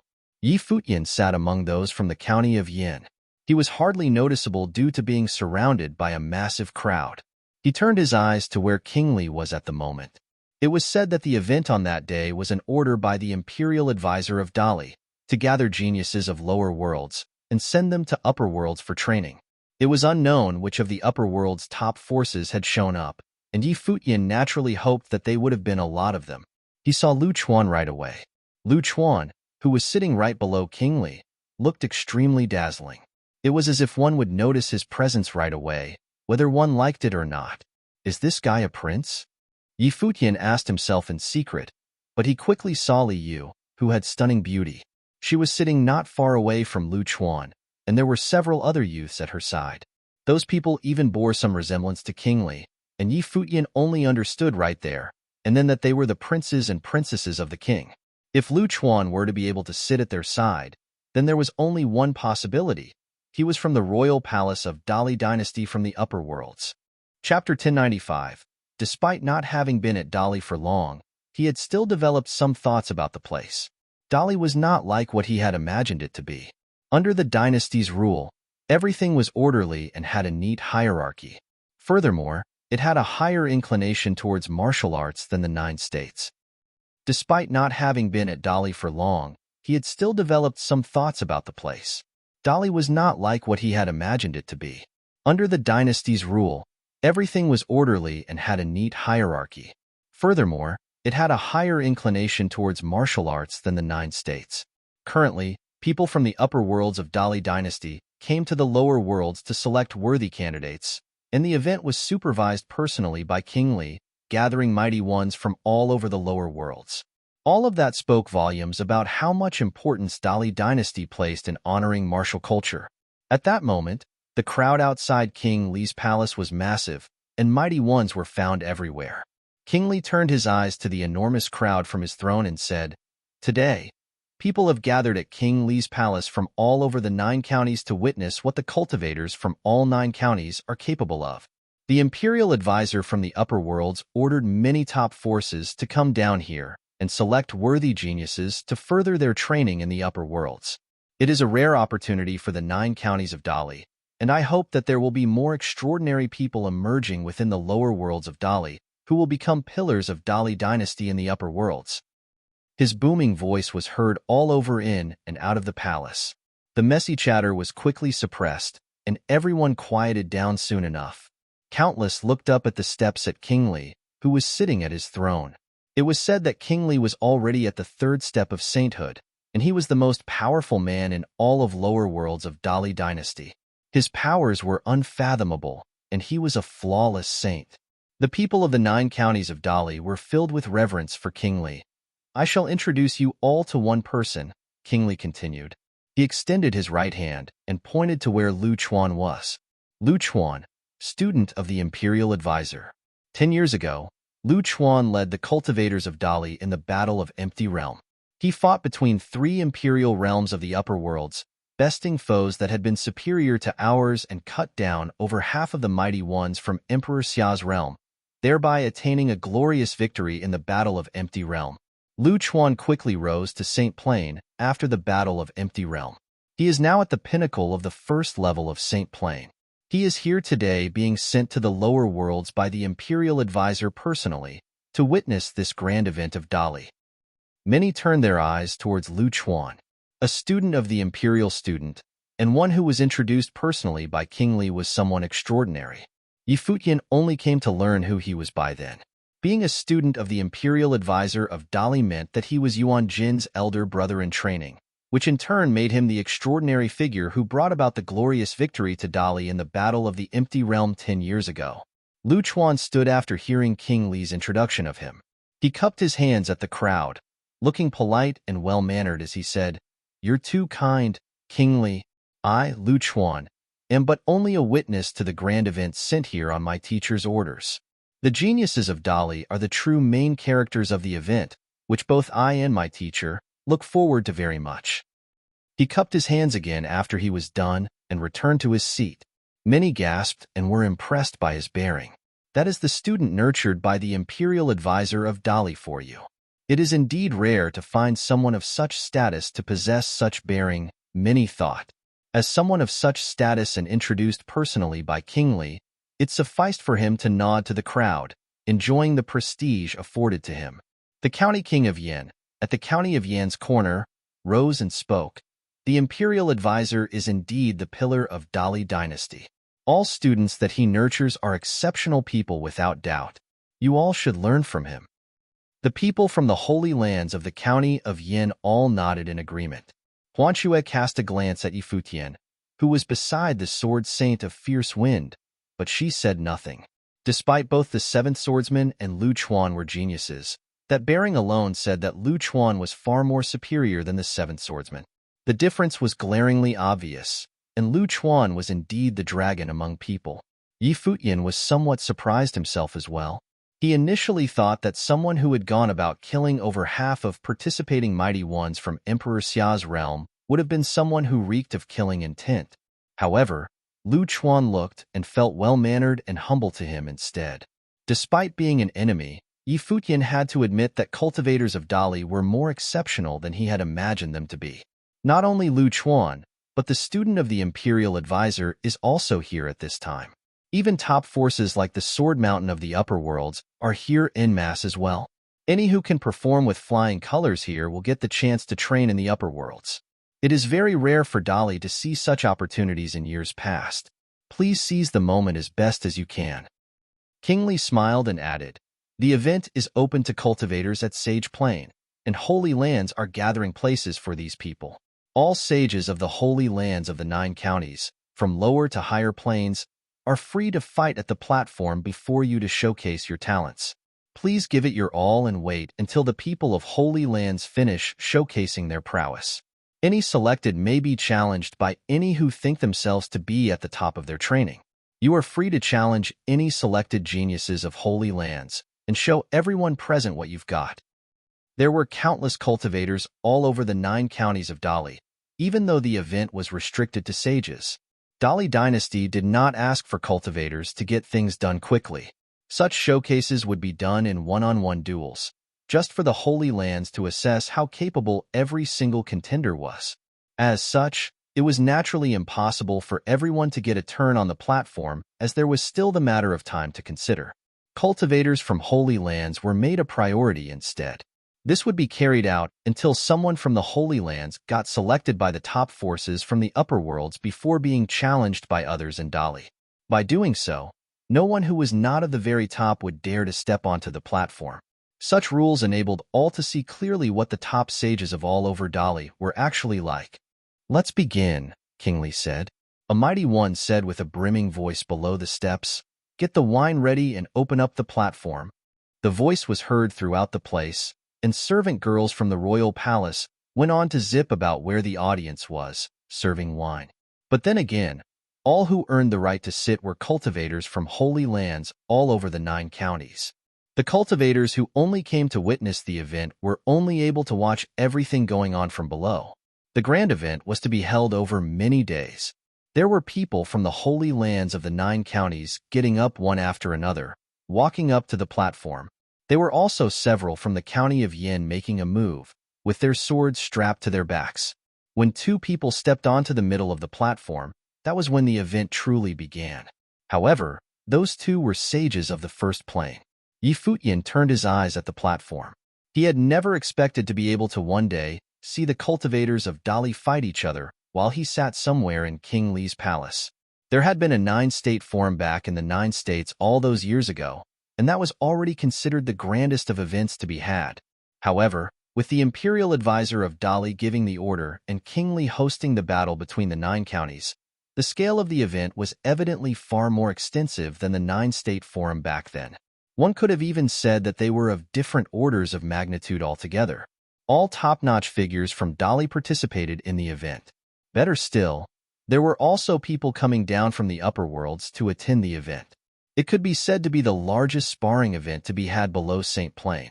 The battles went on with the county of Qin, Dongyang, and Yin having the highest level of cultivators on average. Those three counties were the top three strongest counties in Dali, to begin with, and their holy lands were also superior to others. "What do you think?" the Sword Saint of Fierce Wind asked Yi Futian, while they were watching at the corner of the county of Yin. He had bought the idea of Yi Futian training his way of the sword hard at Mountain of Hidden Swords all those years, never having ventured into the world to train. As such, he took to asking Yi Futian what the young man thought about the cultivators of Dali. "Weaker than I expected them to be. When I was at that plane all those years ago, I wouldn't even need to draw my sword to fight those on the platform," Yi Futian said. "You are something," the Sword Saint of Fierce Wind shook his head with a smile. He had already gotten used to how Yi Futian talked and continued to ask. "The battle between sages at the pinnacle of their training will probably be at the very end. You can join the fight as a student of the Sword Clan of the Gale." "Thank you, Senior." Yi Futian nodded and said, "But I'll need to see if any in the nine counties are worthy of having me draw my sword." "What happens if there aren't any?" The Sword Saint's face looked peculiar as he asked. "Then I shall keep my sword sheathed," Yi Futian said. The Sword Saint of Fierce Wind was slightly exasperated, but he then said, "In the nine counties of Dali, there are also holy lands from the imperial city itself as well. I'm sure you'd find someone worthy of having you draw your sword." "That would be best." Yi Futian nodded. The two of them did not go out of their way to conceal their voices. Cultivators had very good ears. So many cultivators from holy lands across the county of Yin heard the conversation between both of them. Many even looked in Yi Futian's direction deliberately, finding his antics baffling. Does he want to see if anyone throughout the nine counties of Dali is worthy of having him draw his sword? They wondered. It seems like his insolence isn't restricted only to the county of Yin, then. If you're able to make it to the upper worlds, then, by all means, get up there to train. The Sword Saint of Fierce Wind said all of a sudden, "Look at the cultivators from Sword Mountain. That is the most powerful holy land of the sword in both the upper and lower worlds. You may be able to find a lot of opponents there. Look at Luchuan, the Imperial Advisor's student. That is some bearing you'd hardly find in the lower worlds." Yi Futian took a look at the Sword Saint of Fierce Wind. Regardless of standpoint, he found such bearing truly impressive indeed. Yi Futian came to deem it best to keep a certain distance from him, however. The fighting on the platform continued. Yi Futian drank and enjoyed himself as he watched the fights going on, amusing himself as time passed. At the princess residence of Emperor Xia's palace of the upper worlds of Emperor Xia's realm, Xia Qingyuan stood quietly, and there was a black-winged condor before her. "Where is he?" Xia Qingyuan asked the black-winged condor. She already knew about Yi Futian's ability to control demonic beasts. The beast before her was Yi Futian's steed, and they shared a telepathic link. King Li's palace. The black-winged condor looked at Xia Qingyuan and said. Xia Qingyuan's expression changed a bit, and she said coldly, "What is he doing at King Li's palace?" The imperial advisor of Dali gave the order to select geniuses from the lower worlds to train in the upper worlds, and they gathered people from all holy lands of the lower worlds for sparring.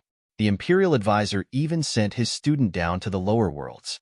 "Guess what that would be, princess?" the black-winged condor said. However, Xia Qingyuan felt as if she was hearing Yi Futian talking instead. She knew right away that it was a result of Yi Futian and the black-winged condor sharing wills, and the bird was speaking with his tone. "What would that be?" Xia Qingyuan asked. "Luchuan," the bird answered. Xia Qingyuan's eyes sparkled. She naturally knew who Luchuan was. "What are you going to do?" Xia Qingyuan's expression changed again as she stared at the black-winged condor and asked. "Training while I'm on pilgrimage, of course," the black-winged condor answered. Xia Qingyuan glared at the bird's eyes and said, "Are you trying to get into the top forces of Dali to train? Or are you trying to get near Li Yao?" "Please excuse me," the black-winged condor said. Yi Futian withdrew his will, and the black-winged condor was seen flapping its wings. It said, "Master is gone. Can I go home now, princess?" Xia Qingyuan's expression was a cold one. That bastard sure is having a good time. He went to the royal palace of the lower worlds of Dali dynasty, she thought.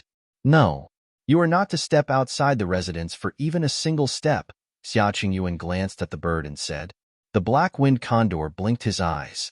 "You are not happy with master, and you're taking it out on me then?" it thought. "Princess, I still have matters to attend to." The black-winged condor wanted to bail. The palace was too strict and no fun. "Guards," Xia Qingyuan said. Someone responded and came. "If the bird dares to step outside for even a single step, roast it," Xia Qingyuan said. Pfff. The bird's legs gave, and it slumped to the floor. "Just what did I do wrong here?" it thought. Chapter 1096. The battles going on in King Li's palace had been going on for days. The spectacular fights taking place opened their eyes of many cultivators of Dali who came to watch the event. The battles going on in King Li's palace had been going on for days. The spectacular fights taking place opened their eyes of many cultivators of Dali who came to watch the event. All of the topmost geniuses from Liwang City and the Holy Lands of the 9 counties all gathered around the platform, showcasing their astonishing talents. However, despite the impressive showcase, students that actually caught the attention of Upper World's forces were but a handful, numbering in tens. It was a testament of the high requirements they had for the ones they were about to pick. As the planes of the fighters grew, battles fought on the platform got increasingly spectacular. There were already saints from King Li's palace laying down barriers to prevent the battles from affecting the grandstands and the audiences. The battles between sages at the 8th plane finally ended. Battles between upper-level archmages were about to begin in King Li's palace, which also happened to be the highest level at Sage Plane. Everyone wore solemn expressions, as all of them knew that the upcoming battles would have been that between those at the very top below the saints. The top-notch figures from the various holy lands in the county of Yin were eager to get to the stage. That was the battlefield where they were about to shine. Someone already stepped onto the platform at that moment, bursting with frightening combat capacity with moments. The spectators were all in awe. Even the cultivators and even King Li himself took a more serious attitude towards those battles than before. That plane was the nearest to Saint Plane. If there were those who were of exceptional talents right there, they would have been picked to be nurtured until they became saints. Battles continued to take place between cultivators of the 9 counties, with many very formidable figures being known. Who from the county of Yin would go on to fight the first battle? The county king of Yin said to those from Holy Lands at the county of Yan's direction. All of the 9 counties fielded very powerful figures to fight the first battles. As such, it was unacceptable for the county king of Yin to lose out in terms of putting up heirs. That was why the county king of Yin asked personally, "I'll go." A voice was heard, and the first student from the Juk Sword clan walked out and stepped onto the battlefield. His opponent was someone from the county of Baima, who had bested their opponent and yet chose to continue doing battle instead of walking out to take a break. That person was very powerful. Kai Huang of Juk Sword clan was very formidable and was trained in the Sword of 8 Corners of the Juk Sword clan, possessing extremely formidable offensive powers. "You could pay close attention to it," the Sword Saint of Fierce Wind said to Yi Futian. The Sword Saint noticed that Yi Futian was somewhat slacking off before and very few battles interested him. So much so that he actually shut his eyes for a bit occasionally, as if none of the battles going on concerned him. But at the moment, those were battles that were fought at Yi Futian's current plane, so the Sword Saint deemed that they would have made him sit upright. Serene lifted his head somewhat and looked at the platform, seeing Kai Huang, the number 1 student of Juk Sword clan, summoning his life spirit. His body burst with towering sword will, and a heavy sword appeared before him. The sides of that heavy sword was different from conventional swords.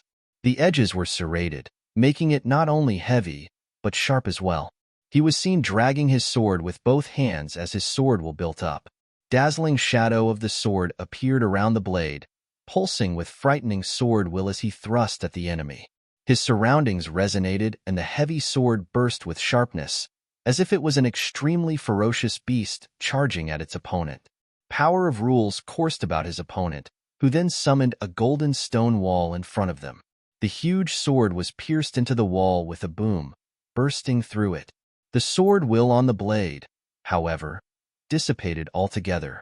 Kai Huang, who had been holding the sword with both hands, pulled his left arm back and lifted the sword up with his right. He then took one step forward and brought the sword down from above, as if he was to split the ground open. Terrifying, overbearing power was sensed from above.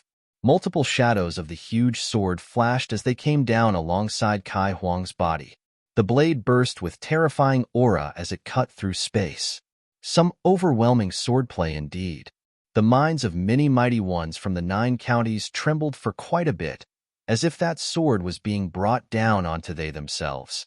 The trailblazing sword seemed to be about to split their surroundings apart when it was brought out. Its aura swept through all directions. Even if one were to watch the swordplay from afar, one would have still been able to feel the overbearing might of the sword. The defensive powers of that mighty one from the county of Baima shattered in an instant with a boom. While his opponent had burst with the most formidable of powers to block his sword, but when Kai Huang brought the huge blade down with his entire being, everything before him shattered. His opponent was hit squarely by the sword and was thrown to the edge of the barrier of the platform. They were bloodied, and no one knew how many bones had been broken. Boom! Kai Huang landed with a rumble, and the huge sword in his hand disappeared. He then walked off the platform. He had intended to fight to the very end, so it would have been impossible for him to keep staying behind on the platform. That victory belonged to the swordsman of the county of Yin. What do you think? The sword saint of fierce wind asked Yi Futian after seeing Kai Huang walked off. However, he found Yi Futian's eyes to be extremely calm and unfettered. Yi Futian nonchalantly picked up a cup and drank from it, looking poised and carefree.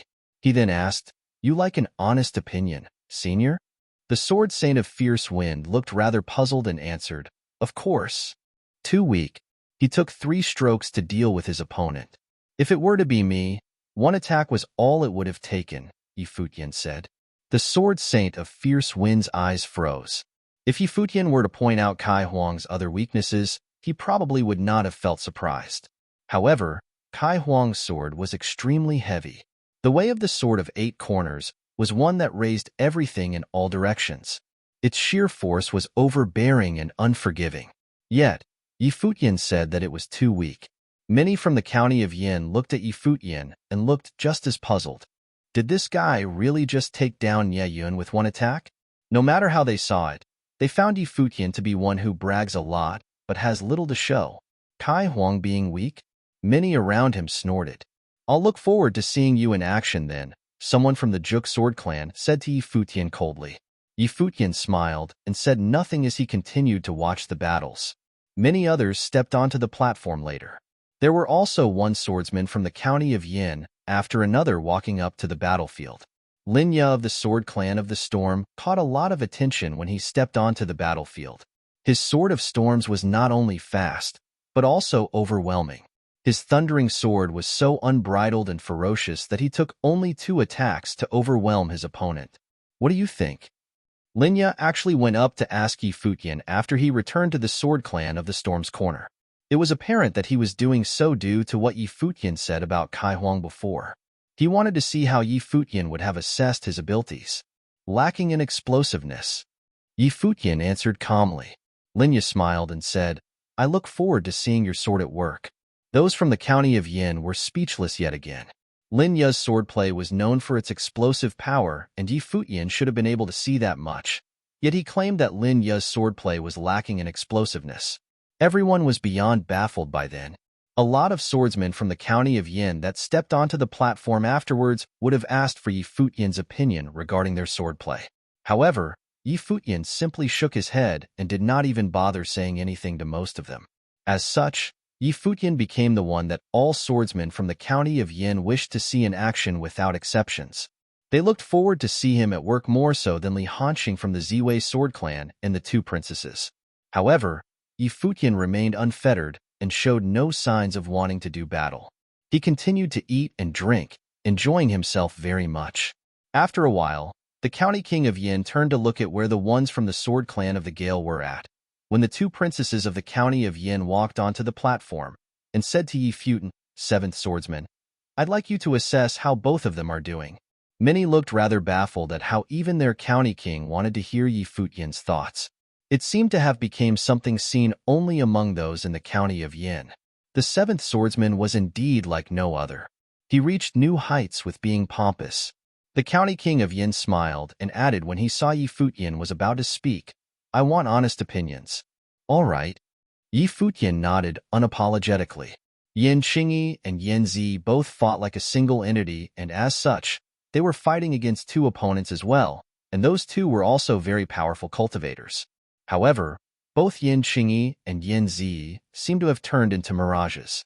They seemed to be seen everywhere on the battlefield within a heartbeat. Sword aura whooshed, but it seemed as if no one was able to actually locate them, only crisscrossing blades flying about.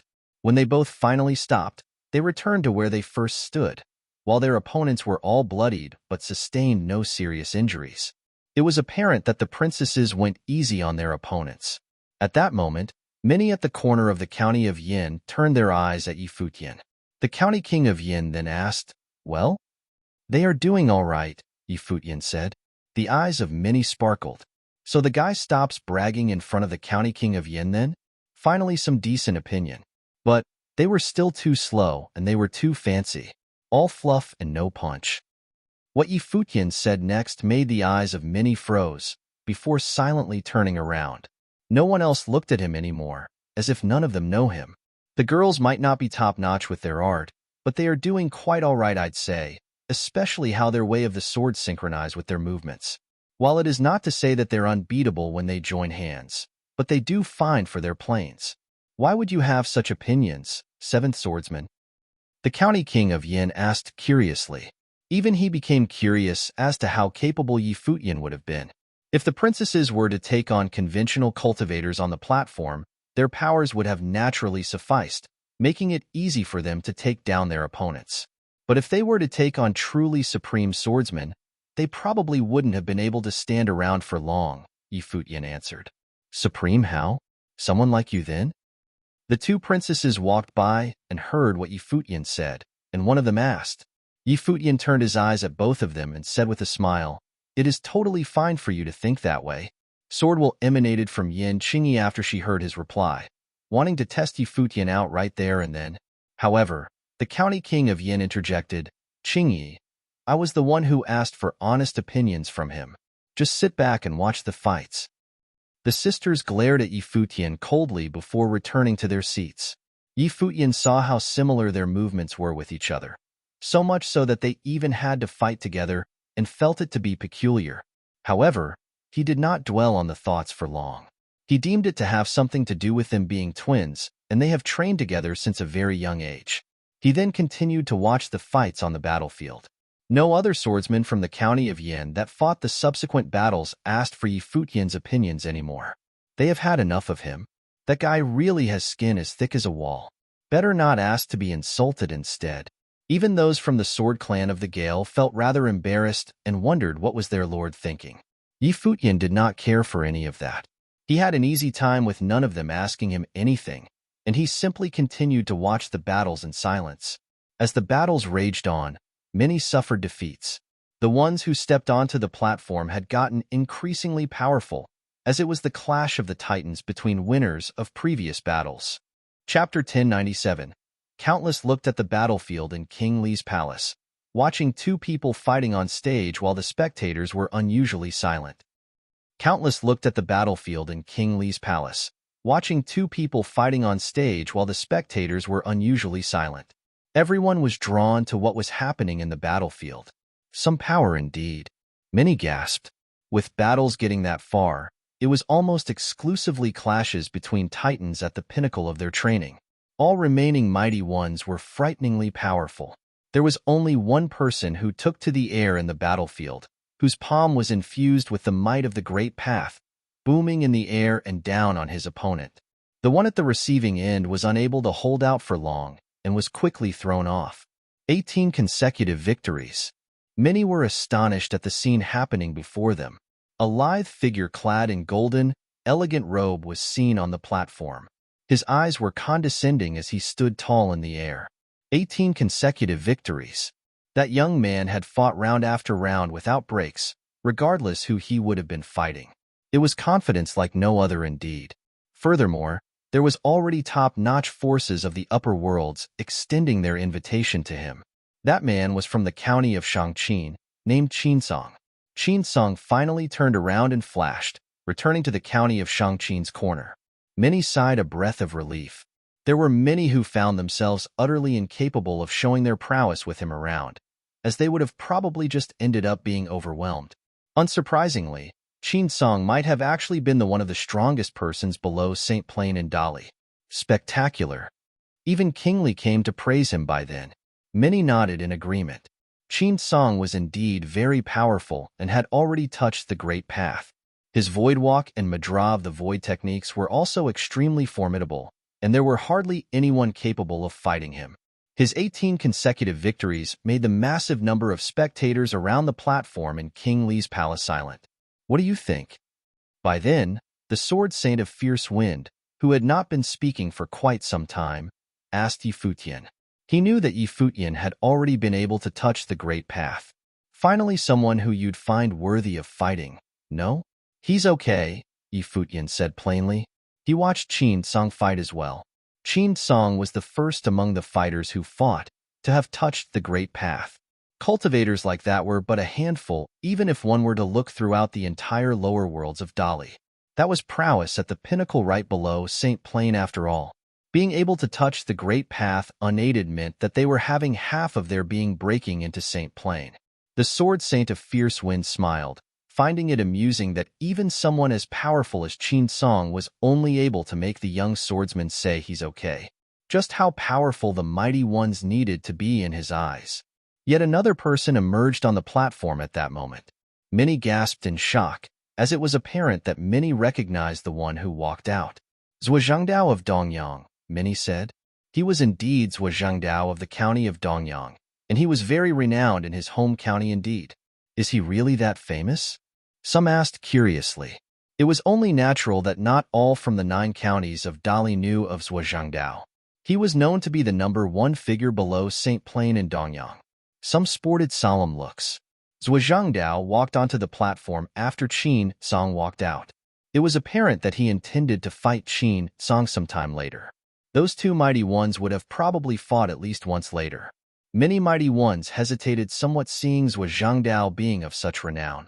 However, a mighty one from the county of Nanyue emerged on the platform. His eyes were brimming with vigor as he gazed his opponent. It was precisely because his opponent was so powerful and renowned that he deemed that he would have earned greater prestige when he defeated said opponent. Doom. That mighty one from the county of Nanyue stepped out and the air shook. Boundless heavy pressure emanated from him, shrouding Zhuozhangdao's surroundings. However, Zhuozhangdao simply stood calmly where he was, with his eyes fixed on his opponent. The mighty one from the county of Nanyue continued to walk. Every step seemed to be stepping onto the minds of the spectators, imbued with extremely overbearing pressure of the rules. This guy really is formidable. Many whispered deep down to themselves. That man who emerged from the county of Nanyue was definitely no weakling. The people from the county of Nanyue all knew who he was, a very renowned figure.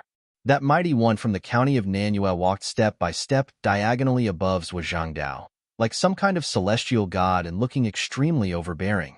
He lifted his hand and threw a palm attack below, with power capable of pulverizing mountains and rivers. At that moment, Zhuozhangdao burst with extremely dazzling glimmer all of a sudden. Golden divine fires burst from his body, and he was basked in it like some god of war. He simply lifted his hand after seeing his opponent making a move on him. He pointed a finger in the air and tore through his opponent's attack. The palm attack crumbled within mere moments, and the underlying rules were nowhere to be found. The power of that one finger burst with dazzling light and continued shooting upwards at his opponent's body. The one on the upside threw palm attacks in a frenzy, but quickly found Zhuozhangdao flashed at the very next moment. His finger was pointed forward yet again. Their surroundings became bathed in his power. His opponent was quickly shrouded in divine light and looked terrified. "I yield," he shouted, feeling as if he was going to be destroyed at the very next moment. Zhuangdao's opponent's body was thrown off with a boom. His clothes were torn apart and blood was seen at the corner of his mouth, while his hands were still twitching. The power of the Great Path. Many saints looked at the scene and thought Zhuangdao's power to truly be adequate to fight Qin Zhang toe-to-toe. The mighty ones of the 9 counties felt pressure on their shoulders. Zhuangdao continued to score consecutive victories in the following battles. No one was able to fight him. He ended up bagging 18 consecutive victories, just like Qin Song, before walking off. Who in the county of Yin would be able to fight them? The county king of Yin asked. Both Qin Song and Zhuangdao were very formidable, and as the county king of Yin, he naturally hoped that there would have been one such formidable figure emerging from the county of Yin. A figure rose and walked up to the platform. He was none other than Li Hanqing of the Ziwei Sword Clan. Many mighty ones from the holy lands of the county of Yin looked startled. The county king of Yin then asked, "So Li Hanqing has been able to touch the Great Path then?" "You'd know soon enough, my lord," the Sword Saint of Ziwei replied. The faces of the other Sword Saints froze. If the Sword Saint of Ziwei was putting it that way, then it was extremely possible that Li Hanqing had indeed been able to touch the Great Path. The following battle was as they had speculated. Li Hanqing burst with frightening sword will, and none who emerged were able to withstand his sword attacks. 3 extremely formidable fighters emerged one after another in the battles, and their emergence had brought the event to its climax. "What do you think now?" Huan Xue asked for Yi Futian's opinion, something she would not have done otherwise. Yi Futian never thought much about the swordsmen of the county of Yin prior after all. However, it became evident at that moment that Li Hanqing had indeed been able to touch the Great Path, but he had been keeping a low profile all the while. Yi Futian was the complete opposite, so much so that he was considered a freak. "I wonder if he is feeling ashamed of himself now." "No comment," Yi Futian replied. Huan Xue glanced at him. It seemed hopeless to have him admit to anything. She wanted to see how he would have joined the fight instead. Li Hanqing returned to the corner belonged to the Ziwei Sword Clan, and the county king of Yin said with a smile, "Seems like Li Hanqing is truly the number 1 below Saint Plain among the swordsmen of the county of Yin." Many nodded in agreement. Li Hanqing had been able to touch the Great Path and possessed formidable sword techniques to boot, so much so that he had earned the approval of the county king of Yin. That meant that he deemed both princesses beneath Li Hanqing in terms of combat prowess. Every single battle that was fought after that was extremely spectacular ones. While there was not another top-notch figures who had touched the Great Path emerging, but every single combatant had been of formidable combat prowess. Every single battle had been a clash between titans. As the battles raged on, many came to realize where they stood. Those of insufficient strength dared not even step foot onto the platform. The same could have been said for even those from Holy Lands. Nie Yun of the Sword Clan of the Gale stepped onto the battlefield as well, but he lost to a top-notch figure from the county of Shichu in a battle. There were no other new challengers from all Holy Lands going up onto the platform after that. Those who had never lost in their prior battles began to fight other powerful combatants.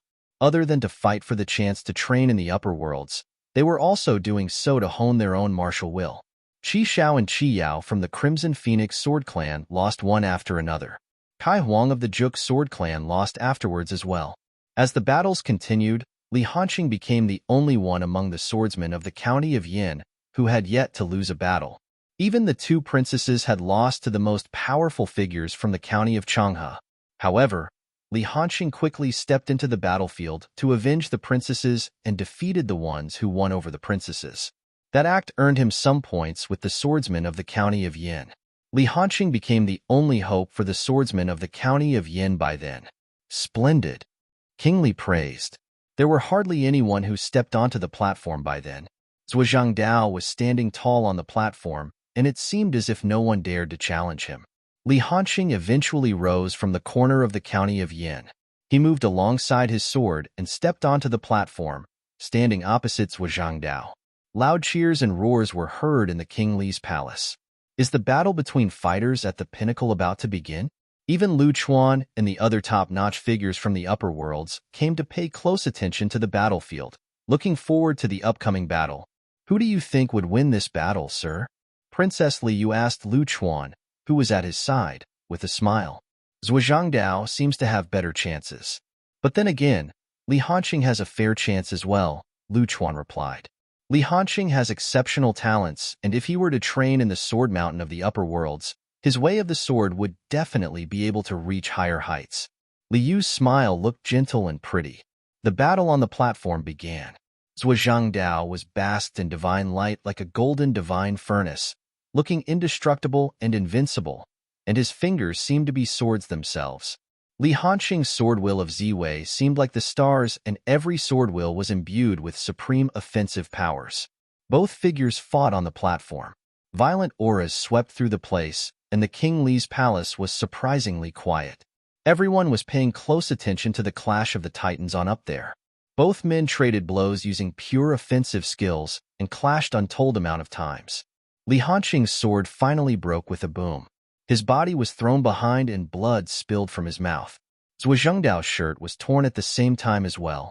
However, it was clear that Li Hanqing lost the fight. The people of the county of Yin had their eyes fixed on the battle, and were all gasping. Li Hanqing's swordplay was superb, yet he still proved inadequate to beat Zhuangdao. Li Hanqing then walked off the stage dejectedly. Qin Song then emerged and asked Zhuangdao if he needed rest. Zhuangdao replied that he would like to continue. The vast royal palace was completely silent when the battle raged on. Everyone kept their eyes at the two violent figures, as if the spectators have all stopped breathing altogether. The battle between supreme ones below Saint Plain indeed. The county king of Yin praised. Mighty ones from all over the 9 counties were gathered at King Li's palace by King Li, with the mighty ones from the upper worlds coming down to witness the battles. That very battle before them were indeed one fought between titans. Qin Song eventually won against Zhuangdao. It was a fight that seemed to prove that he was indeed the peerless one below Saint Plain. Countless eyes gazed at the two combatants with reverence. Despite having lost the fight, Zhuangdao remained standing proud. Qin Song remained standing where he was after Zhuangdao walked off the platform. No one else went up the platform after that. King Li then asked personally, "Is there any from the 9 counties of Dali who would like to fight?" No one else answered. There was simply no one who dared to fight him, after seeing what he was capable of. "Are you still going to keep your sword sheathed?" The sword saint of fierce wind asked Futian in a low voice. Many from the county of Yin turned to look at Futian without caring much. That guy had been extremely boisterous, but after seeing that battle between titans, they deemed him too cowardly to emerge and fight. Futian took one look at Qin Song. He smiled and shook his head lightly, before drinking from his cup. No one else would challenge Qin Song after this battle. You wouldn't have another chance if you were still going to keep your sword sheathed. Regardless if you win or lose, it's best to have those from the upper worlds see what you are capable of, the sword saint of fierce wind added. Even the people from the holy lands of the county of Yin turned to look at the sword saint with startled looks. It seemed that he placed a lot of trust in the 7th swordsman. Futian put his cup down and looked at the platform nonchalantly, saying, "No one from the 9 counties of Dali is worthy of having me draw my sword. I shall leave it at that." He had deliberately emanated some vague will of the great path to resist the pressure emanating from the sword saint of fierce wind, but he was not doing that then. Not bad. A student that you had just taken in?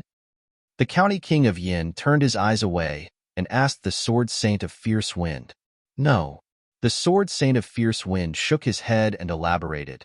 The kid spent over 30 years training in the mountain of hidden swords, polishing his art at the sword throughout the decades. His way of the sword was only accomplished as of late, and he chose to travel the world. He caused quite a ruckus at my place not long after he came, even killing a city lord, who had been a student of mine. I ordered Nie Yun to arrest him, but Nie Yun was unable to withstand a single attack from him. That's so? The king's eyes sparkled.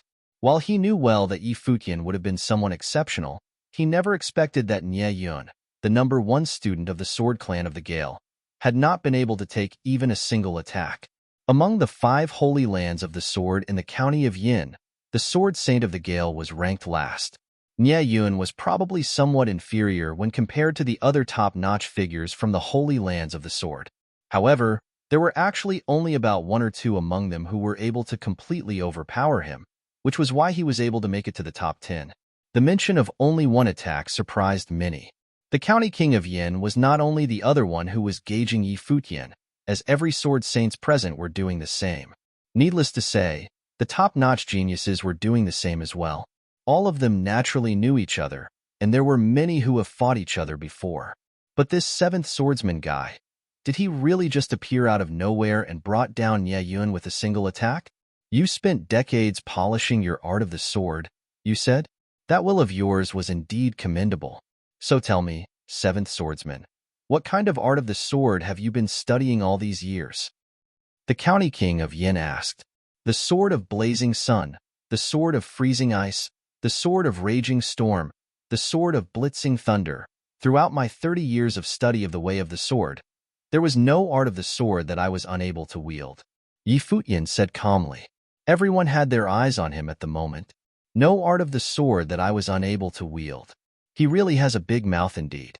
But then again, that was how it usually was with geniuses. Especially he was one who had studied the way of the sword for 30 years and found his training completed one morning, who then went into the world and achieved fame with just a single attack. There was no reason for him not to be proud. So you are saying that you possess talents of multiple attributes, and you have infused them all into your way of the sword then. It would seem that yet another genius of the sword emerged in the county of Yin then. The County King of Yin hardly minded Yi Futian's big mouth. He had been training for years and had seen too many younger generations of excellent caliber. Be they humble or haughty, eventually it was their swords that did the talking. There was more than one way to walk to the path of the sword. So long as a swordsman was exceptional enough and their mind clear and flawless, any path could have been their own way of the sword. But then again, Huanxue, who was at Yi Futian's side, felt rather speechless and was unable to wait to distance herself from him. Other than the County King of Yin, there were also lords of other holy lands present. They were all very powerful sword saints, and their students were top-notch geniuses. Despite Yi Futian's extraordinary powers, but he remained haughty even in such an event, claiming as if his way of the sword was unparalleled in the county of Yin. She was puzzled as to why her father bothered to deliberate bring him up. Is father really buying his bullshit? Which of your swords would be the strongest then? A woman beside the County King of Yin asked. Yi Futian turned his eyes to her. The twins were really identical in just about any way. If it had not been for the difference in their clothing, it might have been near impossible to tell them apart. All of them are just as strong, Yi Futian answered. Everyone gave Yi Futian peculiar looks. Despite the fact that he was indeed very powerful for being able to best Nie Yun with a single attack, but did he not know how to be prudent in such situations? All of them are just as strong? Huanxue noticed the eyes that the others looked at Yi Futian with, and she wanted very badly to just leave, instead of sitting beside someone like that. Couldn't you keep a lower profile? Yi Futian, however, looked completely at ease, as if he never noticed how the others looked at him.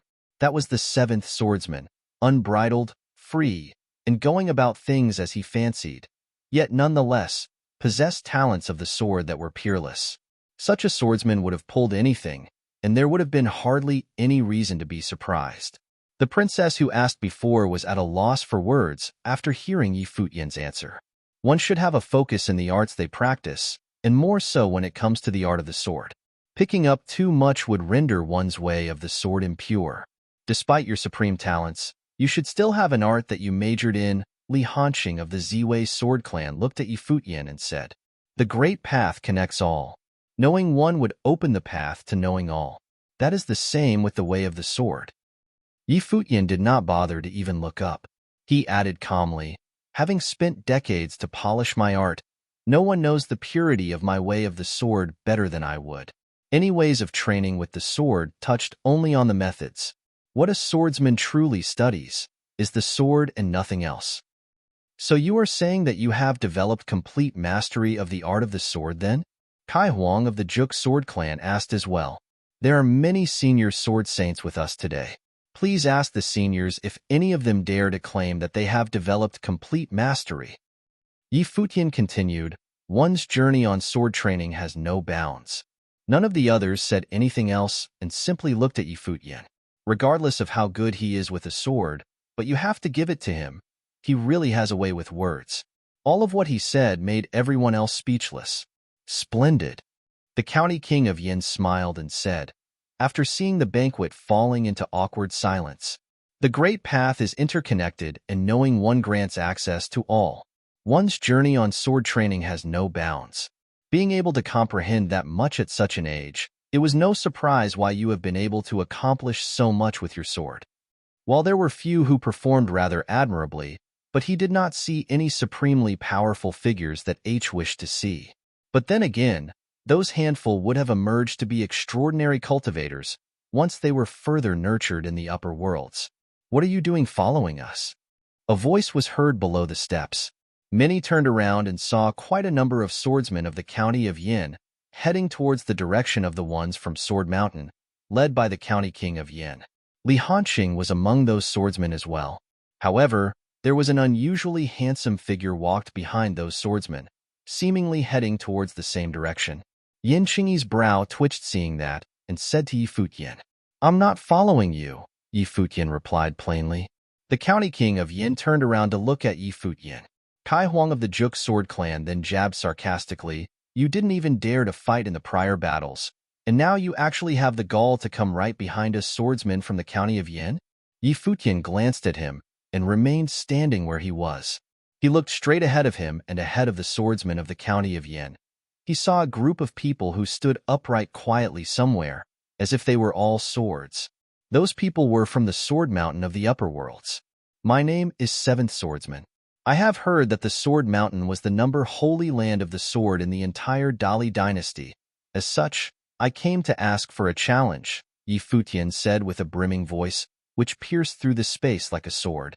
The chatter around them gradually subsided within mere moments, and their surroundings turned dead silent before long. Countless eyes turned to look at one direction at that moment. Yi Futian was seen standing upright like a sword, as if he was the only one worth being noticed in all of the heavens and the earth. Someone from the lower worlds actually skipped the entire event of battles and went up to challenge the swordsman of the Sword Mountain. The Sword Saint of Fierce Wind stood up from far away, who was speechless after hearing Yi Futian's voice. Did he really think that no cultivators throughout the 9 counties of Dali were worth having him draw his sword? So he actually went up to challenge the Sword Mountain instead? Someone who spent 30 years polishing his art of the sword is actually this arrogant? The eyes of the swordsman of the county of Yin froze and looked at Yi Futian with baffled expressions. He is actually challenging the Sword Mountain? How insolent, the Sword Saint of Ziwei said. The 7th swordsman did not participate in the battles prior, and Yi Futian was actually coming up to challenge the students of the Sword Mountain, when his student, Li Hanqing, was going to greet them. What is he trying to pull here? Even the likes of King Li and Lu Chuan turned their eyes to look at the handsome figure standing alone. We have not seen you fight in the battles before. Why do you come to challenge the Sword Mountain instead? Princess Liu turned her eyes at Yi Futian. It seemed baffling that someone just appeared out of nowhere to challenge the #1 holy land of the sword in the upper worlds. Yi Futian turned to look at Liu calmly and said, I have watched the battles and saw none of the cultivators of the 9 counties were worthy of having me draw my sword. As such, I'd like to try my hand against the Sword Mountain instead. Insolence. Liu's expression changed somewhat. His father was the one who managed all of the 9 counties of Dali. His father had called all cultivators of the 9 states there to hold the event as the upper worlds were recruiting, and yet, Yi Futian claimed that none of the cultivators of Dali were worthy of having him draw his sword. Lu Chuan looked at Yi Futian with puzzled eyes. Throwing such words in such an occasion was not action that could have been amply described by the word insolence alone. The swordsman of the county of Yin stopped and looked at that lone figure. A figure stepped out at that time, and it was none other than the strongest swordsman below Saint Plain of the Juk sword clan, Kai Huang. Every step he took was imbued with frightening power, and he pressed onto Yi Futian. His life spirit burst forth, and a huge sword appeared. Terrifying sword was shot at Yi Futian within moments. Voom!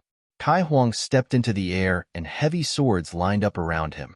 The raging pressure was transformed into torrential sword aura. The heavy sword streaked through the air ferociously with a boom. Futian looked up at him and stood quietly where he was. Sword will coursed about his body, and the huge swords, which were shooting down at him, stopped all of a sudden before him, as if they were all blocked by a powerful sword will. Boom! Kai Huang took a huge sword and charged straight at him. Futian waved his hand, and a heavy sword appeared right before him as well. Extremely heavy pressure burst forth. He pushed with his hand, and the heavy sword shot forward, clashing with Kai Huang's sword. A low rumble was heard, and Kai Huang's charging figure was stopped altogether, and it seemed as if his sword was suspended as well, feeling terrifying pressure bearing on his entire being. Futian slapped on the heavy sword, which flew, and with sharp, piercing noises, Kai Huang's sword was broken inch by inch, until Futian's heavy sword punched right through his defenses and landed on his body. Kai Huang was thrown far away within an instant, throwing up blood from his mouth. "The power of your sword is too weak," Futian said plainly. He never moved an inch throughout the fight, and launched only one single attack with one single clap. "Too weak," had been his appraisal of Kai Huang before. Crack! Towering sword will shot to the air at the moment. Linya of the Sword Clan of the Storms brought terrifying sword will of the storms down from above, as if the air was about to burst. Lightning crackled about Futian, and a sword of lightning appeared before him. He took one step forward and charged into the massive bolts of lightning. One sword attack, and the surroundings seemed to have split open. The lightning was nowhere to be seen anymore. Boom! A rumble was heard, and at the very next moment, lightning crackled all over Linya of the Sword Clan of the Storms. His clothing was all torn, and his face looked burnt. "You lack explosive power." Futian's voice was heard from midair. That was how he evaluated Linya before. Yin Qingyi and Yin Zi took one look at each other, and the sisters flashed about, turning into mirages. Sword will filled their surroundings, as if countless specters lashed out at Futian with boundless sword will. Futian's eyes were as pointed as swords, as he calmly glanced at the two of them. He stepped out and disappeared from where he stood right away. Dazzling flash of the sword was seen in the air, and thousands of sword aura were launched. One sword was all it had taken to break all of their spells. The swords of both Yin Qingyi and Yin Zi were nowhere to be found. A corner of their dresses were torn. They stopped moving and looked down at their torn corner of their clothing, while their arms were shaking. It still took just one attack. None of the swordsmen of the county of Yin had been able to withstand more than one sword attack. Chapter 1099. The Yin Sisters, the Daughters of the County of Yin. The Yin Sisters, the Daughters of the County of Yin. Kai Huang and Linya, both of whom were number ones of the Juk Sword Clan and the Sword Clan of the Storm in the county of Yin respectively. None of them were able to take more than a single attack from him. In just one instant, the vast space turned dead silent. The minds of the swordsmen of the county of Yin were rattled. Their eyes were pointed as they looked straight ahead at Futian. The sword saint of fierce wind went out of his way to introduce Futian, claiming that he had bested Nie Yun with just one attack with his sword. Many thought Futian would have been extraordinary, so much so that even the county of Kings shared that opinion. Yet, when it came to the battles, Futian had been all talk and no show. No one else paid him any attention by then, especially after his wildly insolent words, which made him look more like just an unruly jerk. And then, he finally drew his sword. One attack on one opponent. That was all. The very reason why he acted as such in the prior battles was not because he was unable to draw his sword, but that no one was truly deemed worthy enough for him to do so. As such, he skipped the battles altogether and came to ask those of the Sword Mountain, the number one holy land of the sword in all of Dali instead. The sword saint of fierce wind stood far away, with his eyes fixed on the lone, proud figure standing high in the air. His handsome figure emanated intense sword will, which had the bone-deep pride weaved into it. That pride was that of a swordsman. That was probably the true seventh swordsman, a swordsman who ventured outside of the mountain of hidden swords, a swordsman who was little else than a swordsman. He sought to further his way of the sword and nothing else. He cared little for the opinions of others, for his concern was reserved for his sword, and his sword only. Thus, He did not play according to the rules of Dali and fought in the battles, as he simply deemed that no one fighting in those battles had been worthy of fighting him. Huanxue watched the dazzling flashes of the sword by the sword saint of fierce wind's side and was utterly speechless. If he was so capable with a sword, why did he not fight earlier? Huanxue said in a low voice, seemingly finding the state of affairs unacceptable. Cutting-edge geniuses were mostly stubborn and lonesome. True extraordinary figures are the ones with the right to break all rules. The sword saint replied, maybe, he truly is one of those people. If Yi Futian had been able to hear the sword saint of fierce wind's comments about him, he would have thought about how successful that image that he fashioned had been. At the very least, in the eyes of the sword saint of fierce wind, that was the seventh swordsman that he would have wanted the people of Dali to see. An insolent, arrogant, stubbornly prideful swordsman of extraordinary caliber, who saw everyone else to be beneath him. In the world of the seventh swordsman, there was no place for overbearing authority and rules. There was only the way of the sword. With the imperial advisor of Dali ordering to gather geniuses from all over the lower worlds personally, a student of the imperial advisor coming all the way to the lower worlds, and King Li hosting an event to gather mighty ones of all 9 counties to King Li's palace, there was no doubt that Dali dynasty would have been able to stomach a stubborn yet extraordinary swordsman like him.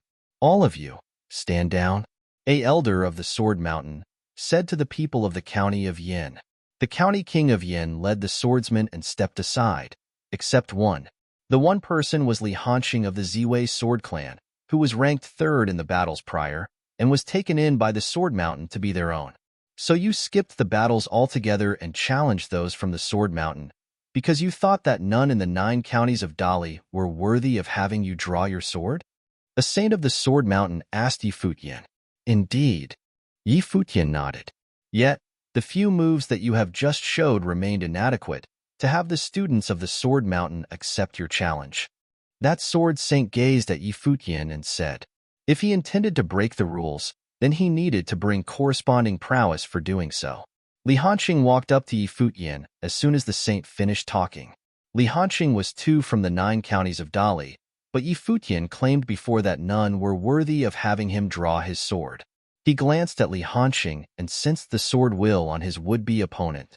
He then turned his eyes to look at Zhuo Zhangdao and Qin Song, saying, I said that none who fought in the battles were worthy of having me draw my sword. If you want to see me in action, then all 3 of you shall move against me at once.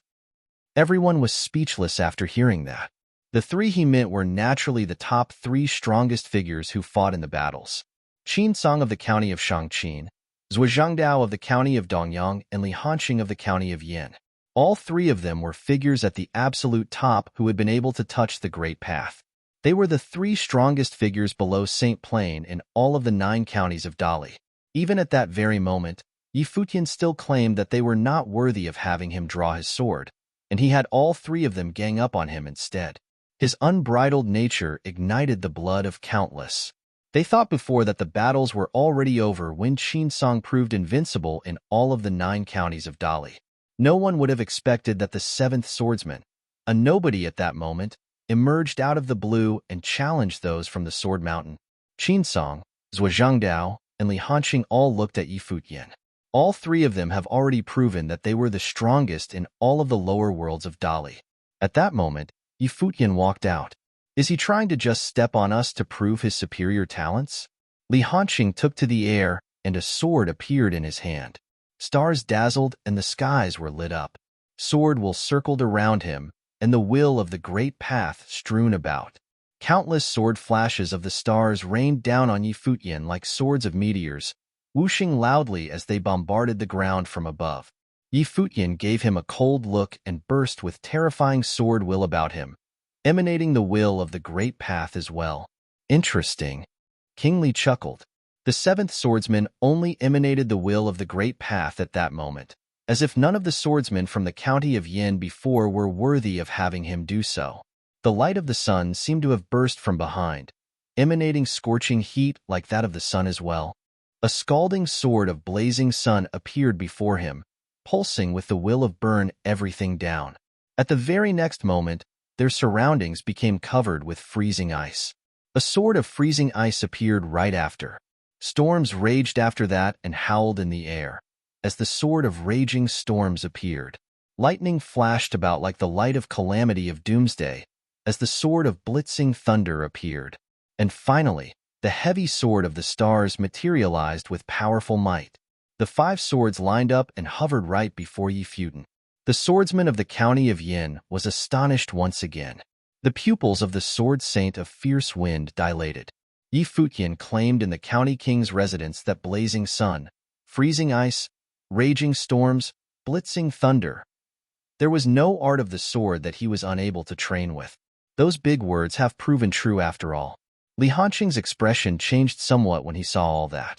He flashed like a comet and drew his sword, which rained down on Futian like meteor shower.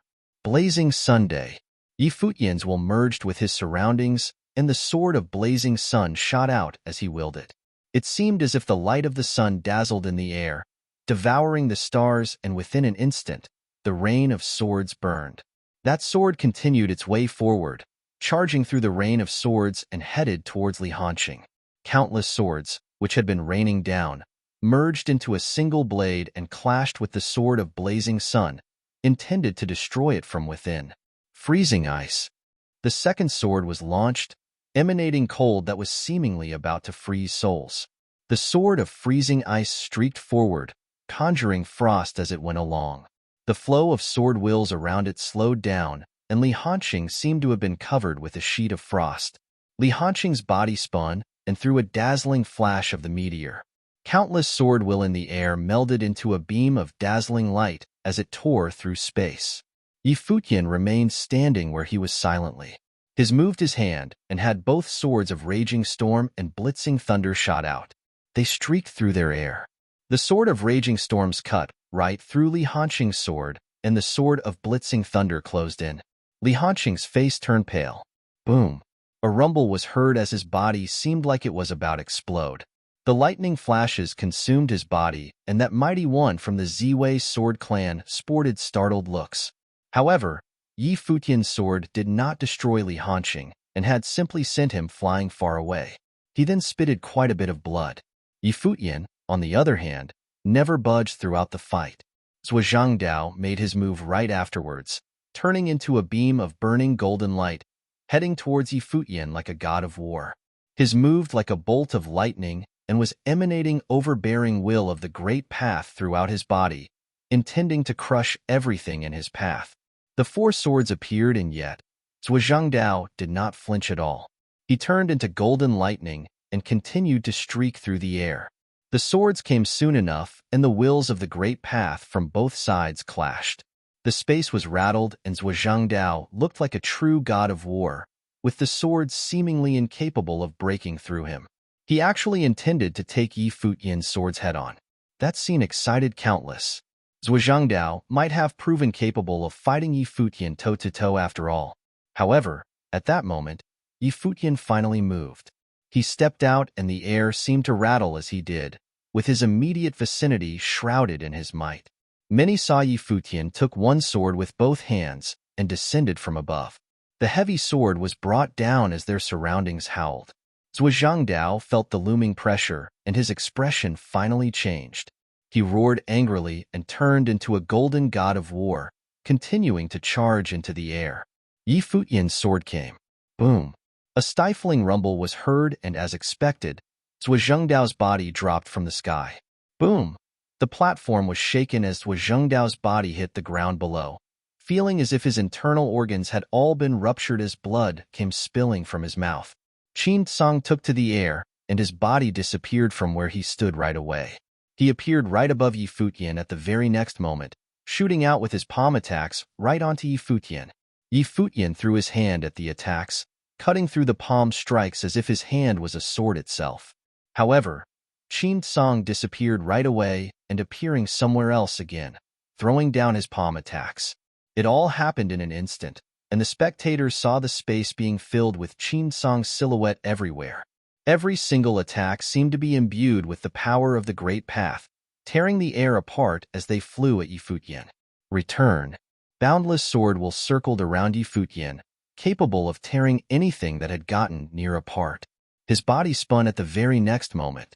Countless flashes of the sword howled at the same time in an instant, shrouding the sky, and the flashes of the sword were seen everywhere. Boom, boom, boom. The huge palm attacks continued to rage on. Sword will filled the air in that very next instant. Regardless how Qin Song dodged, he was forced to take Futian's sword head-on. Raging aura coursed around his body, merging with the great path. His palm attacks shot in a frenzy to resist the sword wills, tearing them apart. Yet, at the very next moment, he saw a mirage and sensed extremely scorching sword will. He roared and his hands were thrown out with earth-shattering might.